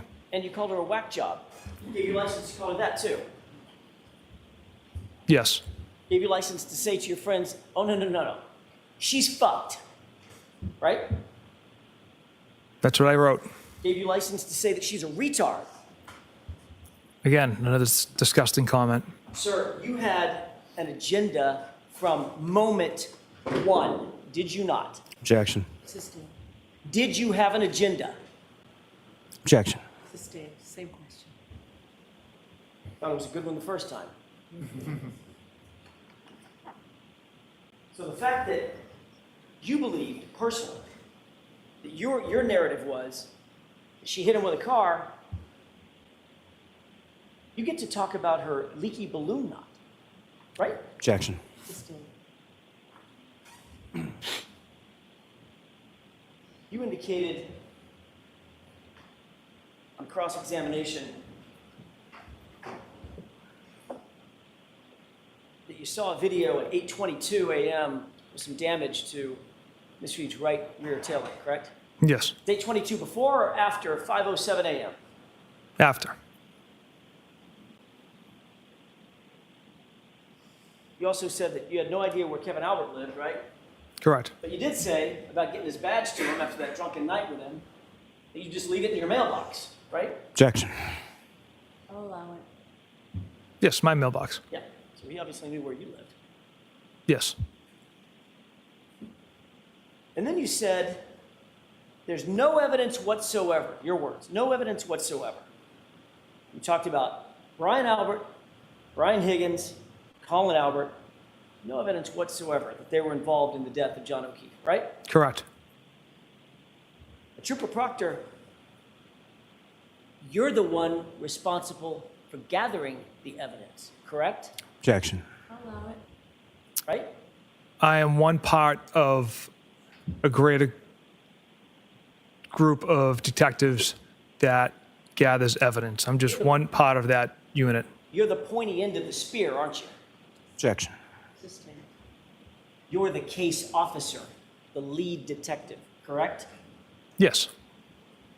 Sort of like the fox guarding the hen house, isn't it? Objection. That's sustained, Mr. Jackson. Do you have anything else? Done. Thank you. All right, Trooper, you are all set. Thank you, Your Honor. Thank you, jurors.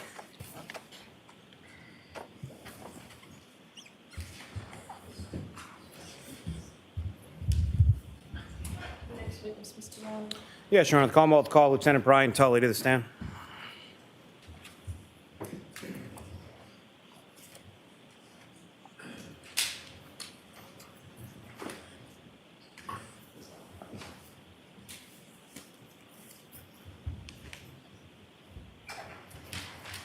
I'm just going to Michael, step up. And then stand.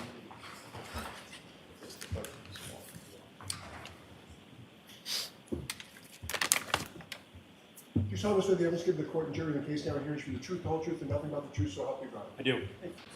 Take this seat. Yes, sir.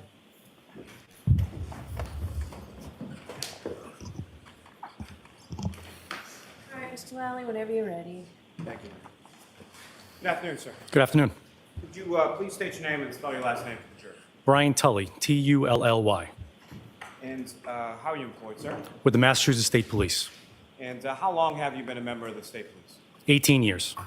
And what rank or assignment do you currently have with the Mass State Police? The rank I hold is Detective Lieutenant, and my current role is the Unit Commander for the Norfolk State Police Detective Unit. And now, how long have you been, let me ask you first, as far as, how long have you been a lieutenant of the state police? I was a first lieutenant in 2021, and then I attained the rank of Detective Lieutenant later in 2021. And with reference to your current unit, how long have you been a member of that? I've been with the Norfolk State Police Detective Unit for 12 years. And prior to and throughout the course of your work within the detective unit, the Norfolk DA's office for the state police, what, if any, specialized training have you received and or given in regard to investigations and how they're conducted? For the first 10 years as the rank of trooper and sergeant, I was on the homicide section of the unit. When first entering the unit, I received instruction on how to conduct homicide and death investigations. In addition to that, I attended over 200 hours of specialized training in the use of cell phones and cell phone technology in the furtherance of criminal investigations. Further on, I have now been an instructor about cell phones and cell phone technology in criminal investigations. I've taught death investigation classes around the Commonwealth, and as well as search and seizure law in Massachusetts. Now, if I could ask you just with respect to your unit, if you could explain to the jury sort of what is the role and what does your unit do with respect to death investigations within Norfolk County? So each district attorney's office has a state police detective unit assigned to it. So Mass General Law, Section 38, Section 4 says that the district attorney is in charge of all death investigations. So if someone passes away, essentially not in the presence of a doctor or the circumstances that led to their death was outside the presence of medical care, the district attorney is in charge of the investigation, or their representative. And so each DA has a state police detective unit assigned to them to act as their representative. In certain jurisdictions like Boston, Worcester, and Springfield, the DAs in those counties have said that those local departments can be their representatives, but throughout the Commonwealth, the state police is the DA's representative in those death investigations. Now, as far as assignments go, or as far as how is it that, well, as far as how an investigation is run, how is it that a call comes in? If you could take the jury through sort of from the time that a call comes in, how that investigation is. I'll talk in a typical state. Oftentimes, someone passes away, again, not in the presence of a doctor, gets found by somebody, a loved one, a friend, a passerby. They call 911, which gets routed to the local police, who respond and come to learn that someone has passed away in the circumstance. That police department will then call the troop headquarters on the state police. The state police is cut up in different troops by geographic location. Each troop duty lieutenant would have a list of who the on-call person is for the state police detective unit of jurisdiction. They would then call that trooper or sergeant directly to inform them that there's a death in a certain community and give them a telephone number to contact somebody who's directly on scene to get more information. Now, as far as your role as sort of the supervisor or the lieutenant in charge of the unit, can you describe to the jury sort of what your role is in regard to those investigations? So within the detective unit, we have the homicide section, a narcotics section does narcotics investigations, and a special investigation section. So specific to the homicide section, there are certain levels of supervision. We have a sergeant assigned to the homicide section. I have an executive officer who's a lieutenant, and then me. So multiple levels of supervision specific to any of the sections, including the homicide section. Now, turning your attention to January 29th, 2022, at some point did you become aware in the morning with regard to a death within the town of Canton? Yes. And what, if any, when did you become aware and how did you become aware initially of what had transpired? Shortly after 7 a.m. that date, I received a call from Sergeant Yuri Buchanan informing me that a person by the name of John O'Keefe was found unresponsive in Canton. He was transported to Good Samaritan Hospital, where it was expected he was not to survive. Normally, I would not get a call like that, but we learned that Mr. O'Keefe was an active Boston police officer. So Sergeant Buchanan wanted to make me aware of it at that point. And so then what happened from there as far as your unit's involved? So as we learned more information about what was found on scene by the Canton Police Department, Trooper Proctor, who was the on-call trooper that day on the schedule, and Sergeant Buchanan responded to Canton Police to begin the investigation. And they would keep me updated as they learned more information. Now, as far as your unit is concerned, what, if any, role does your unit have, or what, if any, jurisdiction does your unit have with relation to any kind of death, whether it be homicide, suicide, unattended death, within the confines of Norfolk County? We have exclusive jurisdiction by law, but the law also suggests that we need to work with the local police departments as well. And so how is it that typically in a typical investigation that your unit would work in conjunction with the local police departments in relation to a death investigation? Their detective unit would be involved if they have one, and some departments in Norfolk County don't. They would stand by to wait for our arrival. There'd be constant communication between the responding trooper and the detective on scene about things that need to be done prior to our arrival, but essentially ask for or wait for our guidance on what to do next. And as far as certain investigations go, are there decisions sometimes that are made with regard to your involvement or maybe your unit not being involved in a death investigation? Yes. And how are those determinations made and who makes those determinations? It falls to either the person who's on call or their supervisor. We don't respond to all of those calls. So a police officer may call and say that a woman in her 80s has passed away in bed overnight. Her primary care doctor has said that she's struggled with cancer or treatment, and that doctor is willing to sign a death certificate. In those circumstances, it's not suspicious, it's not a suicide or a fatal opiate overdose. We would not respond in that case. That would be one that we would decline. In other circumstances, we may get the call and then learn that the person's going to survive, and so we will not respond. We typically will mirror what the Office of the Chief Medical Examiner. If they're involved, then we'll definitely be involved.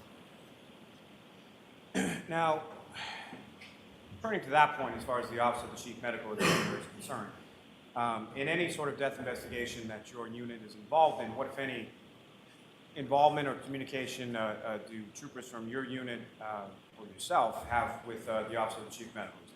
We have constant communication. The law that I cited also says that the Office of the Chief Medical Examiner has exclusive jurisdiction as well to determine the cause and manner of death. So we work closely hand in hand to figure out the circumstances that led to the death. Now, as far as working close hand in hand with the medical examiner's office, what does that sort of typically entail?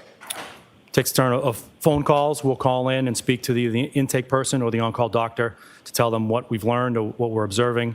We forward reports in every case to the doctor so they understanding at least what we learned in the first 24 hours. Doctors will often reach back out to us asking for scene photographs, more reports, ask questions. And in instances where it's a suspicious death, we will send an investigator to the autopsy to stand with the doctor to make observations and answer any questions for the doctor. Now, as far as the determinations that are ultimately come to by the medical examiner,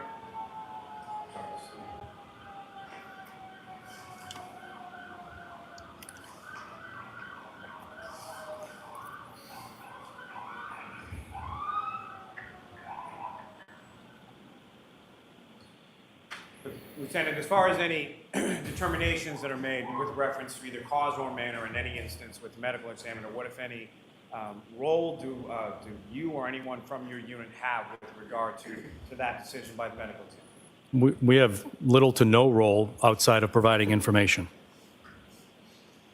And as far as the determination specifically, whether it's manner or cause, what, if any, impact does that have with regard to any death investigation that you're doing? Well, the cause will give us a big incident. So we want to know if the person died of a heart attack or if they died of a gunshot wound. That's big when it comes to then making charging decisions about circumstances. So it's important to learn the cause, and to get the doctor's input on the manner is also helpful. But as far as the manner, if the manner is found to be undetermined, would that impact what you've learned through the rest of the course of your investigation as far as charging goes? No, that determination by the OCME is often in the early stages of investigation, and as we learn more information, the circumstances can change. And the determination that is made by the medical examiner, that's strictly from a medical perspective, correct? Correct. Now,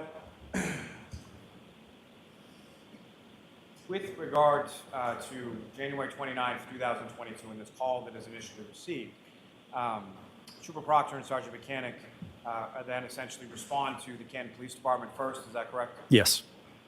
And as far as your role as it pertains to this or any other investigation, how much involvement do you have, or how are you sort of apprised of what's going on?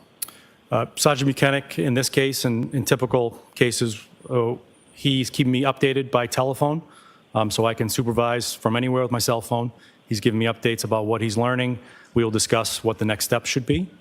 And that's what transpired over the morning of January 29th. Now, over the course of the morning of January 29th,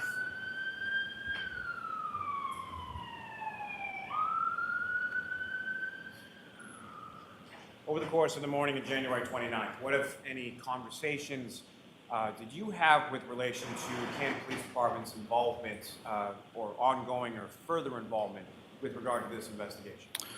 I had spoken with the acting chief at the time, the current chief, the chief at the time, Kenneth Berkowitz, about the involvement in the Canton Police Department. We talked about the homeowner at 34 Fairview and his relationship to his department. And because of the appearance of a conflict, we had made a decision that the Canton Police was going to take a step back from the investigation, and that the state police would do the investigation without them. Now, as far as that appearance of a conflict or step back, as you termed it, what was your understanding at that time as far as what the role of the Canton Police would be?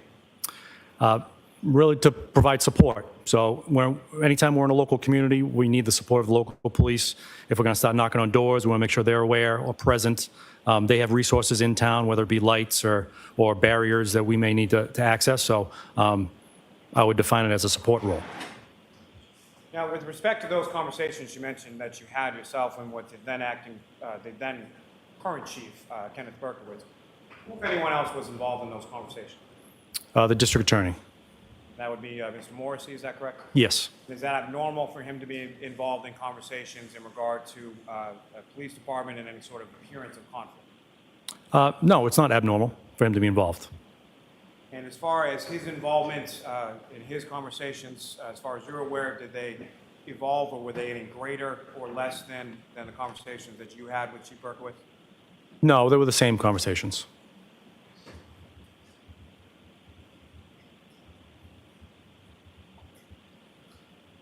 Let me ask you this, Lieutenant. At some point over the course of this case, or at some point over the course of this investigation, did you become aware of certain text messages on Trooper Proctor's personal phone? Yes.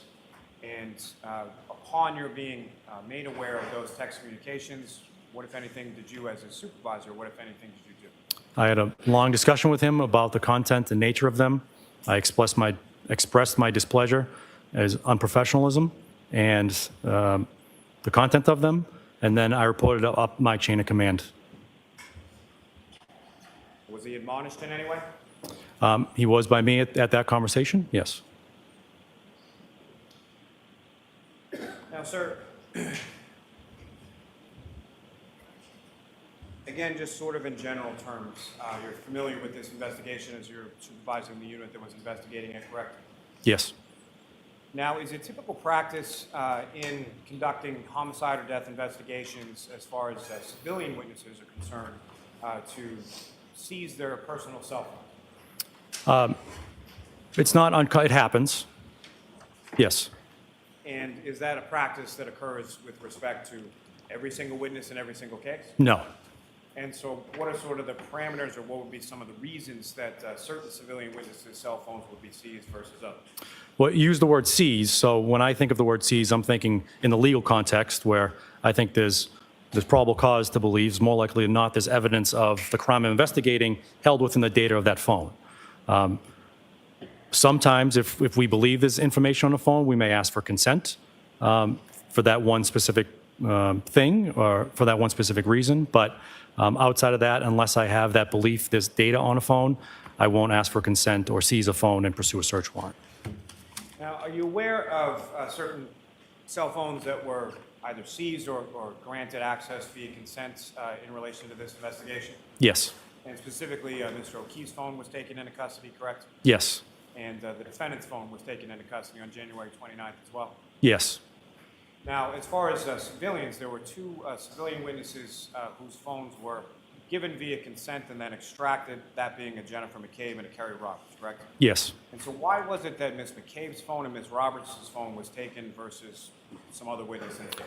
Well, they had information relative to the actions of Ms. Reed and the communications with specifically those two individuals on the morning of the 29th.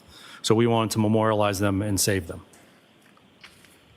Now, sir, with respect to your involvement on January 29th, where and when did you sort of leave and become involved in the investigation beyond sort of a supervisor? Shortly after noontime, we had learned more information that necessitated a broader search.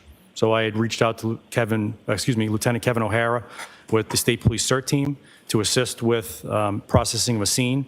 And so since we were going to be processing a scene, it was prudent for me to leave my house, dig out, and drive to Canton. And sir, with respect to, you mentioned dig out from your house. What were the conditions like around the time that you were leaving your house? There was probably 8 to 10 inches at the house, so I had to dig out my driveway and the large snowbank at the end of the driveway that's caused by the plow in order to get a vehicle out and head to Canton. And where is it first that you were heading to? I first went to the Canton Police Department to talk to Chief Berkowitz and wait for the arrival of the CERT team, and then to 34 Fairview. And as far as the CERT team was concerned, if you can, explain to the jury sort of the process from your perspective, from your end, as far as activating the CERT team, what it is that they do and why you had requested. We work with Lieutenant O'Hara frequently. I called him on a cell phone, and the CERT team is out of a different chain of command. So the state police is a very paramilitary organization with specific chains of commands with different structures. So I reached out to him and asked for his assistance with this investigation. He had to get further approval up his chain of command, mostly for overtime and to pay the troopers to come out. That would be the way that I would make a formal request to the CERT team. And so the initial phone call that you made to Lieutenant O'Hara, you don't have the power or the authority to sort of direct him to dispatch his team and go to 34 Fairview, correct? Correct. And so as far as that initial phone call that you made to Lieutenant Hara, do you know about what time of the day that was? It was about 2 in the afternoon. And what was the purpose of sort of that initial phone call that you made to Lieutenant O'Hara? To give him a heads up, because it needs to be a conversation up my chain of command. So above me, there's a detective captain and a major. My major needs to really talk to his major to make the formal request. But I wanted Lieutenant O'Hara to be aware of the request was coming so that he could at least start polling his people to see who was available to respond to Canton. And with respect to the weather, if you could, just in general terms, describe for the jury sort of what you observed as far as the weather conditions on that day. I observed blizzard-like conditions. It was snowing heavily, windy, low visibility. Your Honor, may I approach? Yes.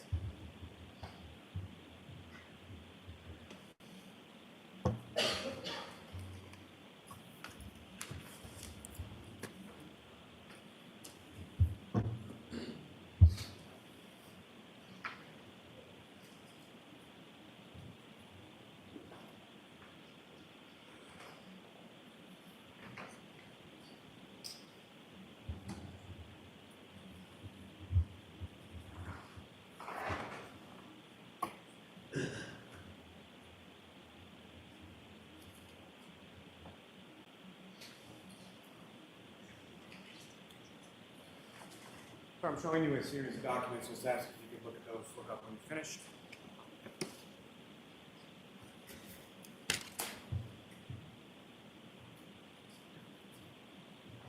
And do you recognize those, sir? I do. And what do you recognize those to be? They are certified records from the U.S. Department of Commerce out of Asheville, North Carolina, for weather reports from Norwood Memorial Airport, Massachusetts, for the dates of January 2022 and February 2022. So for the entirety of the months of January 2022 as well as February 2022, correct? Yes. And are you familiar with the Norwood Municipal Airport and where it is in relation to the town of Canton? Yes. And where is it? It's the next town over. And as far as, are you familiar with a Neponset Street in Norwood? I am. And does Neponset Street also carry into the town of Canton as well? Yes. And with regard to 34 Fairview Road, about how far away is 34 Fairview from Neponset Street? From the Ponset Street, it's a mile, 2 miles. So relatively same geographic area as far as the Norwood Municipal Airport and 34 Fairview Road. Yeah, I would say as the crow flies from 34 Fairview to Norwood Municipal Airport, that's probably 3 miles. And sir, with regard to the records before you, from your memory of those dates and those times in January and February of 2022, is that a fair and accurate portrayal of what the weather was like, temperature-wise as well as precipitation? Yes. I love that question. Yes. Your Honor, may I approach? Yes. Come off the seat and introduce the minutes. Now do you want to see me? Thank you.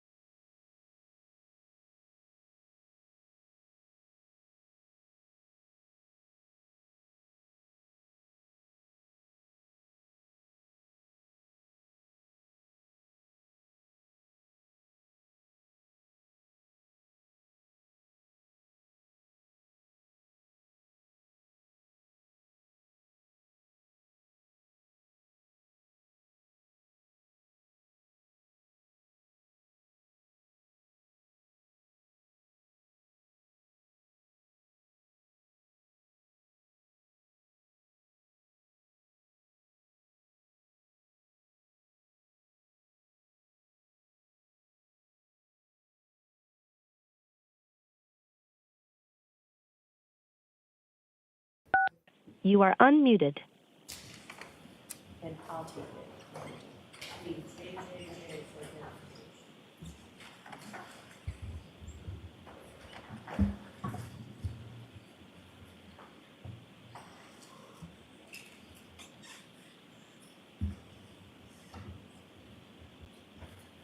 And so, Lieutenant, at some point you respond to 34 Fairview Road, is that correct? Yes, And do you recall about what time it was that you arrived there? about 5:30 PM.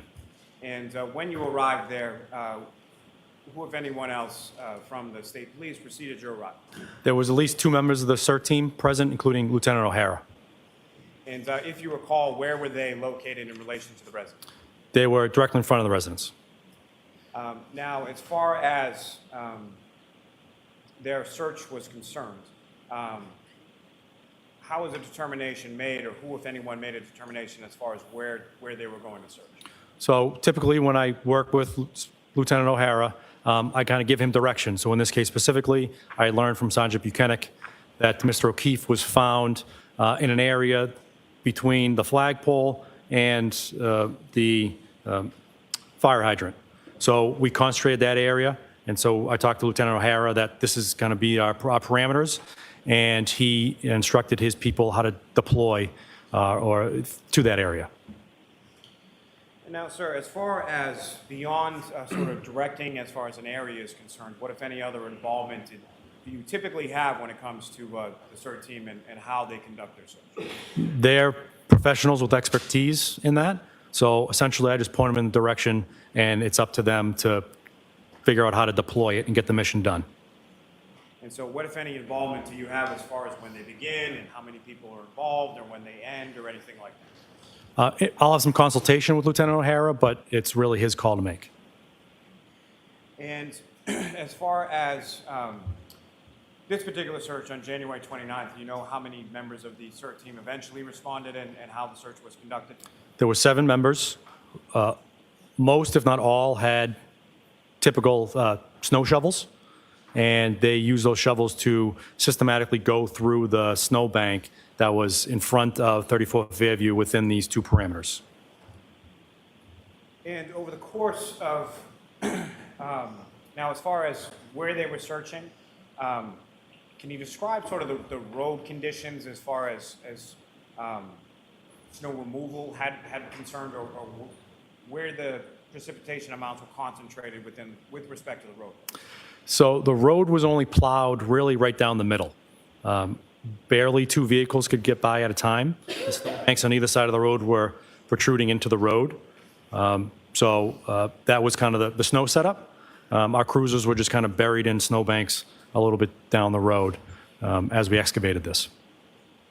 And, sir, as far as this search was concerned, what, if any, information did you provide to Lieutenant O'Hara as far as items being searched for, or what was he directed to be looking for? There were 2 items specifically. We were looking for potential pieces of a taillight of a vehicle and a shoe.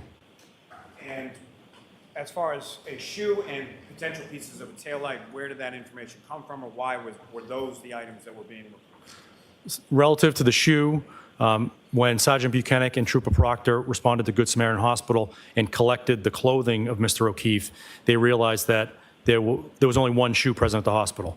They had contacted the Canton EMS and other people who cared for him, and they'd learned that a shoe wasn't removed at the scene, and that when Canton Fire and EMS arrived, Mr. O'Keefe only had 1 shoe on.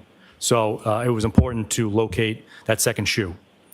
Relative to the tail light, we had gotten information that witnesses stated that Miss Reed's vehicle had a broken tail light, and so we were looking for evidence of it being broken at that location. And with respect to the search that was conducted by Lieutenant O'Hara and members from the CERT team, where was that in relation to either the roadway or the front lawn of 34 Fairview? As we were excavating this, or as they were excavating this snowbank in front of it, we realized that the snowbank protruded about 3 feet into the roadway. So as they were moving this first part of the snowbank, we're essentially shoveling the road.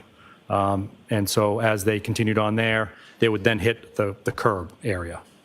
And as far as beyond the curb area, as far as grass or the front lawn, was the CERT team members, from your observations, able to go beyond the curb into the front lawn area? No, they're having difficulty shoveling with plastic snow shovels onto the lawn, from the lawn. And Your Honor, may I approach the witness? Oh, actually, I'm sorry. Lieutenant Tully, with respect to the CERT team in their search, what, if anything, did you do to document and memorialize their efforts as far as any items that were recovered? I took photographs of items that were eventually found in place. and documented them in a report, and they were collected in evidence bags. May I approach the witness, Your Honor? Yes.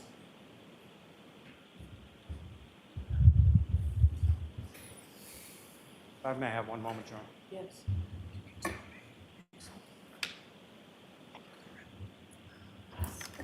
Jurors, we'll be stopping at 4 today. Okay.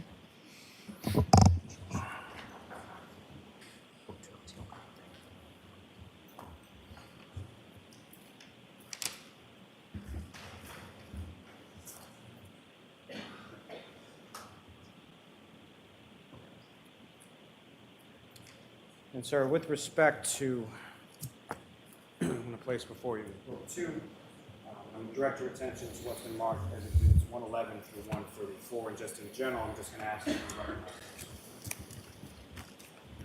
I do. What do you recognize those to be? The photographs that I took that afternoon. May I approach this to retrieve, Your Honor? Yes. Your Honor, I don't want to belabor the point, but if I could just publish just a couple of these exhibits. Okay. Lieutenant.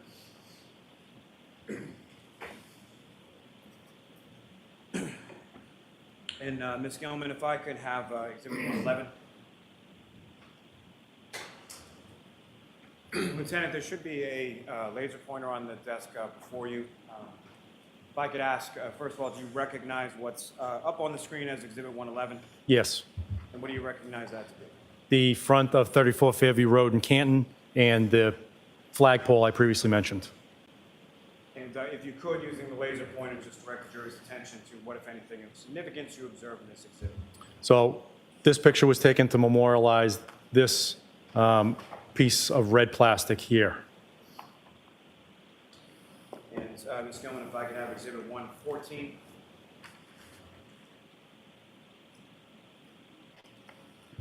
And again, Lieutenant, do you recognize what's up on the screen as exhibit 114? Yes. And if you could, using the laser pointer, direct the jury's attention to what, if anything, of significance you observed there. It's that same previously mentioned red plastic.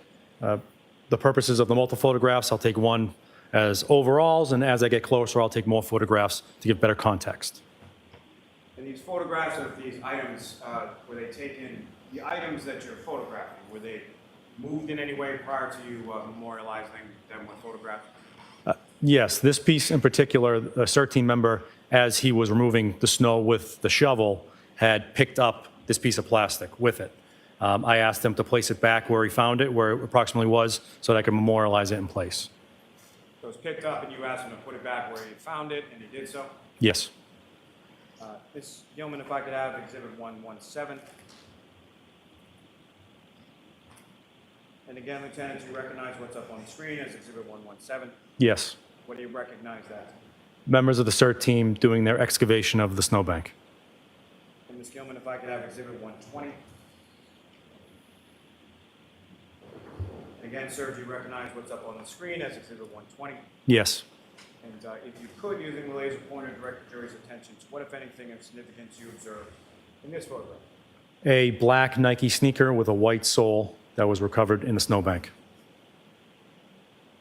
And at some point subsequent to this, what, if any, comparison did you do visually with the sneaker that you observed in this photograph with respect to the sneaker that was recovered from the Good Samaritan by Trooper Proctor and Sergeant Buchanan? They matched both in make and model, size. The shoe that was recovered by the troopers at the hospital was a right sneaker. This one found was the left, or a left. Ms. Gilman, if I could have photograph 127. And again, sir, do you recognize what's up there as 127? Yes. And if you could, using the laser pointer, direct the jury's attention to what, if anything, of significance you observe in that photograph. A clear piece of plastic. Now, with respect to this clear piece of plastic, what, if anything, did you observe or did you note of significance as far as the surface of that particular piece of clear plastic? I noticed that it's curvature in shape, and there are raised dimples, for lack of a better term, that were along the outside of this piece of plastic, or on one side of it. Now, Ms. Gilman, if I could have, lastly from this group, exhibit 131. And again, Lieutenant, do you recognize what's up on the screen as Exhibit 131? Yes, What do you recognize that? that is a photograph that I took at 34 Fairview that depicts a red piece of plastic.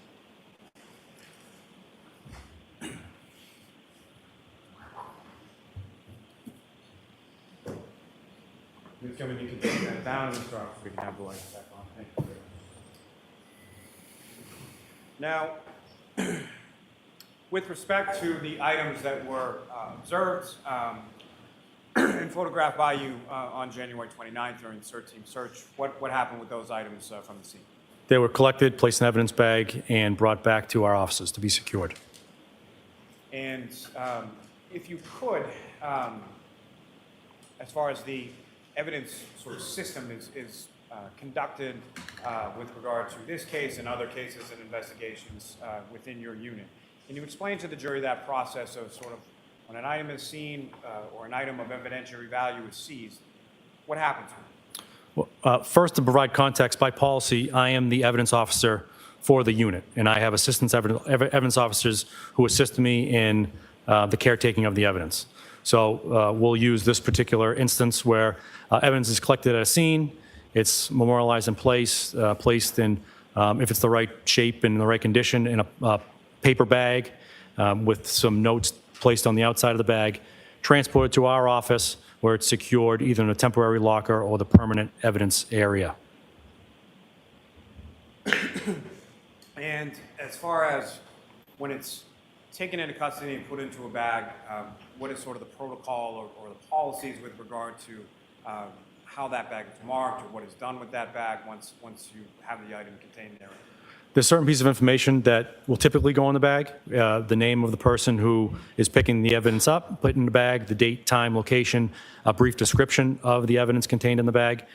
It will then be taped, and initials will be placed on the tape to memorialize who did the taping and the date in which the taping occurred.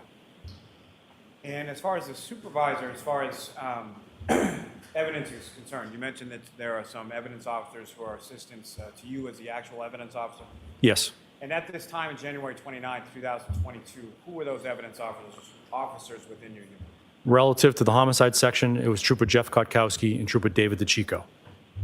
Now, with respect to the evidence storage at your office, can you explain to the jury sort of how that's managed, where it is, and how items are checked in to evidence once they're seized?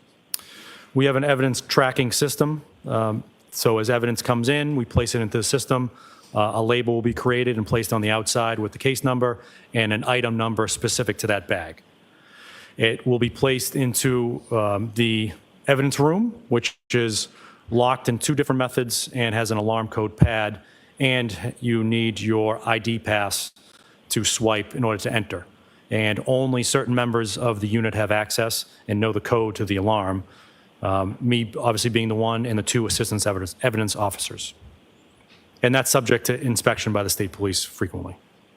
And so, correct me if I'm wrong, but at this time, it's essentially yourself, Trooper DeChico, and Trooper Kotkowski who had access to that evidence storage area? Yes. Now, with respect to the remainder of the troopers within your unit, would they have access to that same evidence storage area? No. Now, with respect to your unit at this time, late January of 2022, how many troopers were in your unit or under your supervision in the detective unit at that time? There were 13 under my supervision for the unit as a whole. Specific to the homicide section, there were 4 troopers and 1 sergeant. And that number, as far as 4 troopers and 1 sergeant, is that sort of a typical number, a low number, high number? Historically for Norfolk, that was a low number. We have since had more transfers come in to the unit. And how many do you supervise within the homicide unit at this point? 1 sergeant and 7 troopers. Now, with respect to the evidence storage area, is there sort of a temporary versus a permanent storage area contained within that locked and coded storage area? Yes. And can you describe sort of the difference between the two and how things are managed by either you or your assistants with regard to evidence within the locked storage area? So because only essentially 3 people have access to the permanent storage area, if a member collects evidence and brings it back to the office and does not have access to the main storage area, we have another temporary storage area that is allowed by policy where they can then secure the evidence. The next available time, the person who has access to the main room will come in and transport that piece of evidence from the temporary area to the permanent area.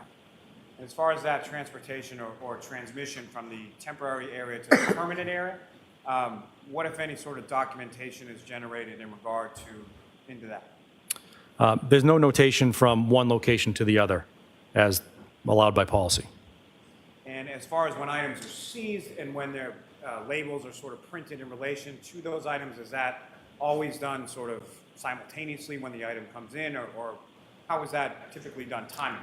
Well, same with the label printing system. So only the evidence officers have the ability to create the labels and put it into the system. So you need them to create the label. So if a member comes in, doesn't have access to that system, place it in temporary storage area at the next available opportunity for an evidence officer or the assistant evidence officer to arrive, know that there's evidence there and process it, place a label on it, and stick it in the permanent storage area. Now, with respect to those items that you recovered from 34 Fairview Road at the roadway in front of it, where were those items located with respect to each other? They were, in total, within a 5-foot area. So if you're looking at the house, from right to left was how they were found. First was that first picture you displayed, which was the red piece of plastic. About 3 feet from that was the Nike sneaker. About 1 or 2 feet to the left of that was the clear plastic, and just next to that was another piece of red plastic along the curb of the road. And as far as those items that were recovered and bagged and placed in evidence on January 29th, did you have occasion to bring those items with you to court today? Yes. And Your Honor, may I approach? Yes.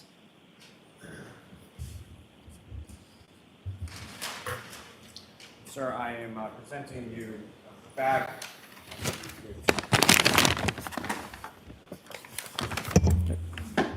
Brought my own.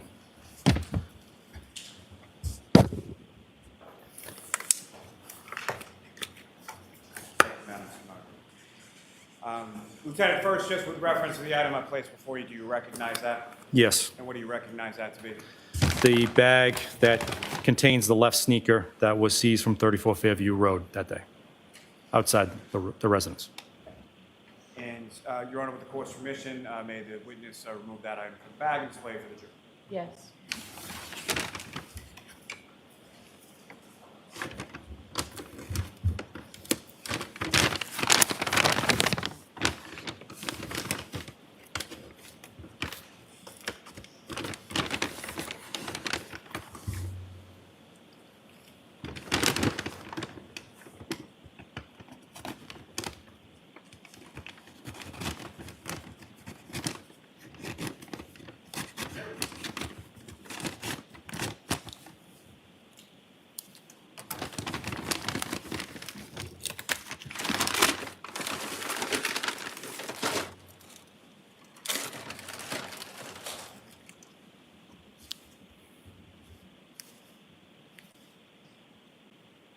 Thank you, sir. If you could place that in the bag.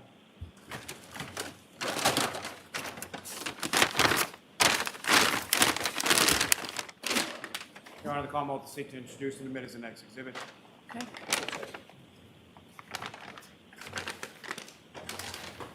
Exhibit 569. May I approach again, Your Honor? Yes. Sir, I'm handing you 2 separate bags. Do those without me finish.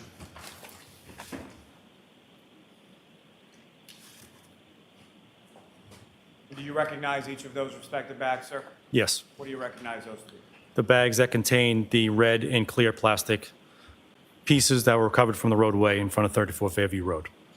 And, sir, if you could, just with respect to each of those bags, read what is listed as the description on the outside of the bag to the jury. The description on this first one is pieces of clear hard plastic tail light cover. Location 34 Fairview Road, Canton. And The second, please.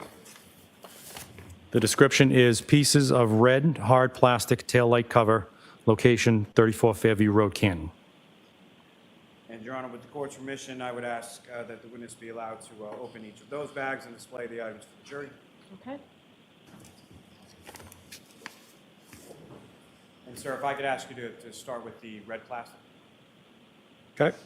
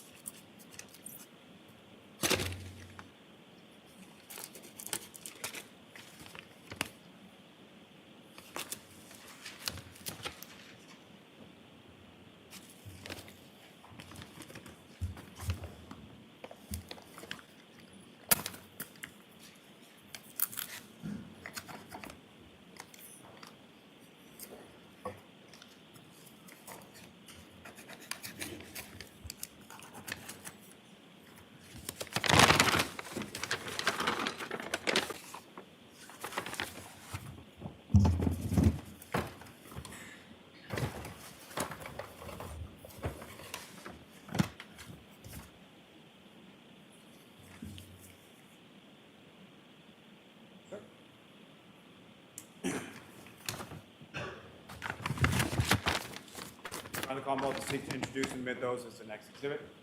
All right, Mr. Jackson, they're coming in. No objection. Thank you. 570. Now, Lieutenant, before we get to the next item before you, if I could just ask a couple questions in regard to the search. January 29, 2022, about what time is it that you arrive in the area of 34 Fairview? About 5:30. And had yourself or any members of your unit, to your knowledge, been at 34 Fairview at any point in time prior to your arrival there that day? No. Objection. No, I'll allow it as to whether he knows whether they were or not. No.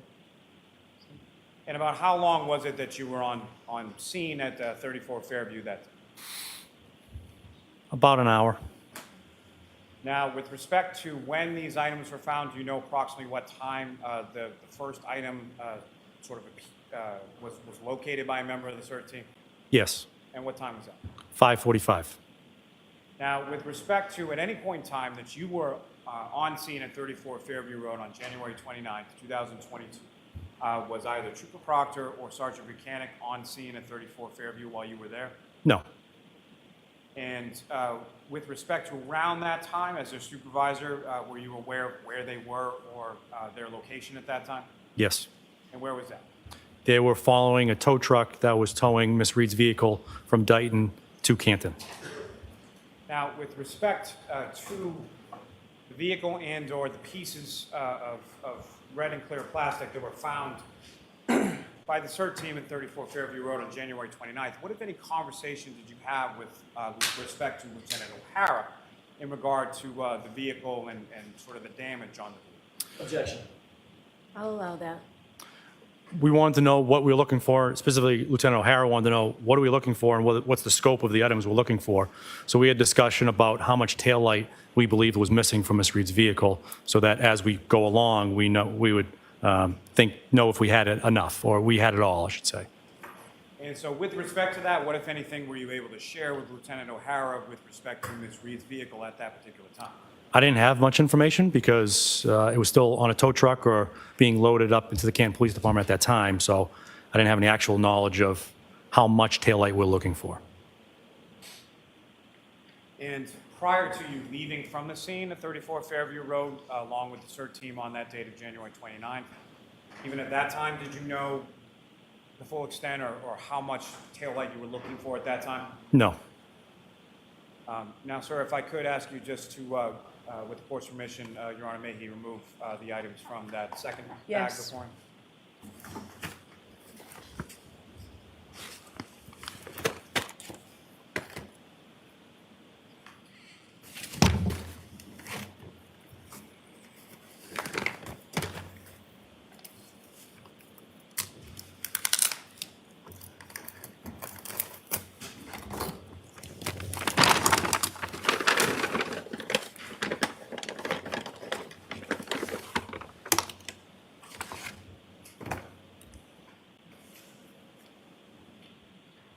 Lieutenant, from the two items that you have before you in your hand, you had met reference to one of those clear pieces having some sort of stippling or raised surfaces on it. Is that correct? Yes. And if you could just with your finger or just in some way delineate to the jury where you observe that to be. So you can see it as you look through it. You can see almost bubbling of it. And as you run your finger along, you can feel indentations along there, as well as the ridges that are along the top end here that appear on both pieces. And Lieutenant, if you could, you can place those items back in the back.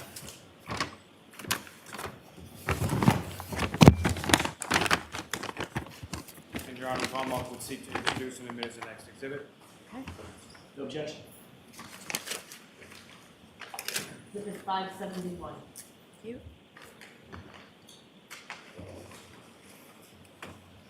Your Honor,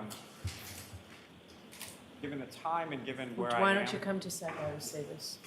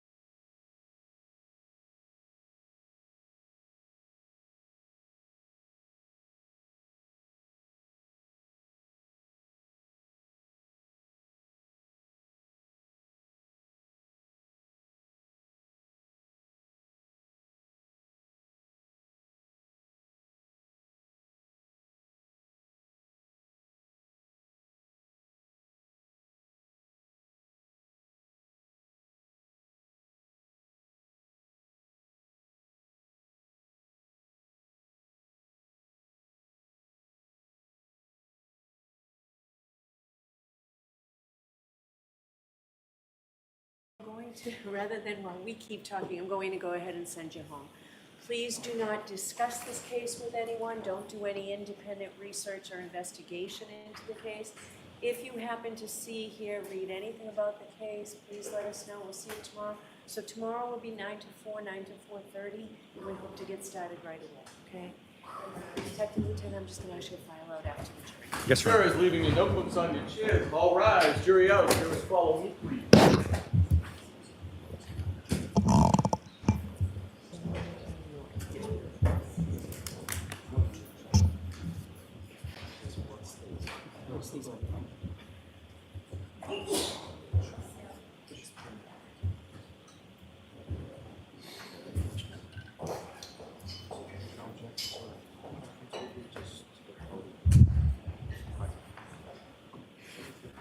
You may be seated.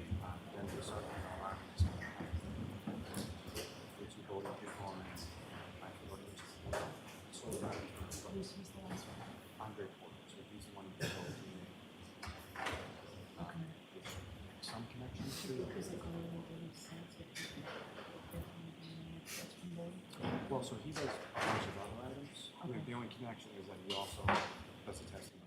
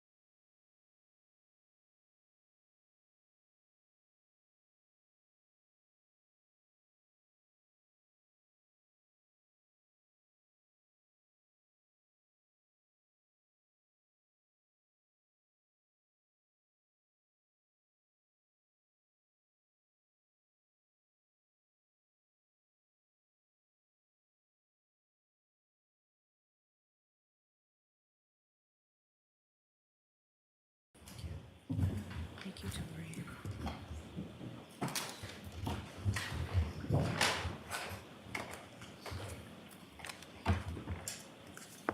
Jim. Yes.